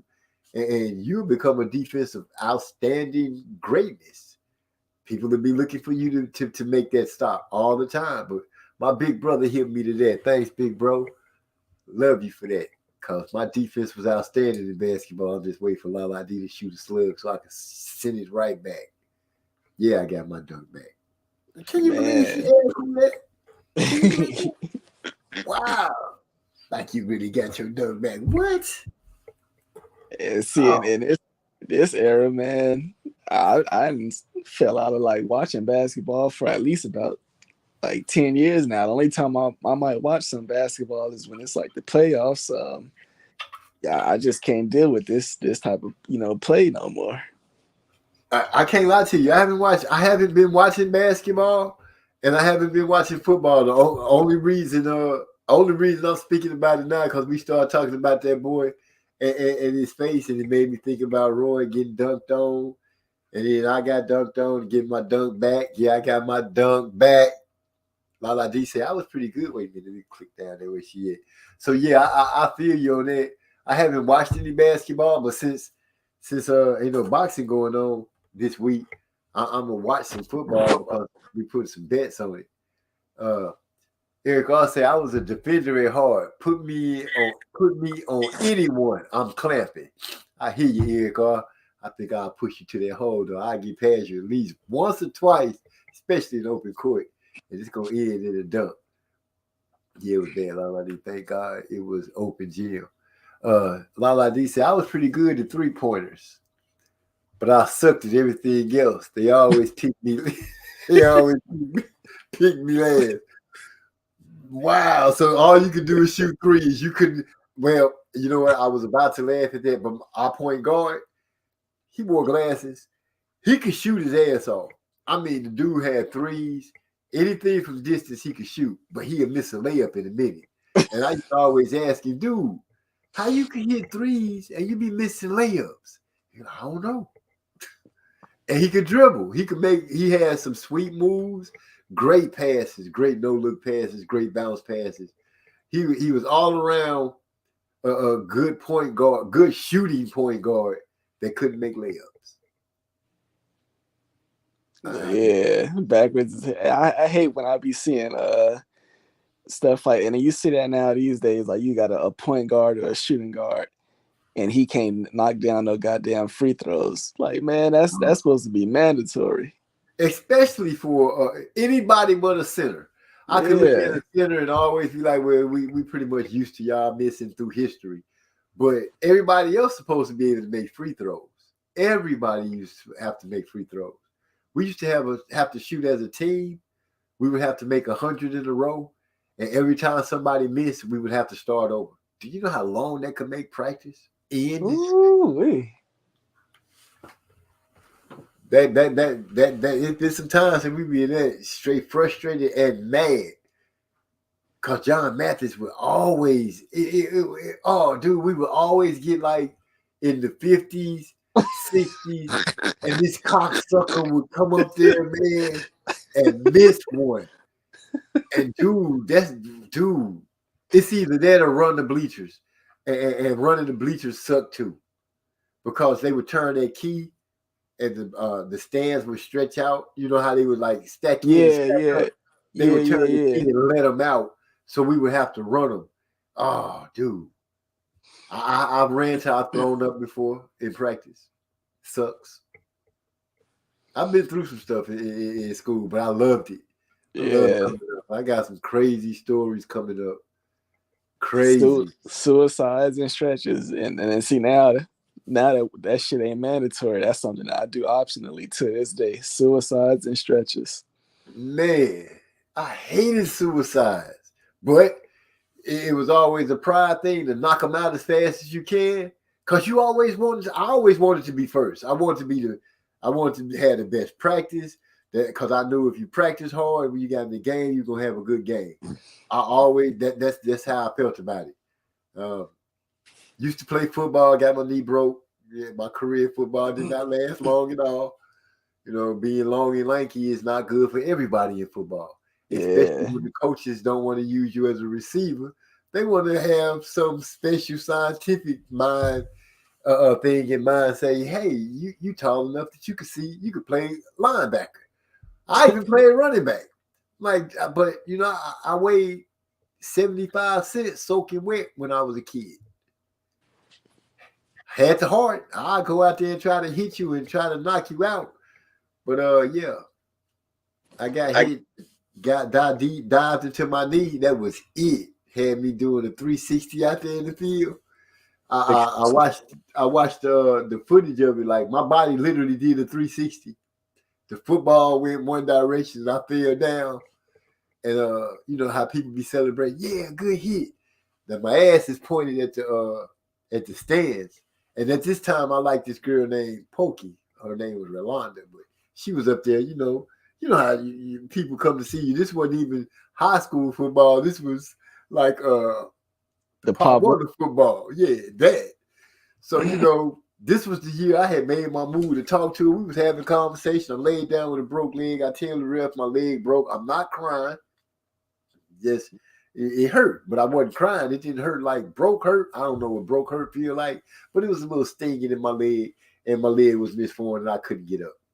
The ambulance come, and I didn't know this until this day that they would cut your pants off. Oh, yeah. Dude, they came out there. Like I said, I'm laid with my butt pointing to the crowd where the girl that I like is sitting. And they done cut my pants off. And they don't have no cover or nothing like that. You know, they done cut my shoe off, my sock off, and my pants. I had on clean underwear because my mama told me always make sure your underwear is clean because you never know if you have a car accident or something. But I didn't know breaking your leg would cause for them to cut your football pants off. You know, I thought they'd just take you to the hospital, give you a shot, put you to sleep, put you back together. They got my ass sitting out there. And I had clean underwear on, but they were blue. But like I had put some bleach in water when they was getting washed, so they was like miscolored. You know what I'm saying? So they had the bleach. I was looking pretty bad. That's pretty embarrassing. Pretty is embarrassing. Yeah, out there in front of the hood. Dude, they cut your pants off. Had to get carried away like that.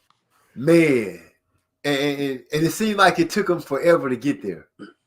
Now, I'm laying there for a minute, but when they got there, you know, they talked me through it. They were like, okay, you know, that board that they make you lay on hurts so bad. Oh, man, that shit hurts. And then they strap you to it where you can't move. So your back, it's to help your back or to make sure that you don't have some kind of injury or something like that. And I'm like, if that's how you really supposed to lay, that's some painful shit. Painful. Eric R. say, I'm 5'9" with deceptively long arms. I used to get so many blocks. That shit was hilarious. I have grabbed boards too. When you run track, it adds a lot of inches to your vertical. That's right, because you know, proper running form, you know, you got your arms like swinging properly. It's like it how to say it's like aerodynamics. It's like that should help you out. Yeah, God talking like he had Floyd Mayweather on like a 72-inch reach. Like he said, I was playing defense on offense. I remember that being the talk of the night. Playing defense on offense. It's sad. I know what you're talking about because I sat next to a lady before, and she was on her ass. Get her, you better get her. Even when they had the ball, she had her playing defense. Dang, that's crazy. So you have to just the whole game locking the person down. You on this girl like white on rice. If she go over there and get some water, you better be right with her. So Lala D out there on offense. Her team on offense, and she out there playing defense like a motherfucker. That's crazy. Yeah. Boy, I probably would have hollered. I would have laughed so hard. That would have been the one to see that.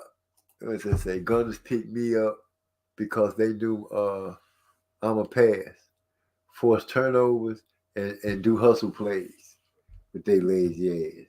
Now that I'm reflecting. They used me. Hey, you was on the court though. They picked you, and that's always a good thing.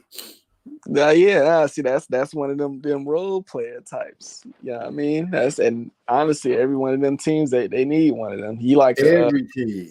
Yeah, you like Marcus Smart. Man.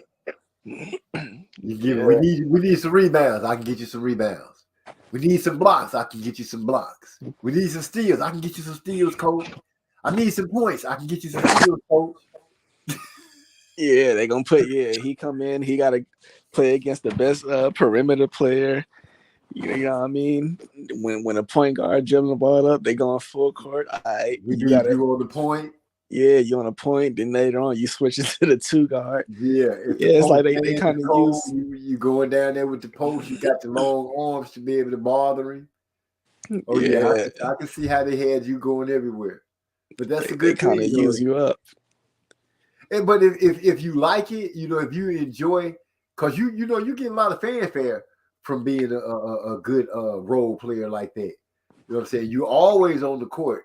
You know what I'm saying? The starters might start the game, but you better believe that you're going to get a lot of that rotation because, in high school, our coaches, I don't know how they do now, but the coaches were like, they were subbing the better player in over point guard coming out, put the other point guard in. If we had a shooting guard that could dribble as well and his pass as well as the point guard, he would be the one coming in.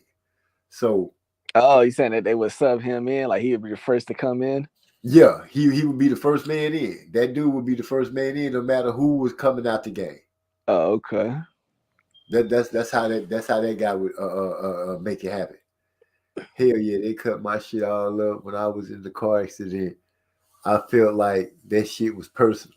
Oh, when they cut your clothes off for you, yeah, and the scissors that they use seem so sharp, but it got that little ball on the end of it so it don't cut you, but it go through your material, so like a hot knife through cold butter, just slicing right through, man. Yeah, see, today's game is so different because, see, you got to understand now, it's common to see a rotation on the court, MZ, where the center is only 6'6". So imagine you got, your point guard gonna be about 6'1", 6'2". So it's like when they switch up and do these rotations, sometimes you really can't tell that. Now you got a point guard on the center or whatever, because hell, the center might only be 6'6", and he on the goddamn perimeter. True. And for me, I think some of these teams they should listen to their coaches, or one of these coaches should get away from being a copycat and saying, "Oh, I gotta have this player because they got this kind of player." I would just look for some cold players that could play around, but I would always make sure that I would have me a couple of big men. That to me, that's just natural to have a couple of some good rebounding big men that can also score. Because at some point, living by the 3 and dying by the 3, you're gonna lose by it. You're gonna end up dying by a lot more often, especially if you run into a team that got some good athletic big men that are willing to do their job, be able to close out on the perimeter and rebound and score in the paint. Because for every 3-pointer you miss, I have the chance to making it up by going in the paint. Right, yeah. So, yeah, that them points in the paint. I mean, that paint, that's like a high percentage. That's high 50s, sometimes low 60 percentage on a certain night. It got this one player for the Phoenix Suns named DeAndre Ayton. Now this little pussy hoe be making me so goddamn mad because he about 7 foot and he always got a size advantage, and they pay him pretty well too. But this dude, he might end the game and he might be averaging only 6 rebounds a game, and you're like what type of shit is that? You averaging 6 rebounds per game? Okay, now they do like a little switch or rotation. You got a dude on you that's only 6'4", and you over here trying to do little jump hooks over him, and you trying to shoot over him and stuff. Like, nigga, where your post game at? Oh man, that is crazy. I couldn't stand to see those, huh? Yeah, I said, just imagine that dude 7 foot and he only averaging like 6 rebounds a game. Yeah, well, you don't see those guys posting boxing out anymore. You know what I'm saying? The art of boxing out it seems to be dead because a big man supposedly. I can't understand how a big man don't average at least 10 rebounds. At least 10 rebounds. Facts. That's to me, that's a weak number for a big man. 10 rebounds should be easy. Easy. Chasing down a ball that's bouncing, you can see the trajectory of it when it leaves the person's hands. 9 times out of 10, you can tell when it's going to be short, when it's going to be long. And if you're really paying attention to it, which you can see where it's going to hit, and you can kind of guess of where that mug is going to bounce off to. And I'm pretty sure Eric R., he said he was a rebounder. I'm not talking crazy. You kind of have a sense of where that ball is going to bounce. And you just prepare yourself for that ball and put the block in front of whoever you need to block in. So 6'11", to me, 60 from 6'9" and up, those dudes should be averaging 10 rebounds or more. Plain and simple. And for the ones that don't, you know what I'm saying, I can't understand why. Because I look at it, you're going to have about, let's say about 7. They're going to come like right to you. Or like you said, just from you seeing where the ball going to hit, you're going to know where that ball going to land. So that's going to be about 7 or 8 that's going to come right to you. So what, you got to go chase down, 2. To me, if you really wanted to, you should be getting about at least, 8 rebounds in one damn half. It should be, kind of easy for you to average at least 10 a game. God damn. Yeah, but shoot, they don't do it. They just don't do it. Yeah. And, this is a good one. I laughed at this. Is what I was laughing at because I was reading Lala D's. I was reading her thing, and her comment said, "Eric R. I remember one time the gym lost power.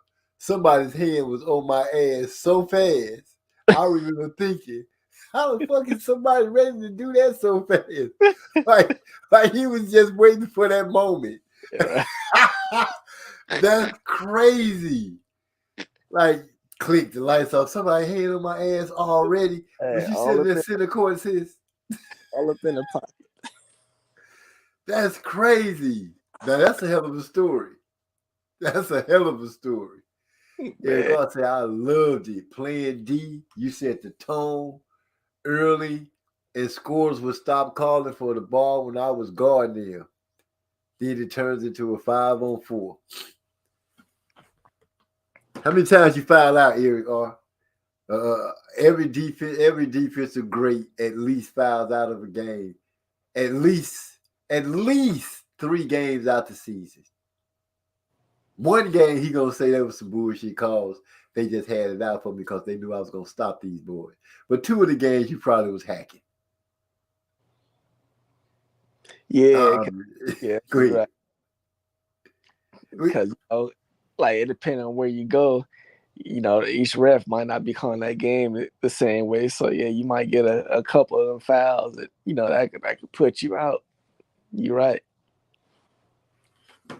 You show up in some spots, they coach already in the ref ear. Hey, he always be doing this. He always, kind of have them looking for something to call you on.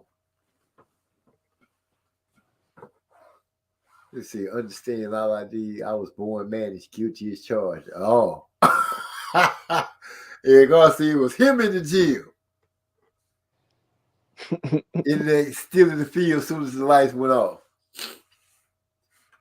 Let me see what's it say. Matumbo said, if you 7 foot, put 2 hands up, and that's 10 rebounds right there. Anything else is effort. Yeah, if you that tall, you already in the air while everybody else has to at least jump. But then, we look at these tall guys too. You got to remember, just now recently, are we seeing a lot of 7-footers that are so athletic as the ones they are now? Because George Muresan and Sean Bradley, those guys were tall, but they weren't really super athletic. They were slow. Well, MZ George, I'm trying to think, who was George Muresan? Because I definitely know that name. He was one of the big centers. I can't remember who he played for. I want to say the 76ers, but I don't think he was the 76ers. He almost looked like what's the dude from the movies? Real big guy like Defined Chin. I don't even know if he's still alive, but I think he was like 7. He was tall as Sean Bradley, close to 7'6" or something like that. Okay. For the Bullets. Eric Arce played for the Bullets, but yeah, Murasan he was one of those giants like that, just big and lumbering, slow. Sean Bradley was big and slow. Sean Bradley was super skinny too. Who else was just a lot of those centers from back in the day that were big like that, they were just slow. They weren't agile and good. They weren't swift like Joel Embiid and these guys today. Yeah. No, go ahead. I tell you what, that goddamn Dallas Mavericks with Sean Bradley, he was an MVP when I played. I knew how to use that goddamn height. 7'6". 7'6". I thought Sean Bradley played for the Sixers for 1 minute because I thought that was like a big deal with him wearing the 7'6". I thought his number was like 7'6" to match his height. And maybe wasn't it? But I know he spent most of his career with the Mavericks. Okay. Yeah, like let me see what we got going on here. Only when refs had their faves, I pick up 3 or 4 regular. Okay, I see that. He said 76 Bullets. He was on that Chris Webber team that Jordan spanked. Who, Sean Bradley? Bradley did play for the Sixers too early.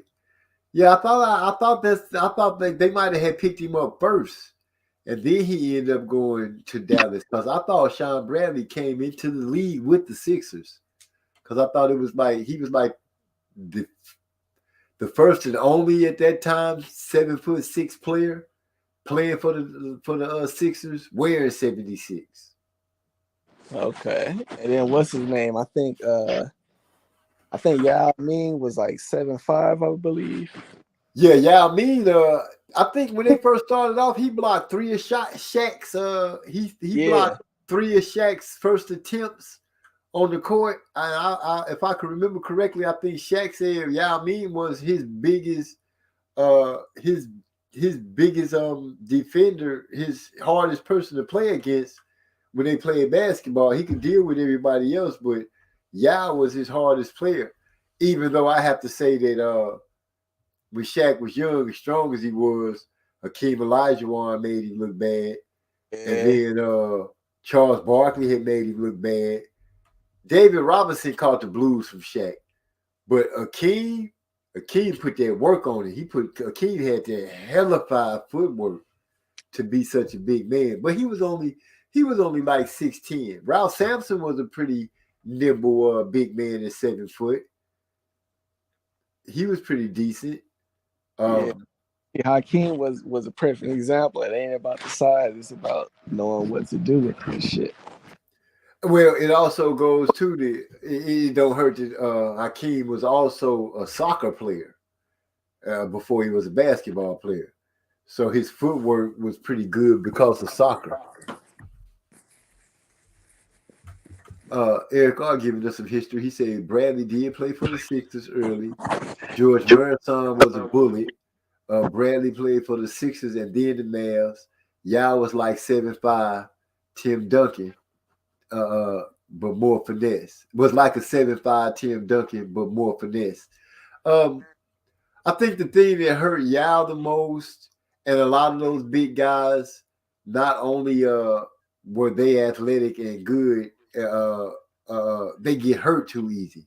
For some reason, those big basketball players are adapt to being injured at any given moment. So you don't really get to see them play that much ball. It's that structure. It's that structure. You broke up on me. I couldn't really understand. You hear me? Yeah, it's kind of like you going. Hold on. Oh, that's better. Yeah, I was saying it's kind of like it's that body structure. Yeah. because like a guy like like when you say like you got that weight on you, yeah, it's just it's so much weight on that structure, and it could be your feet, your knees, ankles, whatever. Somewhere down there, it's just going to take all of that weight, and it's just going to be too much on your structure. Because I be thinking about Pat Ewing, who was I believe 7'1". Man, Pat Ewing, shit, his knees was breaking down on him in like his third year. Like his knees was shot. Yeah, but I can't give it to Pat. Pat was pretty durable. You know what I'm saying? You didn't really see him missing a whole bunch of games. Yeah. He after his knees were shot, he just kind of like changed his style of play. Right. But it's like his third year, and I was like, damn, okay, you already seeing him lose a step. Yeah, I give you that because I remember him always with the 2 knee pads on. Sean Brad, George Wilson, I read all those. Yeah, Hakeem Olajuwon to me was like the Michael Jordan of centers. Not accomplished, but game wise, he was different and so fluent. Yeah, he was. Lala D said she'd be right back. All right, sis, we'll be here. I'm pretty sure. Yeah, Hakeem was like the Michael Jordan of centers, and my confession, because the Bulls was my team back then. At the time, I think if anybody had the chance of beating the Bulls in the championship, would have been the Rockets. But the Rockets always found a way to lose before getting to the finals when the Bulls was there. I think that I would have given Akeem them the biggest chance to beat the Bulls because if I remember correctly, if my memory, the history of basketball with the Rockets and the Bulls served me correctly, the Rockets beat the Bulls more times than not when they faced each other. Okay, interesting fact. I'm not saying it's fully fact, but I do remember the Rockets holding something. It was something like that good to their veil over the Bulls and Michael Jordan. I think they won more than they lost to the Bulls or broke even with the Bulls, but the Bulls didn't dominate them like they dominated other teams. And I think it was because they scoring parameters and defense was at different ends of the spectrum. They had somebody in Vernon Maxwell that was like you would say he was a dog on defense. He played strong defense. A lot of people say he stopped Michael Jordan. Some people say you call stopping him scoring 20-some points, stopping him then okay, but that's a big cry from 28 to 30. So, and then the Bulls had a key in the paint, and they had people like Otis Thorpe, and I can't remember that other dude's name, but Otis Thorpe he was a real big hands dude. I mean, big hands, and they just had a better inside presence in the Bulls, and a lot of times they would go for it because people don't speak on it a lot, but Michael Jordan had a lot of games where he shot a hell of a lot of baskets for a heck of a little amount of points. Oh, yeah. But he actually didn't give his team anything at all but a bunch of shots up in the air. And you really don't hear that part about his history. You just hear about the greatness of him. But, in order for him to be great, you got to talk about the bad stuff. And Mike had a lot of bad games. Oh, yeah, yep. Yeah, he definitely had, I remember, man, he had this one playoff season, and I mean, he had like just bad back-to-back bad games. So, he's not exempt from that also. I think just the one thing that, kind of makes up for that or makes us forget about some of those bad games is at the end of the day, he found a way to, still win the ring. So that means that the biggest games, he found a way to win them, which is definitely, a very special feature of somebody. So, props to him on that. Yeah. The Bulls, I love the Bulls. That was my teams. Michael Jordan coming into the league in 1985. 7 years. 7 years before he really started making noise. And I'm saying this history stuff because it's kind of important to a LeBron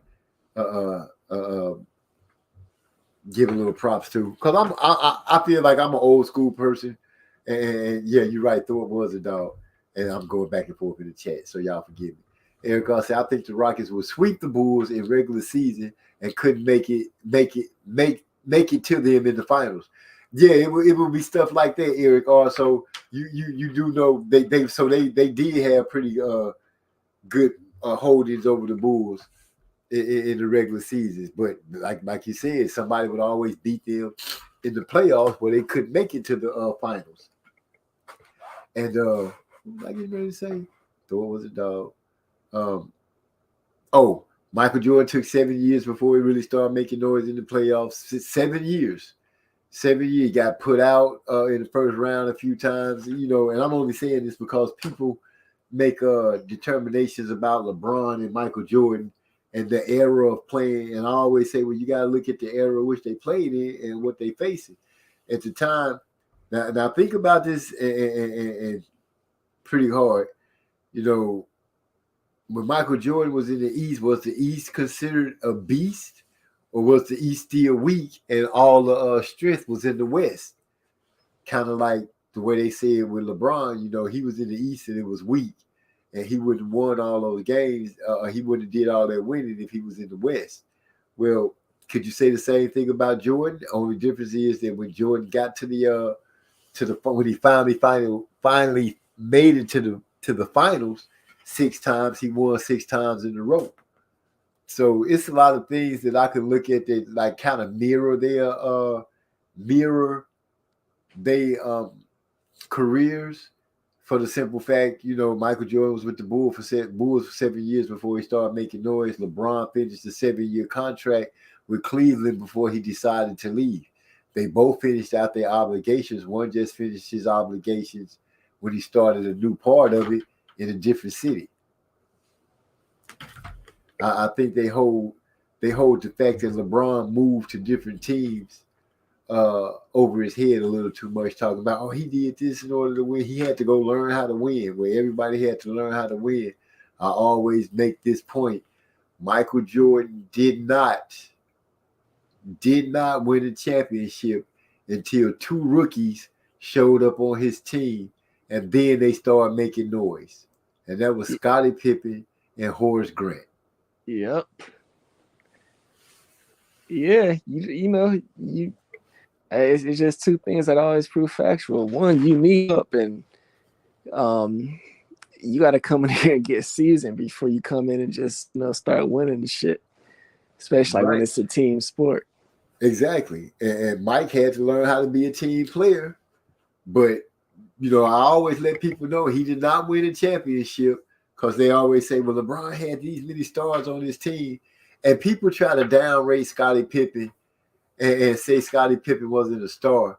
But Scottie Pippen was they might not put him on a lot of all-star teams and stuff like that, but he was an invaluable part to that Bulls team.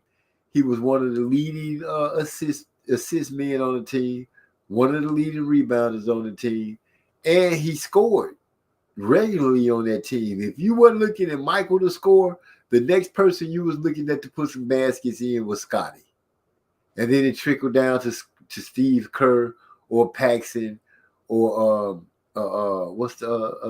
Armstrong, or the Coach joined. But for the most part, you looked at Michael, and if you weren't looking at Michael, you was looking at Scottie. And like I said, if it wasn't for Scottie and Horace Grant, would Michael Jordan have 6 rings? That's important to ask, because one important factor is, with a part of all 6 of his rings, Scottie Pippen is a part of all 6 of them. They were able to replace Horace Grant. It took them some work, but they were able to replace him with a couple of bodies, because they had Stacey King and that other guy that played for him. Brad Sellers used to play for him at one point. until they got Dennis Rodman, who really legitimately filled in for the hole that Horace Grant left as far as his rebounding with the Bulls. So I would say LeBron at this point in time of basketball in the era it is, he the best at it. Yeah. It's just well shit. You know, this comparison always come up. It's definitely just a different type of style that he is, but I just always looked at LeBron like he's a different type of player than Jordan. Definitely not as good as Jordan. There's no time where I would take LeBron over, Jordan, not over Kobe, but nonetheless, still a really good talent. I just look at him as more of he's just a different type of player when it comes to them. A little bit more passive than compared to the others. Well, two things that I would say that would have to change, and Kobe and Michael would have to be the ones that would have to change in this era of basketball. As great as scorers they are and things like that, they literally would have to pass their ball and trust in other players to help win games. They wouldn't be able to do it like they did back in the day, where they could ISO and seeing the other three help overload one side of the court and let somebody just go to work. That game doesn't work anymore in today's basketball. It's too many shooters. So I think LeBron is more adept to the way the game is played today, and the game of the past, especially Jordan's game. Jordan's game is a lot more old school than Kobe's would be. And I would honestly have to think that they would have to make some changes to their games in order for them to still be like super dominant in today's game. Yeah, definitely. Whenever I be having discussions with people about just, the different eras and stuff, if this one was there, just like boxing, I always tell people you got to take in consideration, like what era is the competition going to be played in, because, if we talking, boxing from 19, whatever, another era, where, right. We got to take in consideration 15 rounds. So yeah, you got to take that in consideration. A Caleb Plant who said he ain't gonna pass out due to fatigue of Floyd Mayweather. All these hand problems. Is he going to be able to last 15 rounds? So all that stuff you got to take in consideration also. Right. That's why I try to whenever I pit them against each other, I always try to take the era into consideration, the competition, where people from the 70s gonna look at people from the 60s and the 50s competition a different way. People from the 80s are gonna look, everybody's gonna look at the competition different. I feel if you leave your mind open enough, you could do that with boxing. The fighters fought more regularly, and I would think pay would have something to do with it, because they weren't getting paid as quite as handsomely as they are now today. So it took more fights in order for them to keep food on the table. It's all that plays into effect. Football, scientifically the game has gotten this way, so they've made it safer by trying to lessen the hits and lead with the head and all this stuff. Just so many different dynamics that you can look at it and see. I think as far as being pure, as far as sports being as closest to the way they started out, boxing, baseball, and basketball, and soccer, sports that I'm pretty adept to, have pretty much stayed the same. I wouldn't count horse racing as much as a sport, because you just run, and track and field. I wouldn't really too much mess with them, but sports where people going route like basketball, baseball, football has changed so much it's almost a different game. Basketball pretty much is changed a lot as far as what they're allowing and how they're trying to do things. You know, I still don't understand why people say, "Oh, we try to give the fans what they want, high scoring games and this and that." Well, what about the fans that like defense? Yes, yeah, that's a good question because you know I mean, me looking at players like your Doug Christie's and stuff, your shooting guards who is primary defense, but they could play the whole game. Now, I mean, like me, it still amazes me because sometimes you look at a game and it'll be like 70 something or almost 80 going into the half, and I'll be like, don't you know if that was any team that I liked and the score was over 50, the coach would have been cursing their ass out at halftime and saying, yo, we did a terrible job. Now you got to get like seeing 140 and stuff is kind of common. I'm like, hell nah. Yeah, that's crazy. Shoot a whole bunch of shooting with no defense. Eric R said Jordan stayed and LeBron revamped super teams and KD did it better. Jordan did stay with his team, but you have to accredit the Bulls with keeping the team together. You have to look at the franchises as well. Now, in LeBron's case, I'll give you the revamp of the super team because Charles Barkley, Karl Malone, and what's his name? Your favorite player? Who is it? Clyde Drexler. Oh, okay, Clyde. Yeah, Clyde Drexler. They all changed teams in search of a championship. Clyde, I believe, he was able to get one with the Rockets. Charles never did get one. Karl Malone moved around.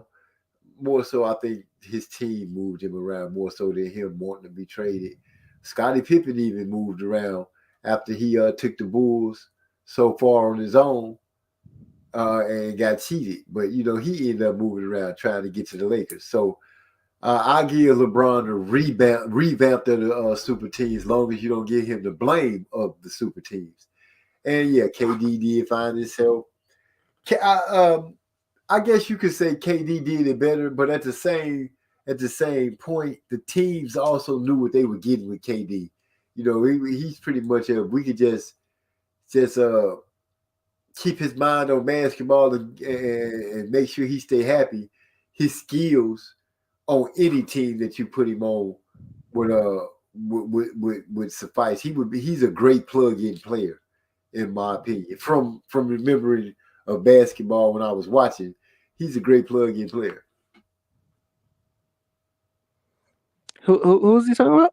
KD, Kevin Durant, because you know he switched teams too, but his skill set I can't think of a team that you could put him on that his skill set wouldn't make that team better. Yeah, that's the thing. I mean, yeah, just what he brings, I think he would make any team better for you. Steps on the court with him. Yeah, if you can get these to mesh, and that's something that you have to give LeBron. He has championships with more than one team, and that has to say something. Kind of like Big Shot Bob, Robert Horry, who shot some big shots for the Rockets, won some championships over there, and then went to the Spurs, shot some big shots for the Spurs, won some championships over there. I want to say he shot some big shots for some. Did he play for the Lakers? I want to say Robert Horry played for the Lakers. He played. I'm trying to see what. No, he did play for him, but because I think he got. I can't think how many rings did he get with him. Did he get 3 or 2 with him? I think he got 2 with the Rockets. He got 2 with the Rockets, 3 with LA, and I think he got 2 with San Antonio? Yeah, he got some with San Antonio because that's when they really started calling him Big Shot Bob. Because he would come through at the last minute and hit some game winner or some crazy 3. But I think he got like 6 or 7 rings. Okay, yeah, if that's the case, then yeah, it's definitely I mean, he was definitely one of them guys. It's like once again, he was a role player, but he definitely played his part. I mean, everybody remembers Ori for that Sacramento game where they got the rebound tipped to him and then he knelt down that three. Yes. So That's yeah, even what- though he was a role player, he came up with some big shots. Yeah, shoot. That was his thing. You look for him for that last second game winner. Eric R said KD should have never left the Warriors. That was dumb. Well, if you're on a team and you unhappy, why stay? So it's one thing to win. It's one thing to win and have fun to doing it.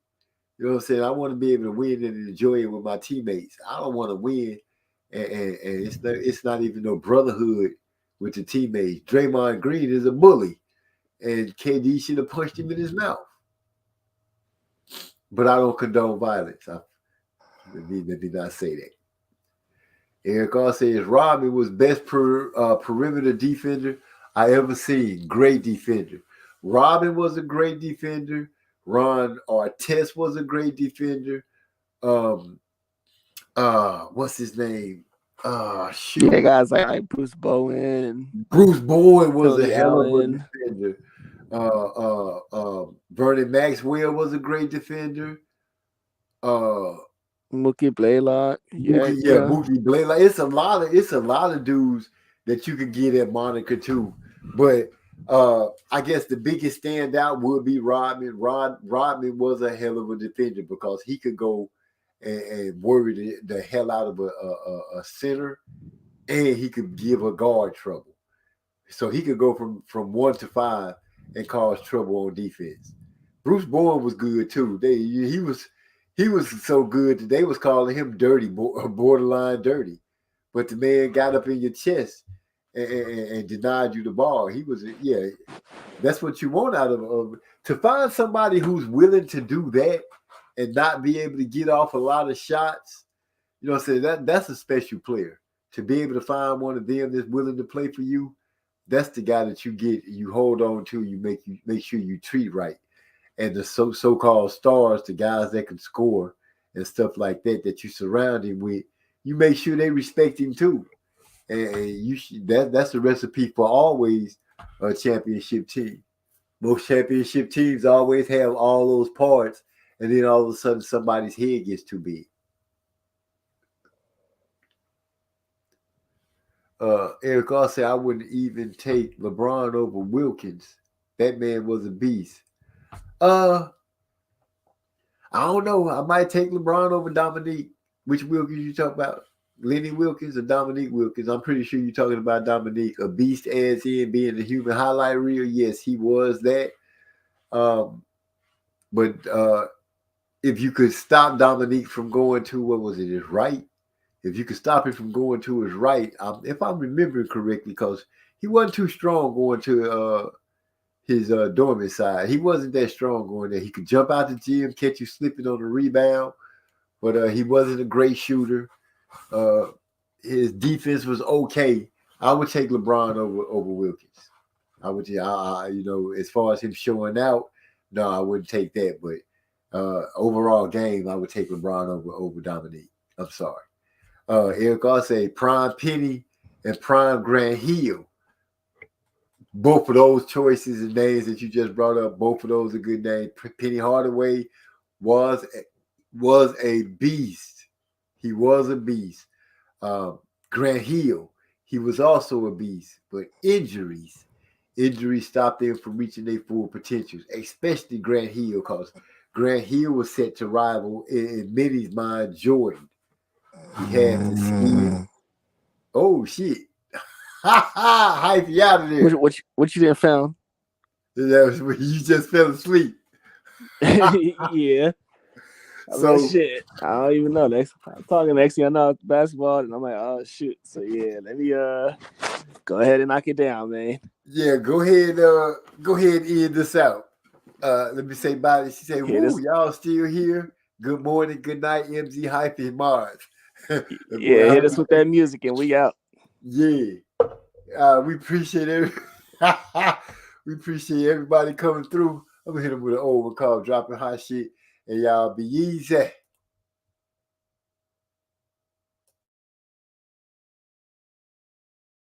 One and only RA Productions music.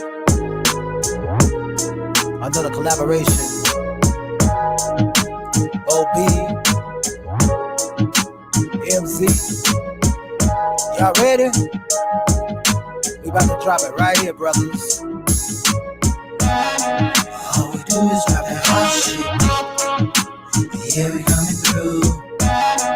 Better come up off the pockets, cause the wind is due. And if you really wanna hold it down, represent the crew. Honky horns to the town crowd. Let them know how we do. I hit them niggas out here plotting on me. Y'all know what to do. And them bitches that be riding with them, they can get it too. Hit that horn 2 times for 'em, but you ain't Debbie Miles. Got you running the Dr. Lee screaming, they changing up the style. Make it hard for you to breathe and everybody on your late. This here that gangster movie with Nino stuck into the table. Master Rod hook the track on you, beats drop the hook. He summons DMZ to come and leave you niggas shook. Like when you found out the Pac died, Biggie got shot. George Floyd died under the knee of that car. It's been a minute since I reached out. Speak about anything banging on the track, make it bleed out. I make a marble when I come through. Walk into the booth with a verse that'll cut through the whole crew. Now they reaching for their pens, rewrite their verses, calling their partners. The MZ is back. All we do is drop that hot shit. Yeah, we coming through. You better come up off the pockets, cause the wind is due. And if you really wanna hold it down, represent the crew. Honky horns to the town crowd. Let them know how we do. I bam like Bigelow, slap the beat like a gigolo, slap beat on the cheek of a silly hoe. That may be the only way that you feel me though. From Virginia to Texas, she like Hondas, I like Lexuses. Fuck horses, I'm about the Pegasus. Make green so I know where the medicine is. We hip hop sedatives, cause we competitive. We call mother and a relative. As it tells it is in the snatching biz. The amount for the ransom is 1 million presidents. Give me the money, it's evident. We can run it with smoke, start bleeding the fist. You're feeling way out of your elements. I feel like the trunk of an elephant. You feel like a monk that is saying, what?